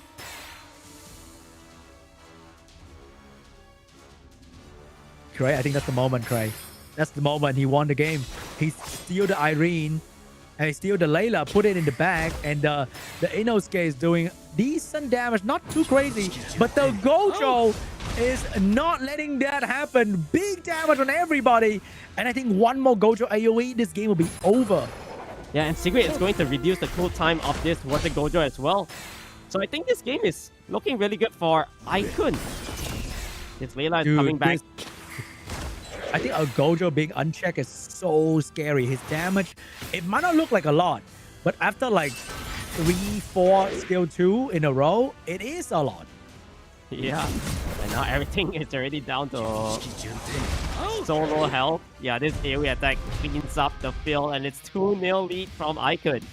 IKUN, the honored one, with the Water Gojo, taking down the entire enemy team. Very, very solid damage. I think if you pick the Gojo at the right spot, it's so incredible. It's like picking a Chow, but more AoE than single target. Like it's like nobody's gonna be able to touch him, and he's gonna be able to do whatever he wants. And slowly over time, he will be a very big threat for the enemy team. Yeah, because he does not have any like armor breaks to kill up this Gojo quickly.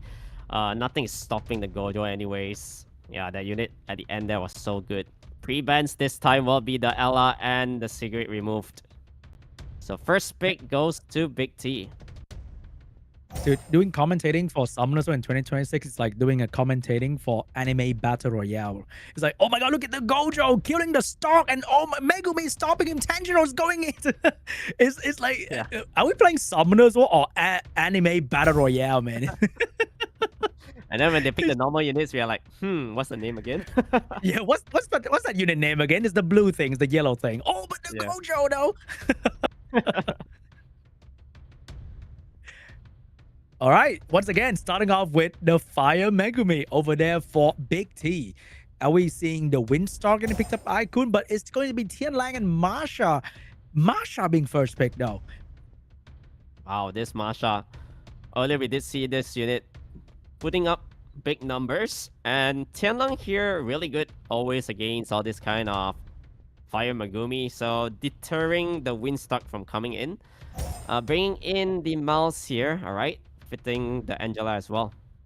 Oh, I don't like that though. That looks very vulnerable to Layla. He might think that the IKUN would not pick Layla due to the Tianlang, but I think just having constant slow debuff on that team is going to be crazy.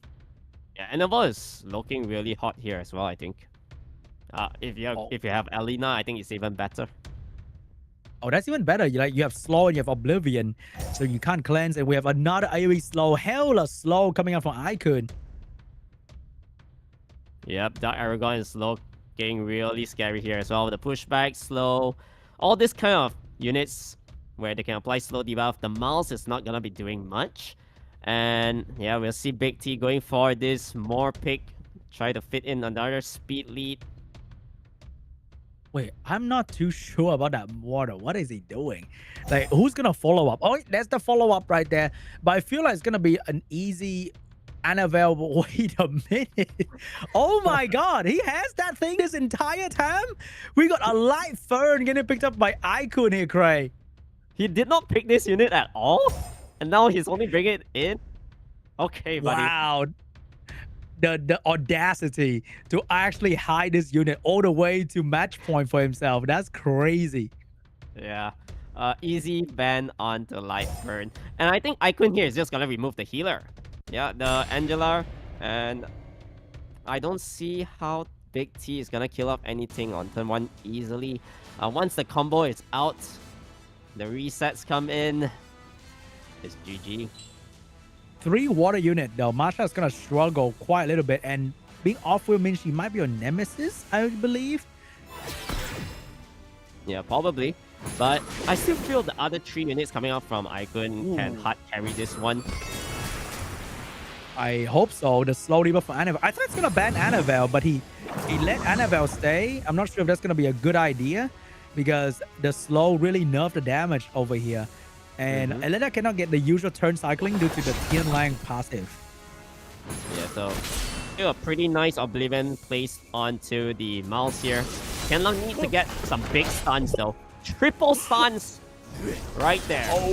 Oh my god, that is dirty. The Tian Lang, even stun the Annabelle is so important right there. So there's no healing in between. Yeah, and that Aragon will have the reset coming in.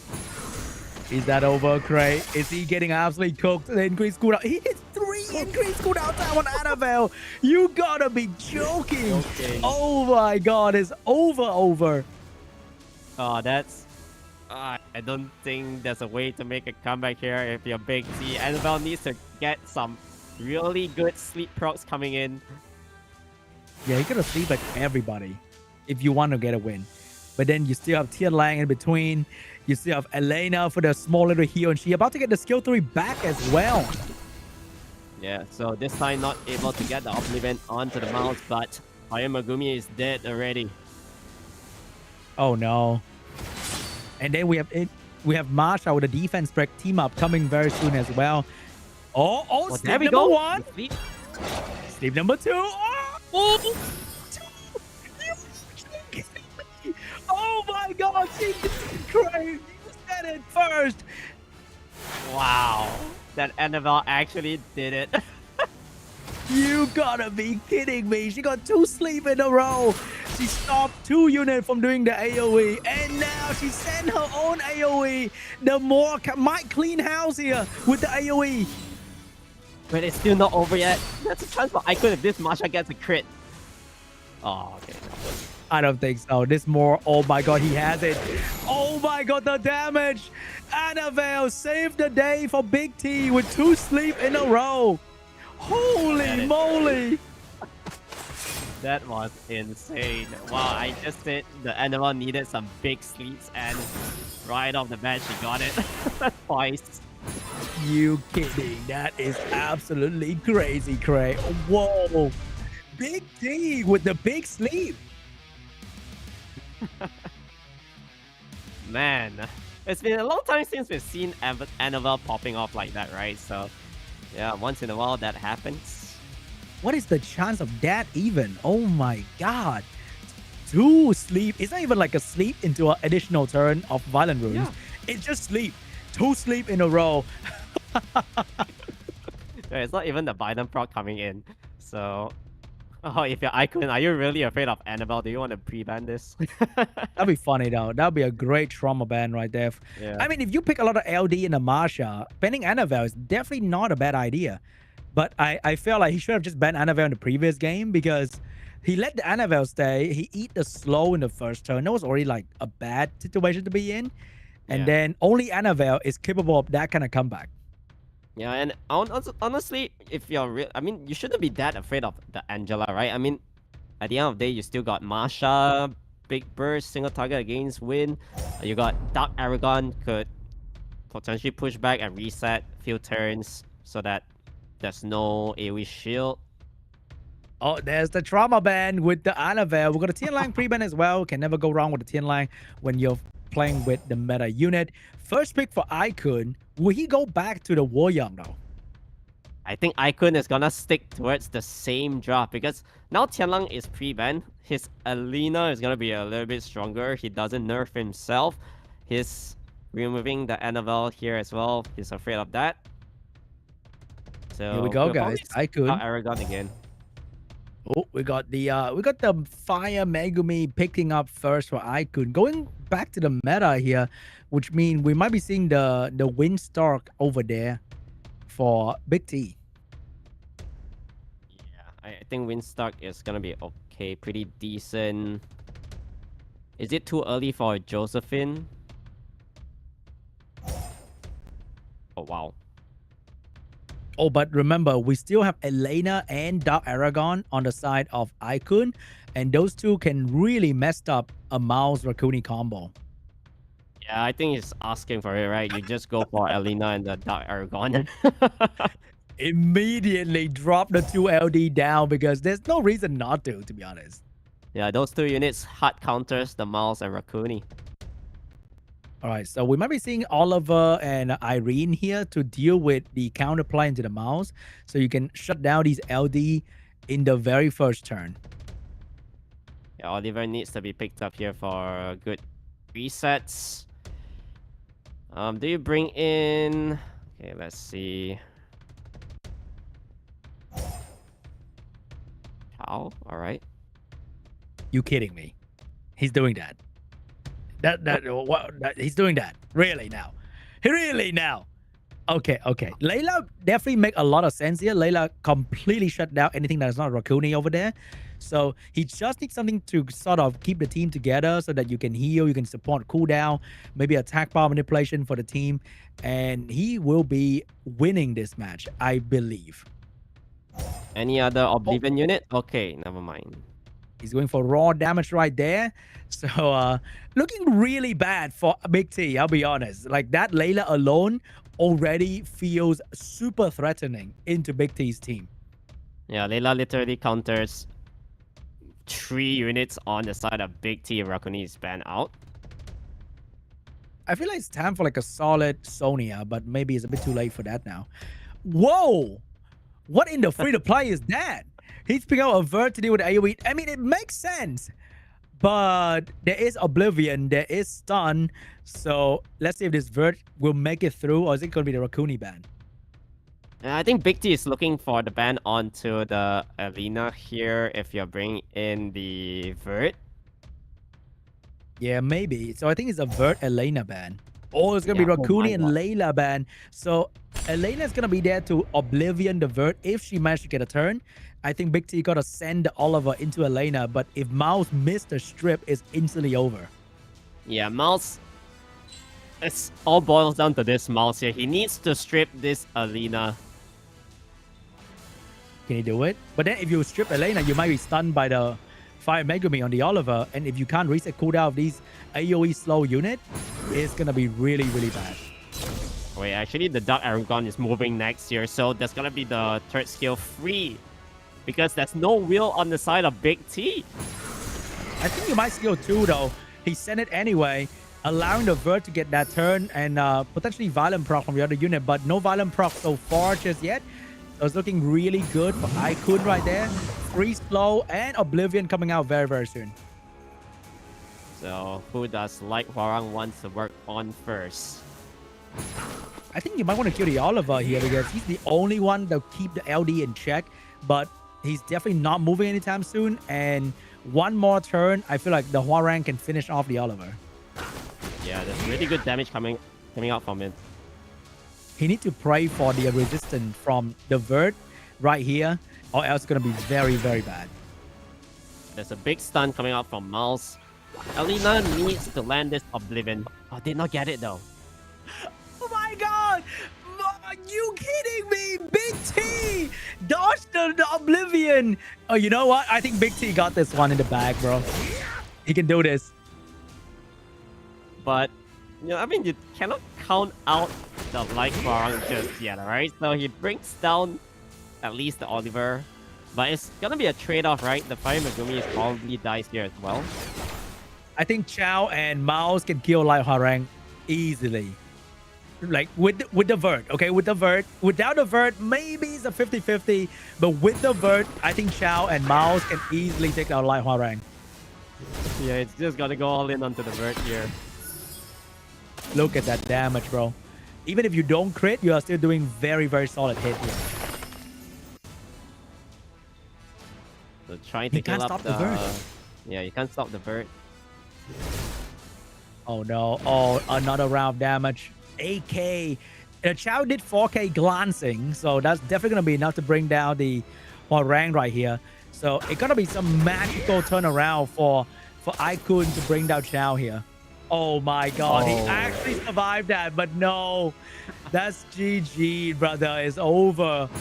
He needs to have like back-to-back violent prop. I tell you, it's not really over yet, you know, because if this Aragon gets a violent, there's gonna be Oblivion. Okay, no mind. Because you can Oblivion the Chao later on as well. I mean, Hopium, you know. Oh my god, Big T! How did he manage to turn this game around? Unbelievable. One resistance from the vert and the game is immediately his. Can the Aragon violent proc though? Get a violent though? Maybe. That's a big maybe, bro.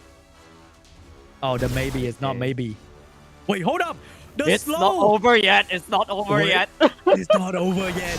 IKUN still have to, oh my god. Oh my god. With the back-to-back violent proc rate. Jeez. Wait a minute. That's the pushback.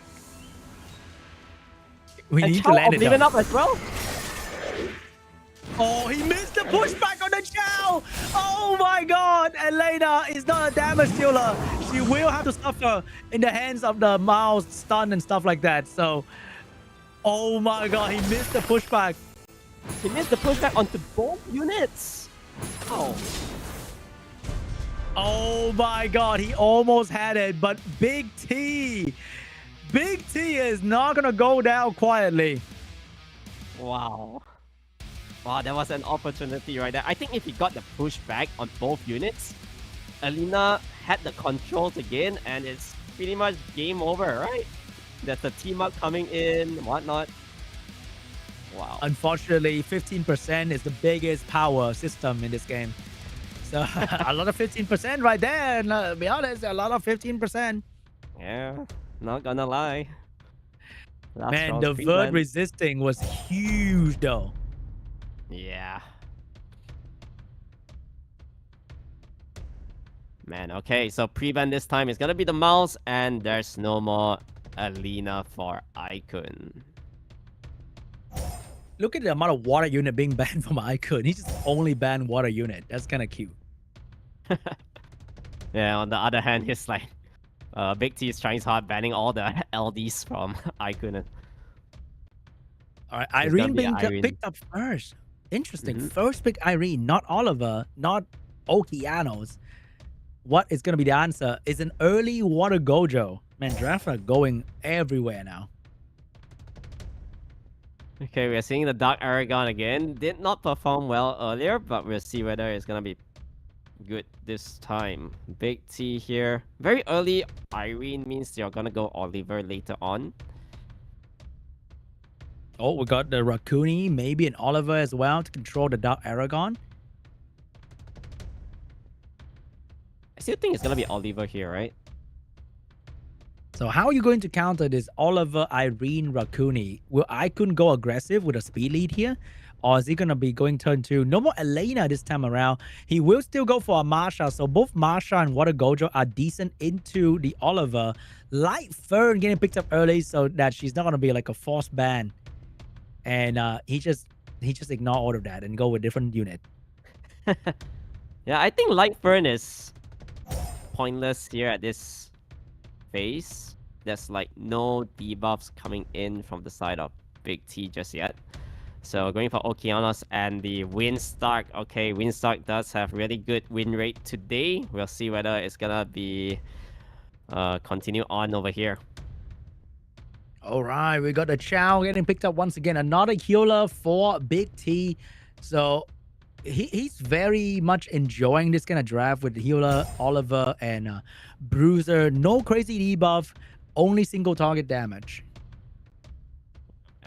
IKUN once again might be bringing in this Layla. Yeah, I think Layla ban off Arcuni, right? Yeah, it's gonna be a Layla. I think it might be an Irene ban, forcing Big T to go first because he's gonna go speedy, and then he's gonna do his CC when the enemy has 0 attack bar, which is gonna be very, very beneficial. So probably it's gonna be both Irene and Layla ban here. Yeah, and this Oliver also, yeah, there's no strips to reset. We'll see. So if you go to the 3% speed leader, the Oliver is just gonna be moving, and then yeah, you can't really reset anybody on turn 1. He's giving the Irene a chance to eat somebody in the back. So if he managed to put maybe that Aragon in the back, there'll be no slow debuff to control the Chow and the Rakuni. Could be pretty bad for IKUN here. Yeah, we'll see about that. So HP leader on the side of IKUN. Big T does have that big 33 speed. Who's gonna move on to the China lower bracket final? Is it Big T? Is it IKUN? This will be the last match between them. Somebody's gonna go home today. Chow getting boosted, going early. Kind of interesting. Wow, just gonna go raw with the additional turn. Big damage already done onto the Okeanos. Can he do it though? Can he do it though? Oh, he missed on the Aragon, but he landed a strip on immunity though. Okay, so big reset onto the Aragon here. There's no more slow debuff. Yeah, he has to spend some effort on the Aragon, fortunately. So now Oki and the Windstar is going to be able to do massive damage on the enemy. Look at that damage, Cray. Wow, and he actually landed all the provokes as well. That is huge. So I think here you just got to send it, right? Oh, just going for the reset first. Oh, he does not want to deal with the skill 2 of the Irene. Gojo getting another turn here. Where does he want to put the damage? It's going to be onto the Irene so that the Rakuni will not cleanse itself or the Oliver. Okay, so do you work on to the Irene now or try to bring down this Oliver? Ooh, Chow's getting another turn here. Might finish off the Okeanos. Okeanos going to be alive to get another skill 3 out to buy time for the Dark Aragon.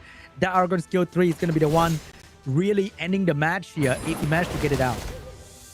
The big AoE stuns onto 2. Chow is gonna wake up from that anyways. Now Gojo, can he get the stun onto this Irene? Can he do it though? No stun on the Irene, but he gets a violent proc to do big damage.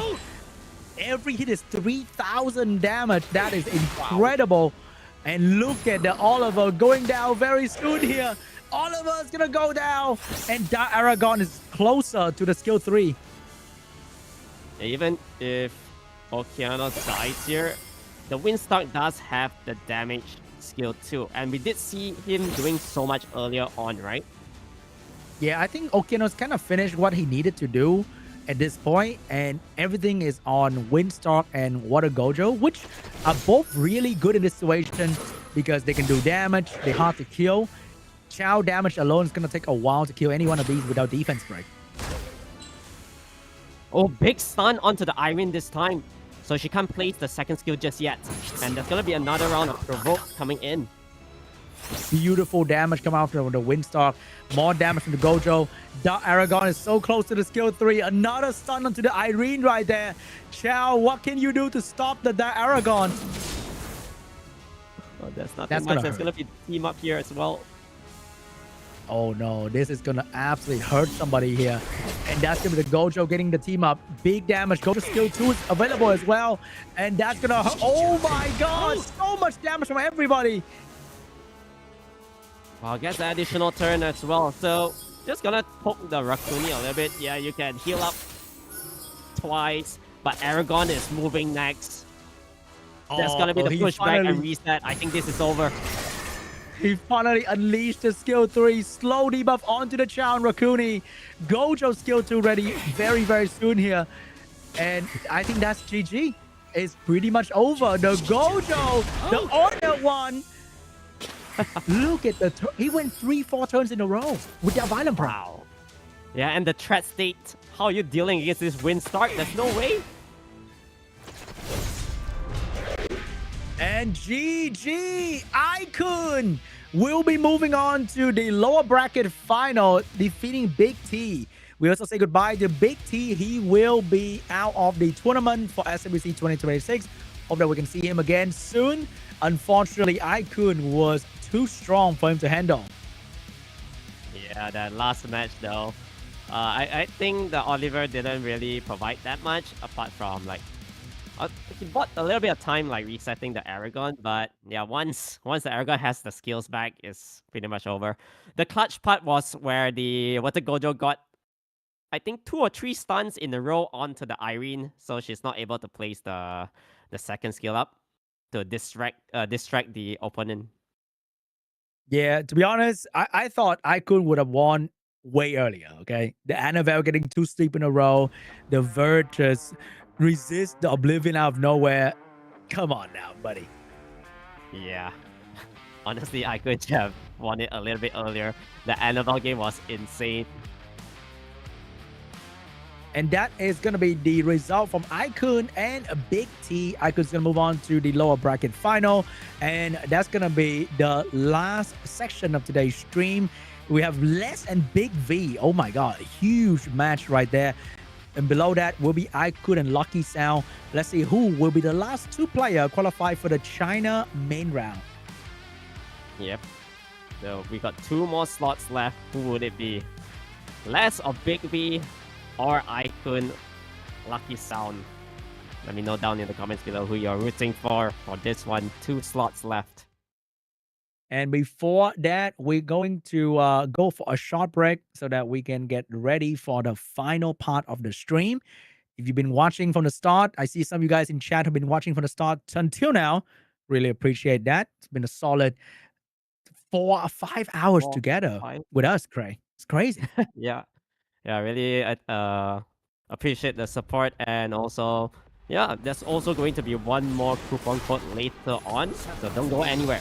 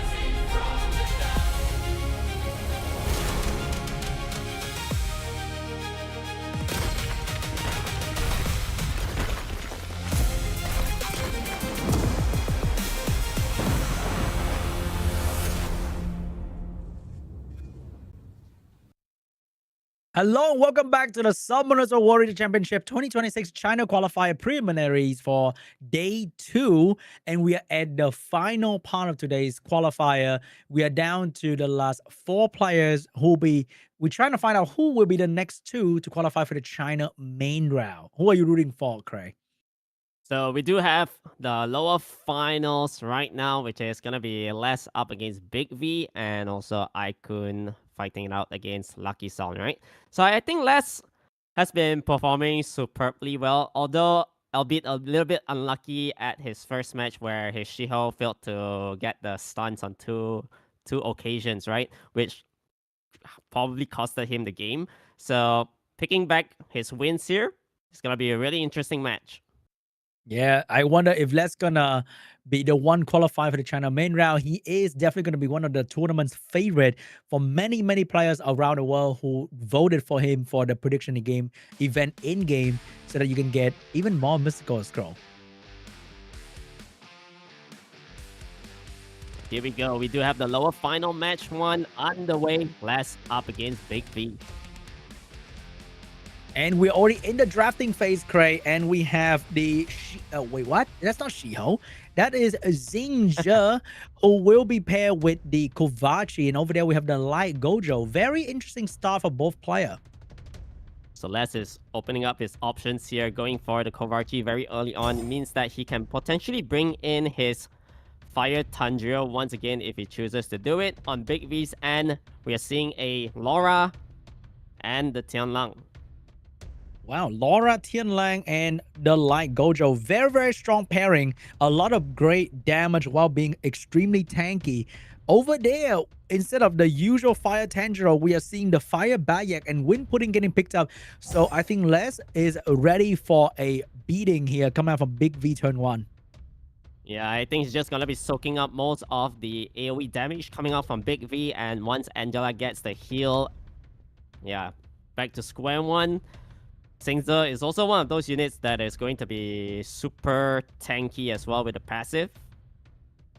Oh, Masha's going to get paired up with all these buff strip and speed buff here. And lastly, what is it going to be for Big V? It is going to be a segment. I think that is going to be the counterplay for the Kovaci trying to reset that unit. So a lot of damage control from Big V. And last pick for Les, seeing no wind unit and 2 fire, Chow will be the last pick. Chow is looking really strong here because it's going to be tough for this Masha to kill off that unit unless Masha gets like double crits, things like that onto a water. So potential force ban looking at this Chow. Oh, Chow's going to be locked in, and that's going to be a scary unit for Big V to consider banning. So what is it going to be? Is he getting rid of the Wind Pudding? It is going to be the Chow and the Masha. So Big V lost a big damage burst source, but over there Chow's gonna be gone, so you don't have to worry about like that end game Chow solo situation. So here we go. Segment needs to land the reset onto this Kovaci. Can she do it though? Oh, big question right there, Craig. And she did it. She did not get stunned by the Wind Monkey as well by being fire pretty much. And now big damage coming out from Big V.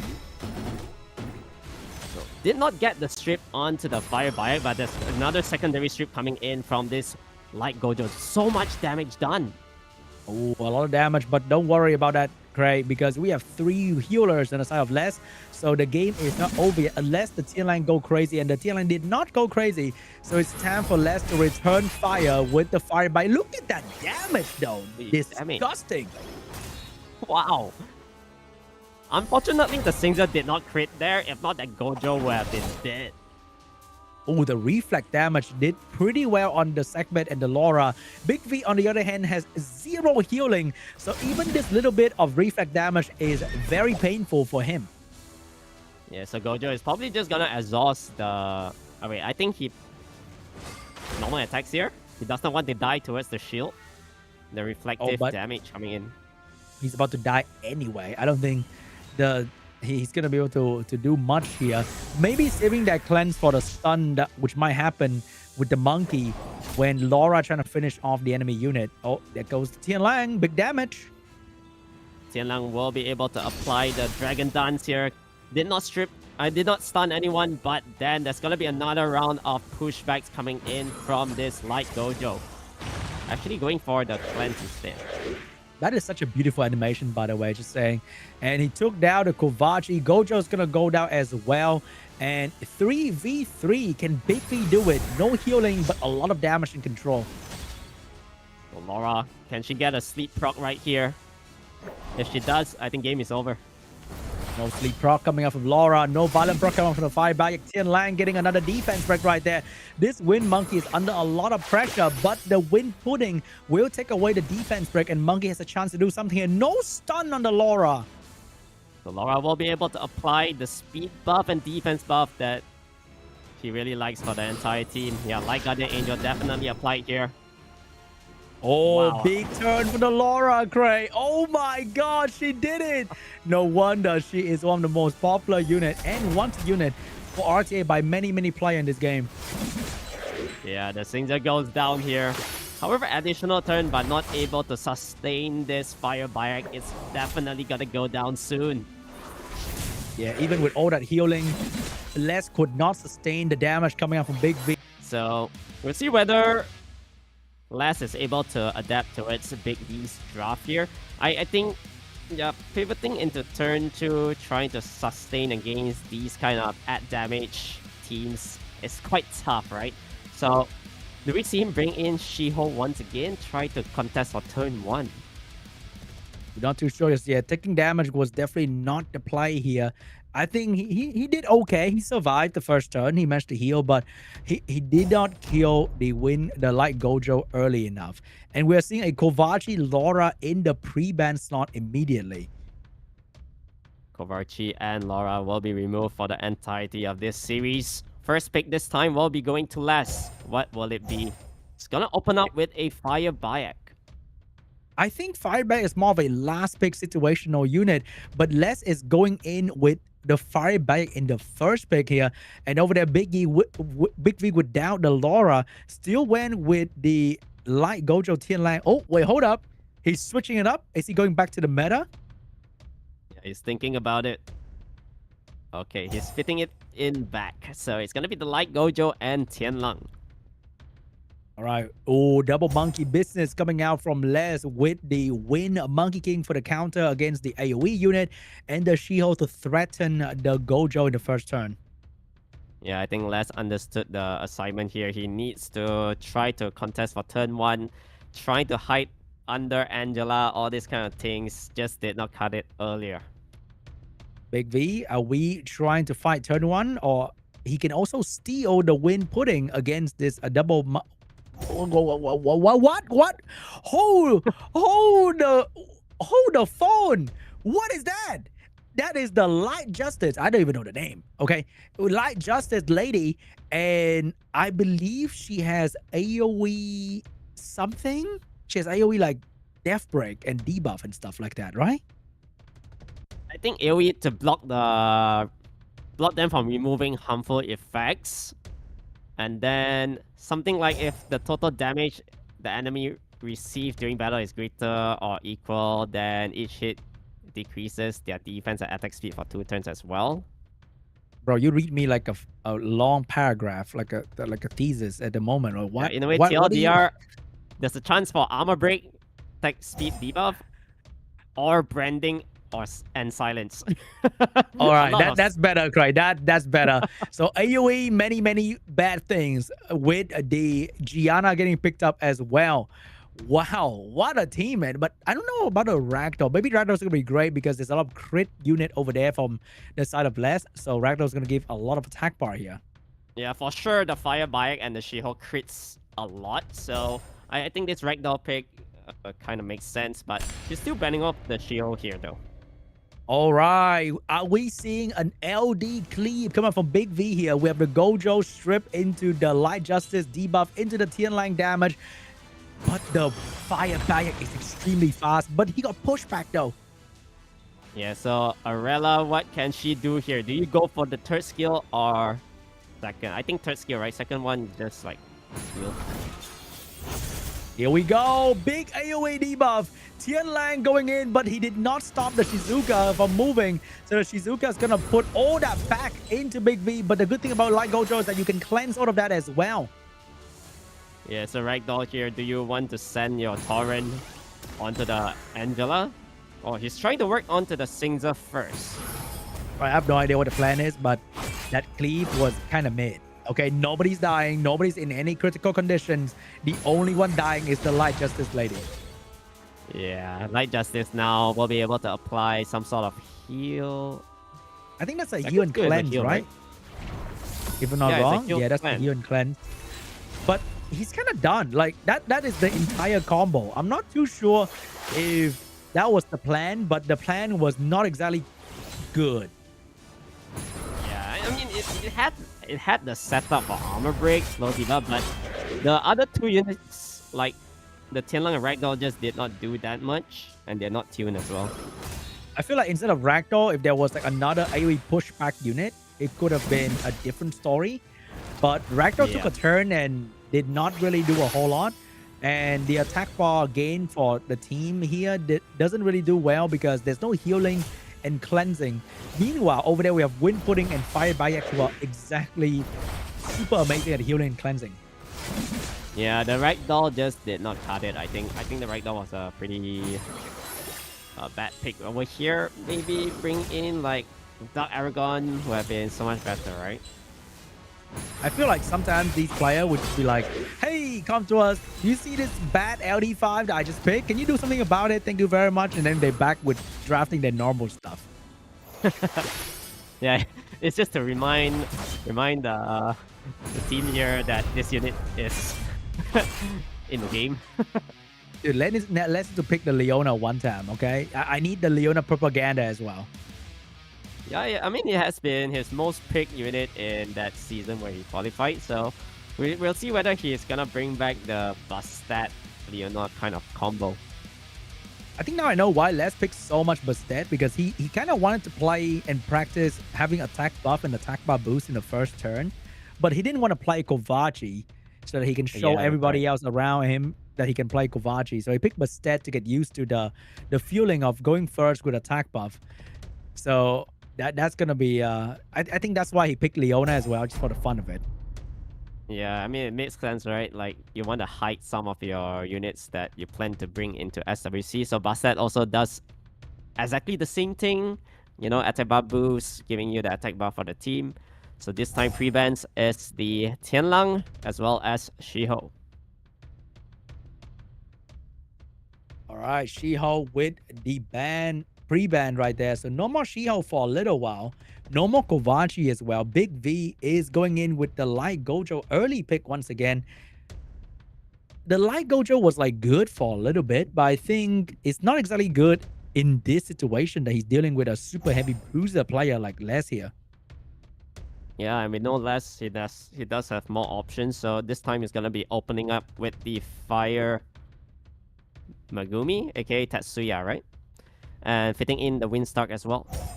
Oh, Les back with the meta here with the Fire Megumi and Windstalk over there. Big V is trying to speed contest someone that is not doing that. So I'm not sure about a Yonhong getting picked up right here. I think he should be locking more high impact unit instead. Yeah, it just doesn't synergize that well, right? On one hand, you're going like AoE cleave, and then suddenly you got some single target damage dealers here. Try and get turn one. Oh, we got the Masha getting picked up right there for the damage. The Masha is definitely not a bad idea into the Fire Megumi and the Stark. So I think over there, I'm smelling an Annabelle soon coming out from Les to shut down these very aggressive turn one unit. Oh, okay. I haven't seen that in quite some time. Yeah, Abilio is pretty good here to cut in between to heal up the entire team. And he's also going to be bringing in the Water Gojo as well. Man, Water Gojo is so popular in China. It seems like every other match, there is a Water Gojo getting picked up here. So Water Gojo is going to be a very strong threat for Big V because he cannot kill that unit immediately with the Masha or anyone else on his team at the moment. Yeah, I think Water Gojo is really solid here. Bringing in this water Aragon, yeah, I mean, you're allowing this Gojo to like steal your immunity and stuff. Here we go. We got, oh, Big V with the Geo. I think that is the first Geo we've seen so far in SWC. The unit can cut in between, put on Karma, defense break. Very good into the water Gojo, surprisingly. So that is a good, flexible draft coming out from Big V. Yeah, and I think it's gonna be a force aspect ban onto the Geo from the looks of things here. Bringing in this Chao. Yeah, Chao is looking really strong against those other 4 units. Yeah, we might be seeing I think we might be seeing a Belial ban so that you don't have to deal with a healing source. And it's going to be a Geo ban, but it's going to be a Windstark ban. Big V, main damage is the Masha against 3 water. I'm not too sure about this one. Oh, I don't see how Les is losing this, right? I mean, okay. Unless the Masha gets insane crits onto water, that's not gonna be happening. Yeah, I think that is happening anytime soon, but this is Summoner's War. If Annabelle can sleep 2 turns in a row when she need it, then anything can happen in Summoner's War. So here we go, guys. For real. Water Aragon and Masha, can they do it? So Masha needs to continue working. Oh, big damage done onto the Tetsuya now. Only able to steal the buffs coming in onto the Yonhong. Ooh, not exactly the good skill too right there. Could not steal anything come from the Masha, but he at least provoked the Yonhong, which is very important. And there's no healing coming out from the Yonhong right here. So Yonhong is probably going to go down to the Chao or the Abelio. Yeah, because there's going to be the second skill coming in from Abelios. The Wild Blow damage should be around like 10k. And Chao to follow through. Yeah, I don't see how this Yonhong is going to survive. Oh, Yon getting another hit right there. Water Gojo coming in with a skill 1, and Chao is going to finish her off. It's not looking good for Big V. Getting the additional turn to put the attack debuff as well onto this Masha. Yeah, Big V still struggled to kill his first target. Meanwhile, Les is already moving on to his second target here. Yeah, Abelio, no skills just yet, but I think, honestly, Fire Megumi did his job already. So just gonna go for the strip once again, gets it onto the Masha. It's gonna be dismounted here by the Chao. And I think that's gonna GG. Masha is gonna go down soon to the Chao, and there's no one that is capable of stopping that from happening. So a very, very good draft coming from Les right there. I'm not sure the Yonhong from Big V into another support. He forced the Masha to be the only damage dealer into triple water, and she could not even kill her own target from the start to finish. Yeah, I'm not really sure whether it was a Windstark ban over here. The Chao was so strong at the end, the last pick. Too good. So 2-1 lead for Les. 2-1 lead for Les right there. Les might be qualifying for the China main route here. He is one step closer to that ticket. Yeah, his drafting is on point, man. This guy doesn't really make any mistakes. Yeah, and he's definitely utilizing the enemy mistake for his favor. Here we go, round 4. So these are the 3 bans that we are looking at so far. The Laura Tianlang, Shiho, and Kovachi removed. What will it be this time? Oh, it's going to be a Lima and a Fire Megumi getting removed from the draft. No more Fire Megumi, but no more Lima. Lima is a very big unit. We haven't seen Big V using that unit. And he could have used a unit in the previous game instead of the Yonhong. But no more Lima for him forever. Yeah, and now Les will open up with the Viva Shell. Once again, Big V looking at the Gojo lead. I'm not sure if that is going to be enough here, because we've seen the Gojo not really doing a whole lot into a very bruiser heavy draft coming out from last. So maybe he's going to switch up to something entirely different. Oh, he's still sticking to his guns, the light Gojo, and bring in the Yonhong very early on as well. I think Les here can capitalize on that, just bring in very tanky units. You can bring in Fire Bayek. Yeah, I think Fire Bayek is super strong here, especially against Yonhong. The damage output on Yonhong is not that high as well. Oh, Wind Monkey and Fire Bayak over there. We got the Gojo and Yeonhong. Big V is trying to speed contest someone that is not speed contesting. So I'm not too sure about this one. Maybe it's going to be the Masha getting picked up once again here for Big V. Yeah, Masha seems quite good against the 3 units coming out from less. But he's going to go very heavy LD once again. So bringing in Doman as well as the Gianna. Oh, Doman is going to be very, very good here. You can't heal in the face of Doman, and Gianna is definitely going to be something that you have to consider Hagang for. He's going to go for the Josephine here, which has a shield to deal with the Doman skill 3. Also good into Gianna. And he definitely want another bruiser, and that's going to be the Water Zenitsu to enjoy all that stun from Gianna as well. Well, I think Les does have the best outcome draft to deal against Big V's full LD team right here. So it's going to be bringing in the Layla right at the end. Oh, I think Layla is not bad, and Layla is definitely a ban target here for Les. So he just have to deal with the Domain, and the other 3 unit I feel like don't really bring they can bring a threat to Les team. Yeah, I think with Big V's Layla, it means that he's probably banning off the Viva, right? Okay, Viva is removed. And let's see if the Doman can actually do it, or is it going to be a free win for Les here? Looking very good for Les, in my opinion. Yeah, Les lineup is looking really strong to counter this very heavy LD draft from Big V. So can this Yeonhong get the strip? Here we go. Yeonhong with the skill 2. Missed the strip on the monkey, but he has another second strip with the Doman skill 2 here if you want to use it. Oh, he gets it done, bro. He can apply that skill 3, and that might be GG to the Bayak. Yeah, thankfully the Doman didn't get counter stunned by the Singer right there. So very good opportunity for Big V to bring down this Fire Bayak early on.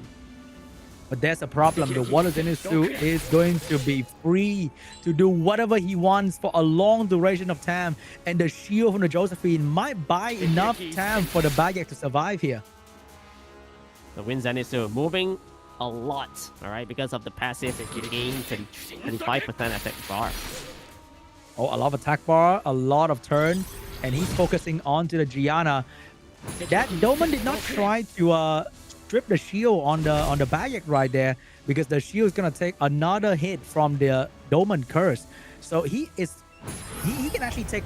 Oh wait, he went for it anyway. He's trading his unit, taking down the Gianna for the Fire Bayak.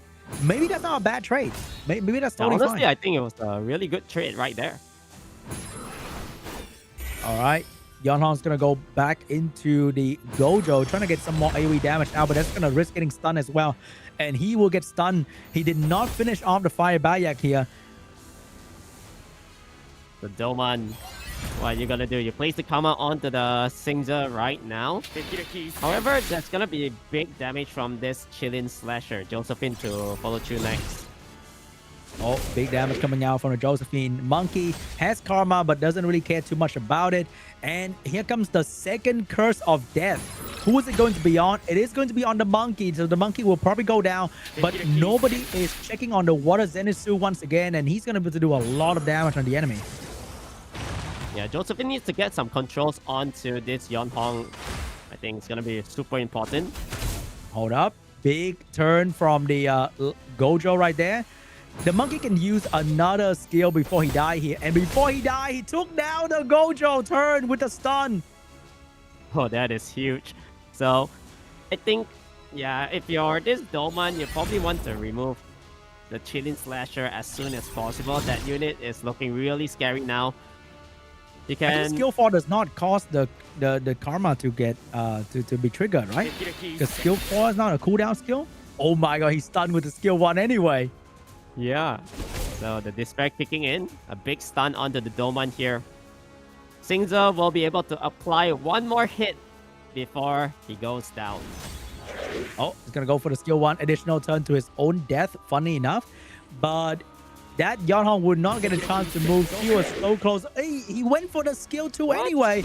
Get a stun, risking it for the biscuit. But because he get a full turn, he managed to go for another skill 1 or skill 4 here.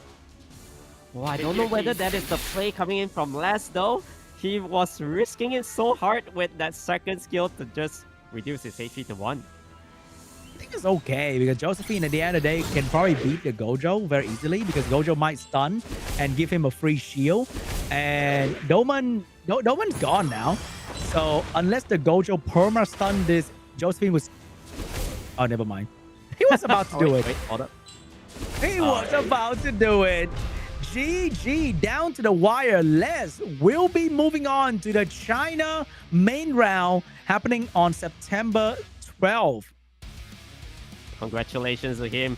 Finally, he came from the slums. I think, honestly, today, Les, in terms of drafting, it was really on point. Everything had, in terms of drafting, really well for him. It's just that for his first match, it was a little bit unlucky, but yeah, definitely pulled through at the end, making his way to the China qualifier. And what is Zenith probably one of the highest win rate unit today as well, being drafted by a couple different players and did pretty well in their respective matches. From Les to I think H.FROG also used a lot of water Zenitsu today. So very well played. Les, huge congratulations. And a lot of people in the chat definitely very happy about that as well because they probably voted for Les in the prediction event. Yeah, I think most people definitely for sure pick Les because obviously this guy is 2-time champion, right? So yeah, what a chilling slasher, man. Even yesterday, I think the win rate for it was pretty high. Indeed, the Mr. 2-time. But now we're moving on to the last couple of tonight or today. And that will be between, was it IKUN? I think that's going to be IKUN and one of the big guy. Is it big? Yeah, I think it's IKUN and LUCKYSOUND if I'm Oh, it's not wrong. LUCKYSOUND. Oh, no more big in the lower bracket. We have Big UG and I think earlier it was like Big V. Oh no, Big V just lost right there. Was it Big T that qualified? Yeah, Big T. Big T. Yeah, Big T qualified. And we have now last IKUN and LUCKYSOUND in the second part of the lower final. Who is going to be the last one to qualify for the China main round? We shall find out very soon. Literally one more slot. Then we can finalize the China qualifier main round. After this, we will have the China bracket draw stream live for you guys to watch as well. So we can see who is going to fight who in the China main round with the draw being done at the end of the stream. Yeah, so make sure to stay tuned all the way to the end, right? And yeah, we'll be able to see the bracket coming in for the China qualifier in Xi'an on September 12th. So lower final match. This will be the final match that we have today. IKUN up against LUCKYSOUND. Here we go. Oh, starting off with the Windstar over there, we have the Dark Aragon and the Viva Chair getting picked up immediately. Two most popular LD for SWC at the moment. We see these units all the time so far in all region. And IKUN is going to go for this Daisy once again. I really like this pick. And fitting it in together with the Song Zhang Lao. I think LUCKYSOUND is one of those players who loves to go full LD at the start of his round 1, right? So we'll see whether he's gonna continue with that. IKUN going with the cleave though. I like that a lot. He has this like debuff cleave thingy, and then he has this Warrior on Yoki stuff as well. Very cool. But I think he might want to lock in Heigang to counter the Chiwu here. Yeah, I think Heigang is gonna be pretty nice on his end. Yeah, okay. Yeah, IR is also looking kinda decent if you ban off the Viva, right? So we see about 9 seconds left. Not too bad. Any debuff can turn to damage for the Windabara. And last pick for IKUN is going to be a Reshion. Wow, that is unexpected. Seeing 2 fire unit, bro picked up 2 wind unit, and Erechion doesn't exactly have damage as well, but he definitely need a strip for his Dark Monkey King and the Windstar. Right, so finalizing his draft would be that Atna. So a very heavy wind draft coming in from IKUN. From the looks of things here, Erechion, the Daisy doesn't really provide much damage. Yeah, it's literally just some strips here and there. It all boils down to whether the Wind, Stark, or Songzala do work, alright? And the Nobara is going to be banned now. We have the Dark Aragon banned now, which means I could accept the Ethna to stun one of his unit. Oh, that Etna is looking really scary.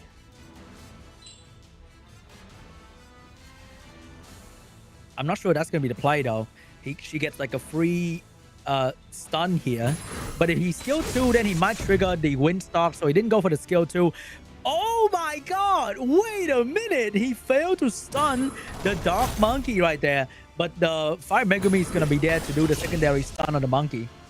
Oh You my kidding me? lord. Wow, the additional turn to go for the Summon Clouds. Now, what can this Chiru do? You gotta land your glancing. Oh no, if the Windstalk crit on the Ethna is instantly over for the Ethna, can he do it? Oh wow, he played it safe. He played really safe, but wait a minute, what can this Viva Chair do? I think he's gonna skill 2 on one of the unit that's about to die here. Oh, the anti-cleanse from the Dark Monkey stop him from cleansing the stun on the Fire Megumi. Yeah, the anti-cleanse was pretty good. So now, with this glancing, can this monkey get a crit? Okay, he's trying to work onto the Fire Megumi first. Yep, with the Fire Megumi off the field, I think the Windstar is going to be really, really strong here. Wow, the armor break coming in from Daisy as well. All right, can this stock do it? Will he send the AoE or is he going to pray for Violent Proc here? He sent the AoE, could not kill anyone. Yeah, not able to bring down the Etna just yet, but I think it's safe to say the Etna is gonna go down soon.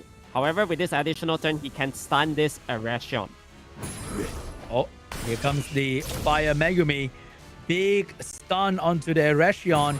And can this Viva kill the Windstar with a snipe? He boosts the Windstar attack bar, but he boosts the Ethna to finish off the Windstar. It's not over yet, however. All the units on the side of Lucky Sound is pretty low. So he gets the armor break onto the Fire Megumi. I think this normal attack probably kills, but Etna will be moving next. Yeah, Ethna with a skill 2 available is definitely going to be a very, very strong unit here. She also has skill 3 available after this rotation. So someone's going to get stunned, and that's going to be the Erection.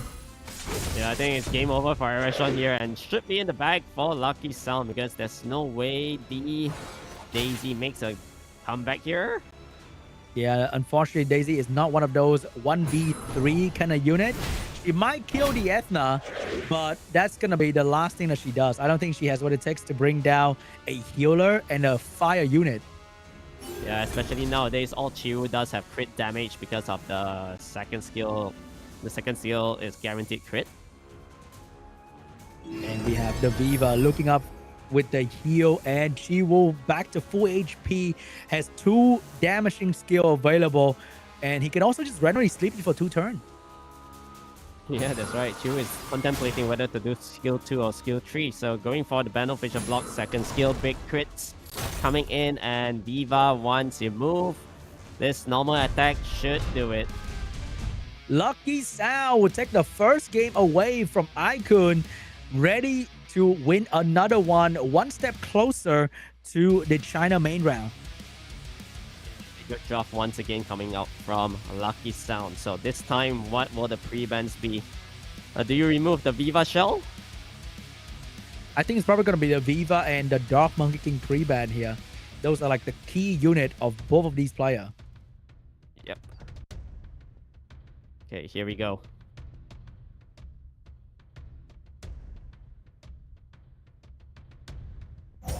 Both sides taking it through. Pre-bans will be locked in. It's the Light Hwarang and the Viva Shell. Oh, we got the Hwarang pre-ban. So Lucky Sound will still let IKUN play with the Dark Monkey King. Maybe he hasn't figured it out. He's ready for the IKUN Cleave team. That he's not very afraid of that. Yeah, so Lucky Sound is gonna open up with this Dark Aragon, and we're seeing a Sigrid coming into play. Oh, IKUN switching up the strategy, going from AoE control to single target damage.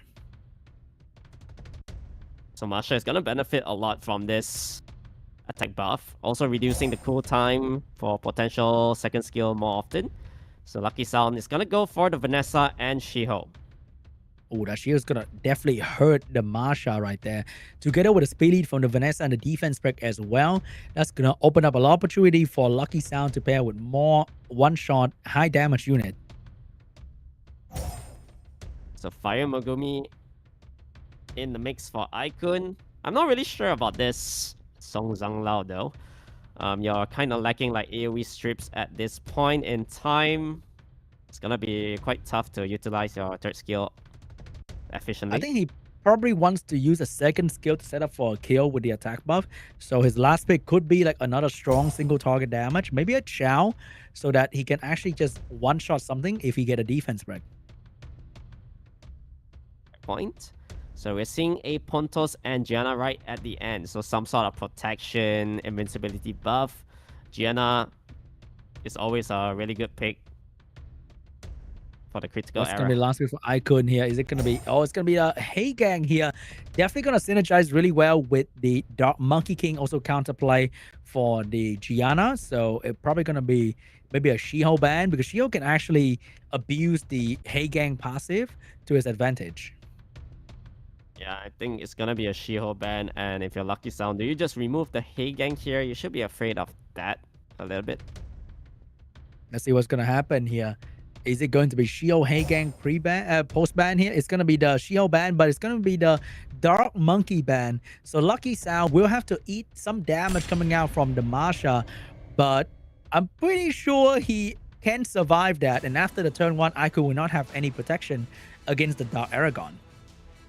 Yeah, but Marsha and Hey Gang, yeah, Marsha will be able to sustain pretty well here because of the immunity that he gains every single time. All right, let's see if the Fire Megumi can get a good strip for the Marsha to one-shot here. Fire Megumi is going to get... Oh my god, you cannot ask for a better strip defense break out of this Fire Megumi. That is unbelievable. And Vanessa gone immediately. Wow, that was so clutch. Like, considering the armor break to land from the Fire Megumi is pretty low, and he got the stars aligned. The stars aligned. Even for the Hey Gang stun, the Pontos allowing the Fire Megumi to go into the Gianna right there. So this guy's going to push back a little bit, but I think the Marsha is going to send somebody home very, very soon. Yeah. There's no way to bring down the Marsha here. I felt like you kind of needed to ban off this Hey Gang, right? Hey Gang, especially if you're a Gianna user, you're always afraid of this unit. Oh, we got some defense break. We got the Pontos with the AoE protection right there. But Gianna will not be able to stun. She can bomb though, but the fact that she can bomb means she's gonna get out of her invincibility very soon as well. Yeah, who do you even bomb though? Right, with the bomb onto the Megumi, cannot use the skill 3, and she will be exposed to damage after this turn. Yeah, so Gianna down to last hit here. I think Fire Megumi should be able to kill it off. Oh, what if the Megumi stuns somebody here? Oh, That wow. is unbelievable. How did he do that? He slot in between the immunity and invincibility, stunned the Pontos, and I think that's kind of GG from here. Yeah, I don't see a way for this Marsha to go down, because now with no immunity on the side of this Dark Aragon, probably getting one-shotted if armor broken. Oh, Still you need to alive. get the silence, or else the secret will have skill 3 back up once again, and that will send both of the enemy home. Yeah, but now there's gonna be potential normal attack armor break from this Sigrid. Double resistance. I think Marsha probably has the damage to kill the Dark Aragon here. And Pontos, unfortunately, is also a simple support unit. He does not have the damage to 1v3. So this will be an easy game for IKUN. Yeah, definitely this one is in the bag for IKUN. I really love how they rune up their Hey Gangs though. You can see like all their Hey Gangs do pretty decent damage on the normal attacks. Maybe Hey Gang, speed crit rate HP kind of unit at this point. But this Hey Gang land strip on Pontos, also the spare stun on the Pontos, beautiful right there, so that the Megumi can switch the stun to someone else as well. Look up. Aragon finally going down here. Pontos, yeah, doesn't stand a chance, and it's 1-1. IKUN not going down easily, bringing the game back to square one here for the enemy. Is he going to have a comeback, or will LUCKYSOUND bounce back once again? IKUN is adapting towards the heavy kind of LD draft coming out from LUCKYSOUND, but this time obviously taking a little bit more RGB. All right, pre-ban for IKUN and LUCKYSOUND. I think it's time for the secret to go away. There's no way LUCKYSOUND is going to let IKUN get that unit. No, it is going to be a Shiho and a Dark Aragon ban. LUCKYSOUND was the one playing Dark Aragon, but now he's pre-banning the Dark Aragon. Yeah, because IKUN does have the opportunity for first pick, so I guess he was thinking that IKUN will be picking it for himself this time. I don't think IKUN is the kind of guy to pick Dark Aragon first, though. It's always been the secret kind of person. Yeah, that's right. So LUCKYSOUND kind of banned one of his unit this way. Yeah, he kind of shadow nerf himself at this point. So going for the Fire Megumi. All right, Fire Megumi and Dark Monkey King getting picked up here, stealing one of IKUN unit, or two of IKUN unit. I think IKUN is gonna be really comfortable bringing in this Tianlang and the Masha. This Masha has been working really well for him. Oh, Tianlang, but then Tianlang also nerfed the attack bar boost of the secret and also the attack bar absorption of Masha. And LUCKYSOUND somehow has a Camilla rune up. You are kidding me right now? He has a Camilla of all things runed up. Wow. What kind of rune deck I would do you never have expect to a rune a Camilla to Camilla? be rune up, right? I mean, people would use like standard generic Chow. This guy, he just feel like playing Camilla today. Yeah, like no way you have the rune quality, like the speed could damage HP rune left over for a Camilla on a rainy day like this. And Life Fern once again getting picked up here for IKUN. LUCKYSOUND might not like that unit. Yeah, oh my lord. A Velasca as well to fit at the end. Wow, IKUN, I didn't know you move like that. So many other drafts are coming out from this man right here. So not only he's very aggressive, he can also draft defensive unit and also a random Velasca to add some spice for the draft. Yeah, because from the looks of things here, LUCKYSOUND is lacking heals. The burst damage from Velasca is gonna be pretty good. So it's gonna go for the Chow right at the end. Oh, Chow looking really strong here, but Velasca is always kind of like a big question mark, right, Craig? Because she can just wipe the floor with the enemy team, and if you ban out the Water Aragon, there'll be no shield. But Camilla is the one eating the ban. How is that even possible?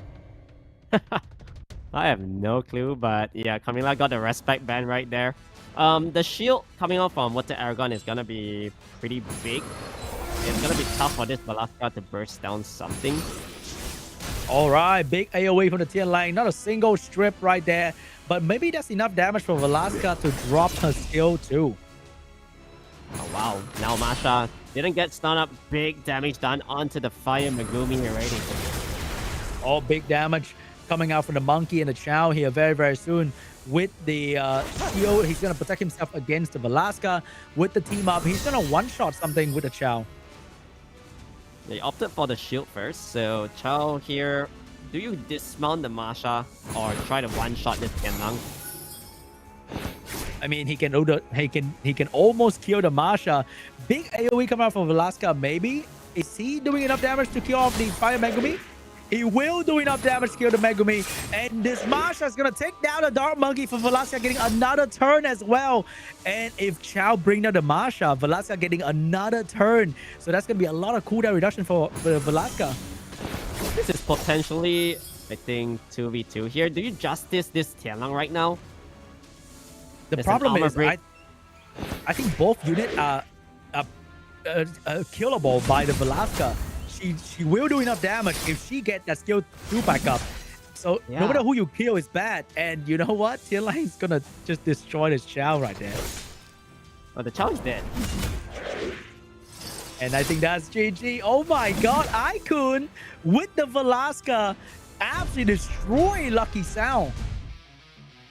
Yeah, I mean, he had a couple of instances where he could have just justice the Tianlang, but I guess he just wanted to kill off the Masha first. He was afraid of Masha. I don't know why, because you're water, right? I feel like the moment Velasca stayed in the field, it was already like a huge race to see whether you can kill, you can survive the Velasca or kill the Velasca first. Velasca took one turn and his team is half dead. Yeah, the Velasca burst damage is just too good. So match point. Match point for IKUN right there. He is going to try and get this win and move on to the China main round. We have 2 fire unit in the pre-ban. That is like half of IKUN draft. No Megumi, no Masha, no Shiho. This is rough, man. Yeah, but we'll see whether LUCKYSOUND is able to adapt to the LDs coming out from IKUN, because now he's flexing his Tianlangs, the Light Fern, all this kind of stuff. So LUCKYSOUND is gonna go for the Dark Monkey. Oh, Dark Monkey, and over there, Secret. I can't believe we get to this point without LUCKYSOUND banning Secret. Like, this unit has been boosting IKUN to the moon with so many different kind of draft right there. And we got the Windstalk, and we also know, remember, there is a Light Fern and Velasca for the last pick. So IKUN got some crazy last pick over there. Yeah, Light Fern and the Velasca, very solid picks. Light Fern obviously very good against the Song Zhang Lao as well as this Gianna. So I believe in some point we'll probably see that unit picked up. Yeah, that's an easy Light Fern last pick here. We still have a Gianna to deal with the Vanessa, and no, we need to have a Hey Gang to deal with the Vanessa and the Gianna here. But he got an early Velasca pickup. Oh my god, you kidding me? He's going in. He got Velasca and he got Light Fern last pick. He got Velasca and Hey Gang as well. LUCKYSOUND is not liking this. Yeah, it's really tough for LUCKYSOUND right now. He's gonna go for an Abilio. I guess you can say Abilio kinda helps out to deal against the burst damage coming out from Velasca. But if Velasca just nukes down somebody, then you can't even heal up your team. I mean, Abelio is also kind of vulnerable to Velasca. If you build him on speed crit damage defense, then he is very, very vulnerable to the raw HP removal style of damage from Velasca. With Okeano's last pick here, I think Light Fern looking pretty solid into the first 3 pick of LUCKYSOUND. Yeah, I think it has to be a Light Fern pick, right? Light Fern gains so much attack bar, providing the reflective harmful effect buff as well. And if you ban out, IKUN. if you ban out the Okeanos, there's no cooldown reset, so Velasca is going to be extremely scary. Yep. Oh, wow. I mean, IKUN, man. Bro is styling on LUCKYSOUND right here. He has so many different crazy LD last pick that you just cannot predict what is going to happen. Yeah, and this Beelzebub definitely is gonna be synergized with the Sigrid's attack buff, so just gonna be removing it here. Okeanos will be gone from the field as well. HP lead against speed lead here. Let's go. This might be a potential 3-1 coming in from IKUN. Here we go, guys. Let's see if the wind start's gonna be enough, or can he take down this Velasca early on? Not sending the strip. So Gianna is useless for the turn 1. Gianna gets an additional turn. Only can normal attack at this point. Now, Song Zhang Lao, do you try to armor break something here? Oh no, both his control unit are being controlled by the Windstar at the moment. And we have cooldown reduction for the Windstar, so he will get the skill 2 back even quicker. Yeah, it's not looking really good for LUCKYSOUND right now. So, Sending the glance on the 3. Oh, he missed the glancing on the monkey though. That's kind of a shame right there. Forced the Abelio to move, wild kill to happen. But now I think this is when the real damage of Velasca is going to come out. Yeah, a little bit unfortunate from that Abilio as well. He did not provoke anybody, so can't draw the aggression here. There's going to be a chance for this Secret to land an armor break. Failing to do so. Windstar with a Violent Pro getting another skill 2 in action here. I think that's going to be enough damage to trigger the Velasca. Yeah, Velasca should be able to pop this Gianna's first life. Oh, full turn for Velasca, doing crazy damage here. Good damage on with the skill 1 onto the Gianna as well. And this Dark Evo is going to finish off the Gianna, giving the Velasca another turn here. The Evo has to kill up the Gianna. Oh no, this Velasca is going to clean house. I have a bad feeling about this for LUCKYSOUND. LUCKYSOUND, this is his window of opportunity. The Wild Blow needs to do at least 20k. He needs to kill this Velasca. Can he do it? He did 24,000 damage. Not too bad. He is very close to killing the Velasca, but is that going to be enough? The Windstalk, remember, he will do insane damage if Velasca go down as well. So Windstar, who do you work on this time? Oh, the threat state is going to work so well against the Abellio. He cannot focus on this Velasca for a brief moment here. Yeah, imagine if this Hagen gets a stun onto the Vanessa as well. Okay, no. Oh, did not get a stun. So I think Velasca is probably going to go down here. But the game is definitely not over yet for IKUN. Yeah, so this Sigrid needs to land the armor break normal attack. Seems like his accuracy is a little bit low on this unit. Just when I say that, he gets the armor break onto the Vanessa. Yeah, not low enough, buddy. Oh, this Abellio, though. This Abellio is doing work on IKUN. Taking down Velasca, healing the team, critting on the Windstalk right there. Oh my god, this Windstar is being bullied by the entire enemy team. Can he do it, though? I think he will have a skill 2 available. If he cleaves the entire enemy team and he crit on Vanessa, oh, that is not enough damage. I think this is GG. LUCKYSOUND found a lucky break and demolished the Velasca. It's not over yet, though. This Sigrid brought down the Vanessa, and we know this Hagang is hitting really hard, all right? 6k with an attack buff only. Wait, you have a point. This Hagang is hitting like crazy. The heck? Yeah. Glancing debuff? Oh my god, it worked. The glancing debuff worked. The monkey's in trouble. The monkey is probably going to go down here to the Secret. And I think 1v1, who's going to win? 1v1? I think it's going to be a 1v1. Hagang is probably going to go down here to the Abellio skill 2. Yeah, Abellio needs to go for the burst. I don't think he you heal it? up, though. Is he doing it? He's going for the burst. He finished off the Hagang. It's going to be a 1v1. Can this Secret beat the Abellio, a self-healing warlord? The good thing about Secret is that she can defense break, so that's going to nerf the Abellio damage quite a fair bit. Yeah, so Abellio does have the heal here. Most Abellio speed stay around below plus 140, I think. So this Secret's going to lap this Abellio if she is given an opportunity. But oh my god! Oh, he could not finish off, but he will get a turn in between. And LUCKYSOUND will take this game. The Abellio draft was beautiful. Wow, that was so close, though. Went down all the way to the wire here. Both games are going to game. Oh wait, Big V didn't manage to get to game 5, but we are going to a game 5 between IKUN and LUCKYSOUND. Wow, game 5 for these two players. It all boils down to this one. So, last round's pre-ban, we've seen the Masha and the Fire Megumi removed. What will it be this time, though?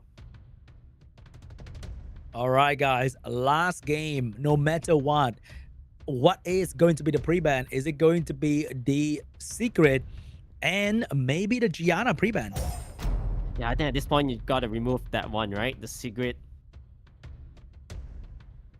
Oh, no more Windstalk, no more Fire Megumi, no more Shiho. Beautiful pre-ban set. I love it. We need more of this in every single match. And they are forced to pick their cool little LD unit. Wow, IKUN going for the Duck Monkey King right off the bat. So what will LUCKYSOUND do here?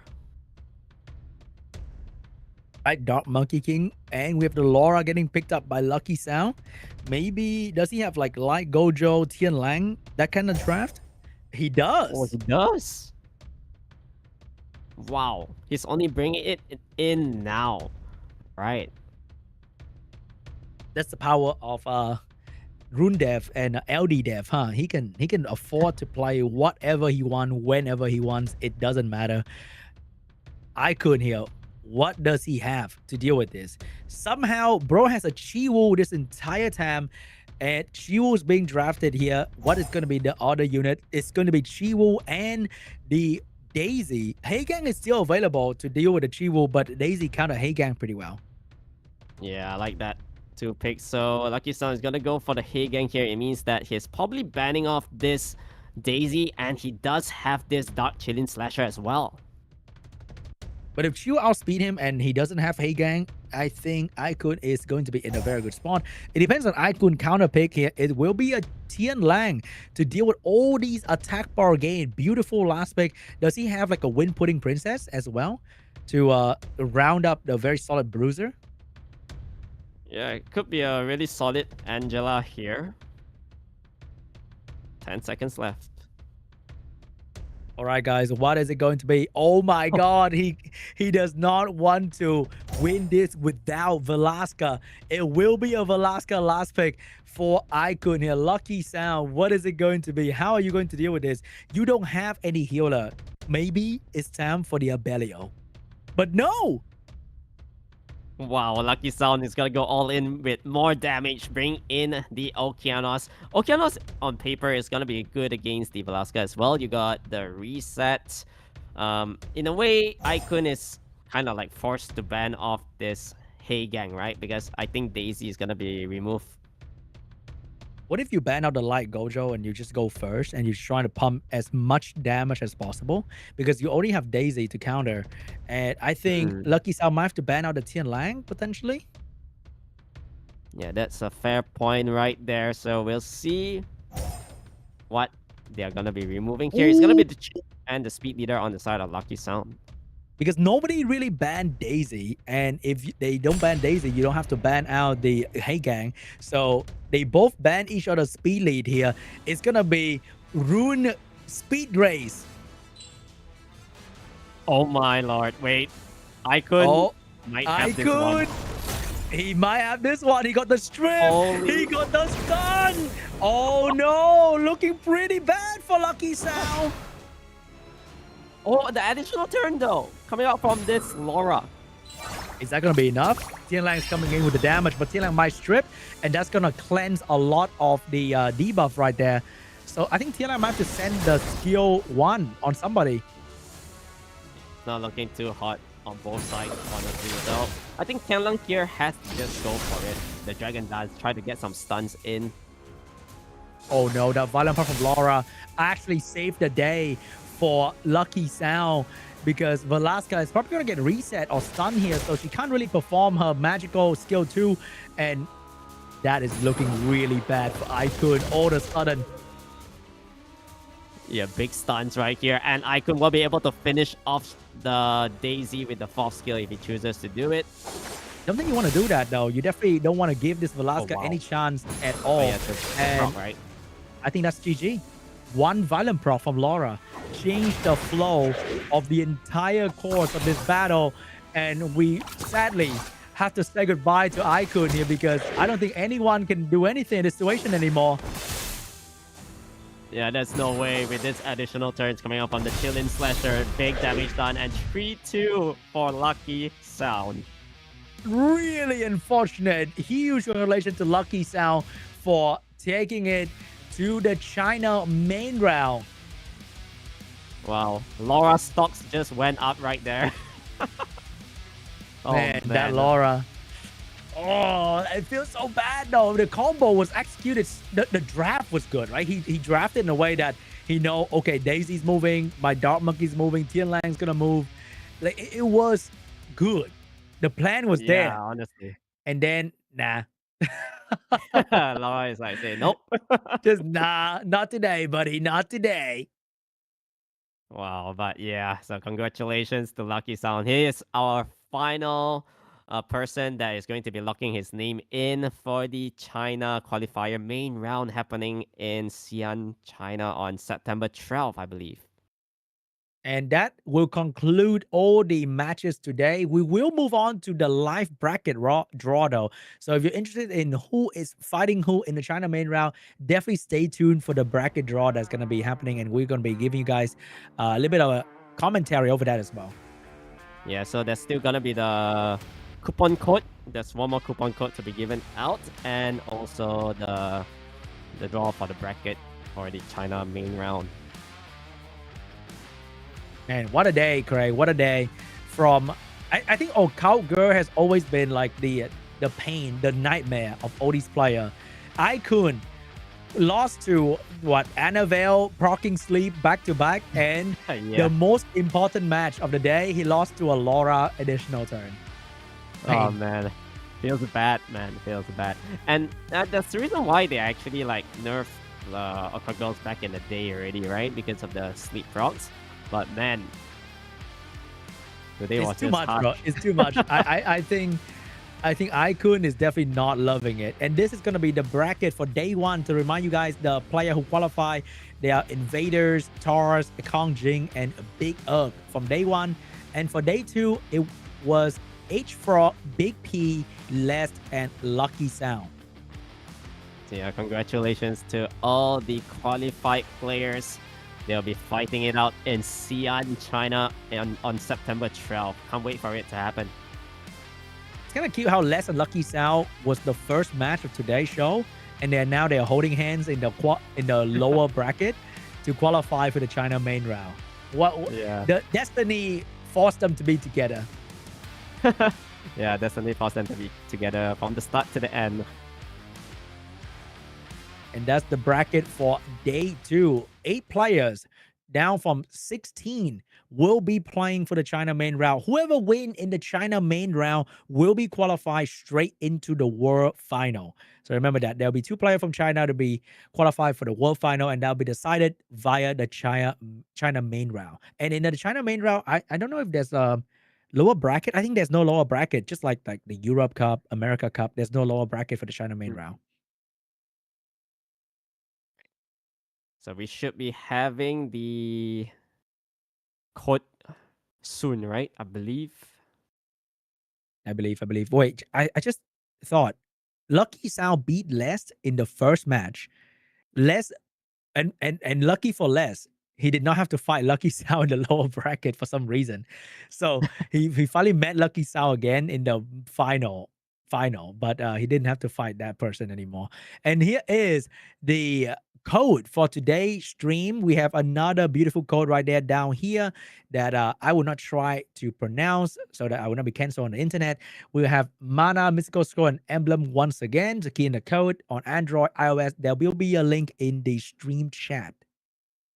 Yeah, so once again, make sure to collect this coupon code right now, right? You'll be able to receive 200,000 mana stones, 1 MS maybe, potential net 5 coming in, and 20 SWC emblems. Yeah, the emblem event is very big this year. So get all the emblem. You're going to get a lot more scroll, more LDs, and all the fun stuff. And after the highlight, we'll be back with the China main round bracket draw.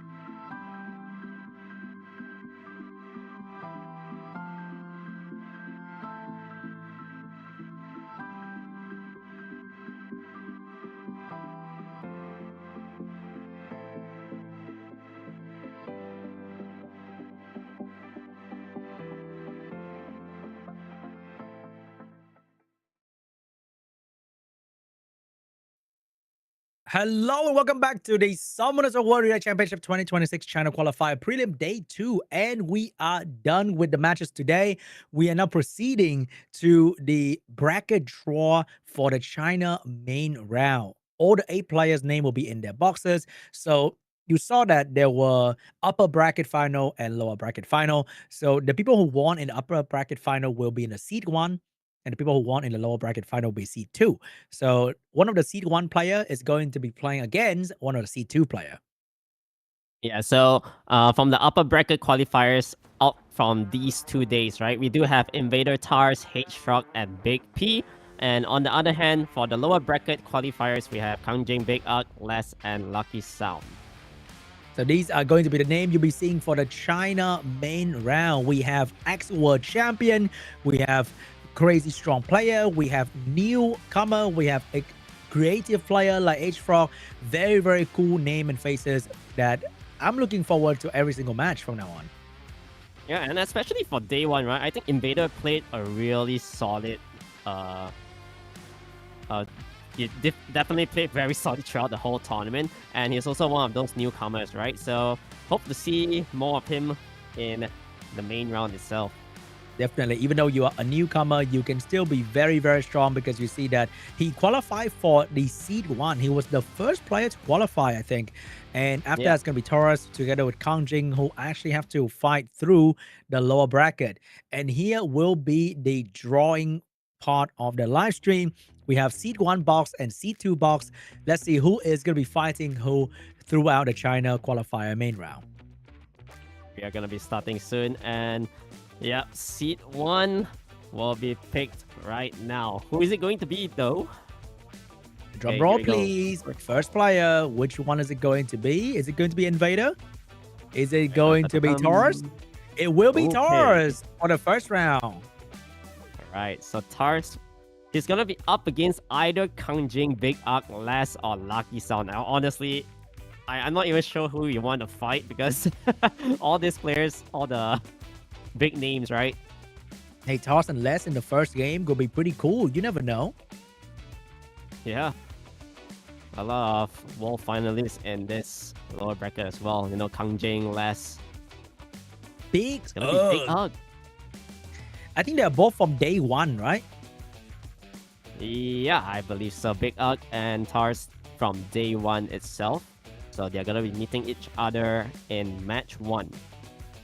All right, that's going to be match number 1. Let's see who from seed 1 will be playing from match number 2. Here we go. Is it going to be Invader? Someone from day 2, maybe? It's going to be H.FROG, the guy who picked Firestalk to destroy the enemy, especially the Firestalk killing the Windstalk. Very, very cool. Yeah, very nice drafting coming out from H.FROG today in general. So we'll see who his opponent is. Which one is it going to be? Is it going to be Les? For LUCKYSOUND. Oh, LUCKYSOUND is a tough opponent right there. Bro is specialized in very, very skillful. I can't. I need to stop. LUCKYSOUND, stay true to his name. I gotta say. Stay true to his name. He's the guy that Shiho from Les failed to stun twice in the first 2 matches of day 2. And also that Laura violent blocking right at the end. Oh my. Invader is gonna be the one playing match number 3. So it's only left Kangjing and Les at this point. Who do you even want to fight? Both of these players are so strong. And is it going to be Kangjing? Is it going to be Les? It will be Les fighting Invader. The one from the first day qualified for the main round first before everybody. Invader, he's fighting the Mr. 2-time world champion Les. Not a good time for Invader. A new challenger against 2-time world champion. Tough matches. Yeah, so we are left with Big P here, and he's gonna be facing Kangjing. Yep.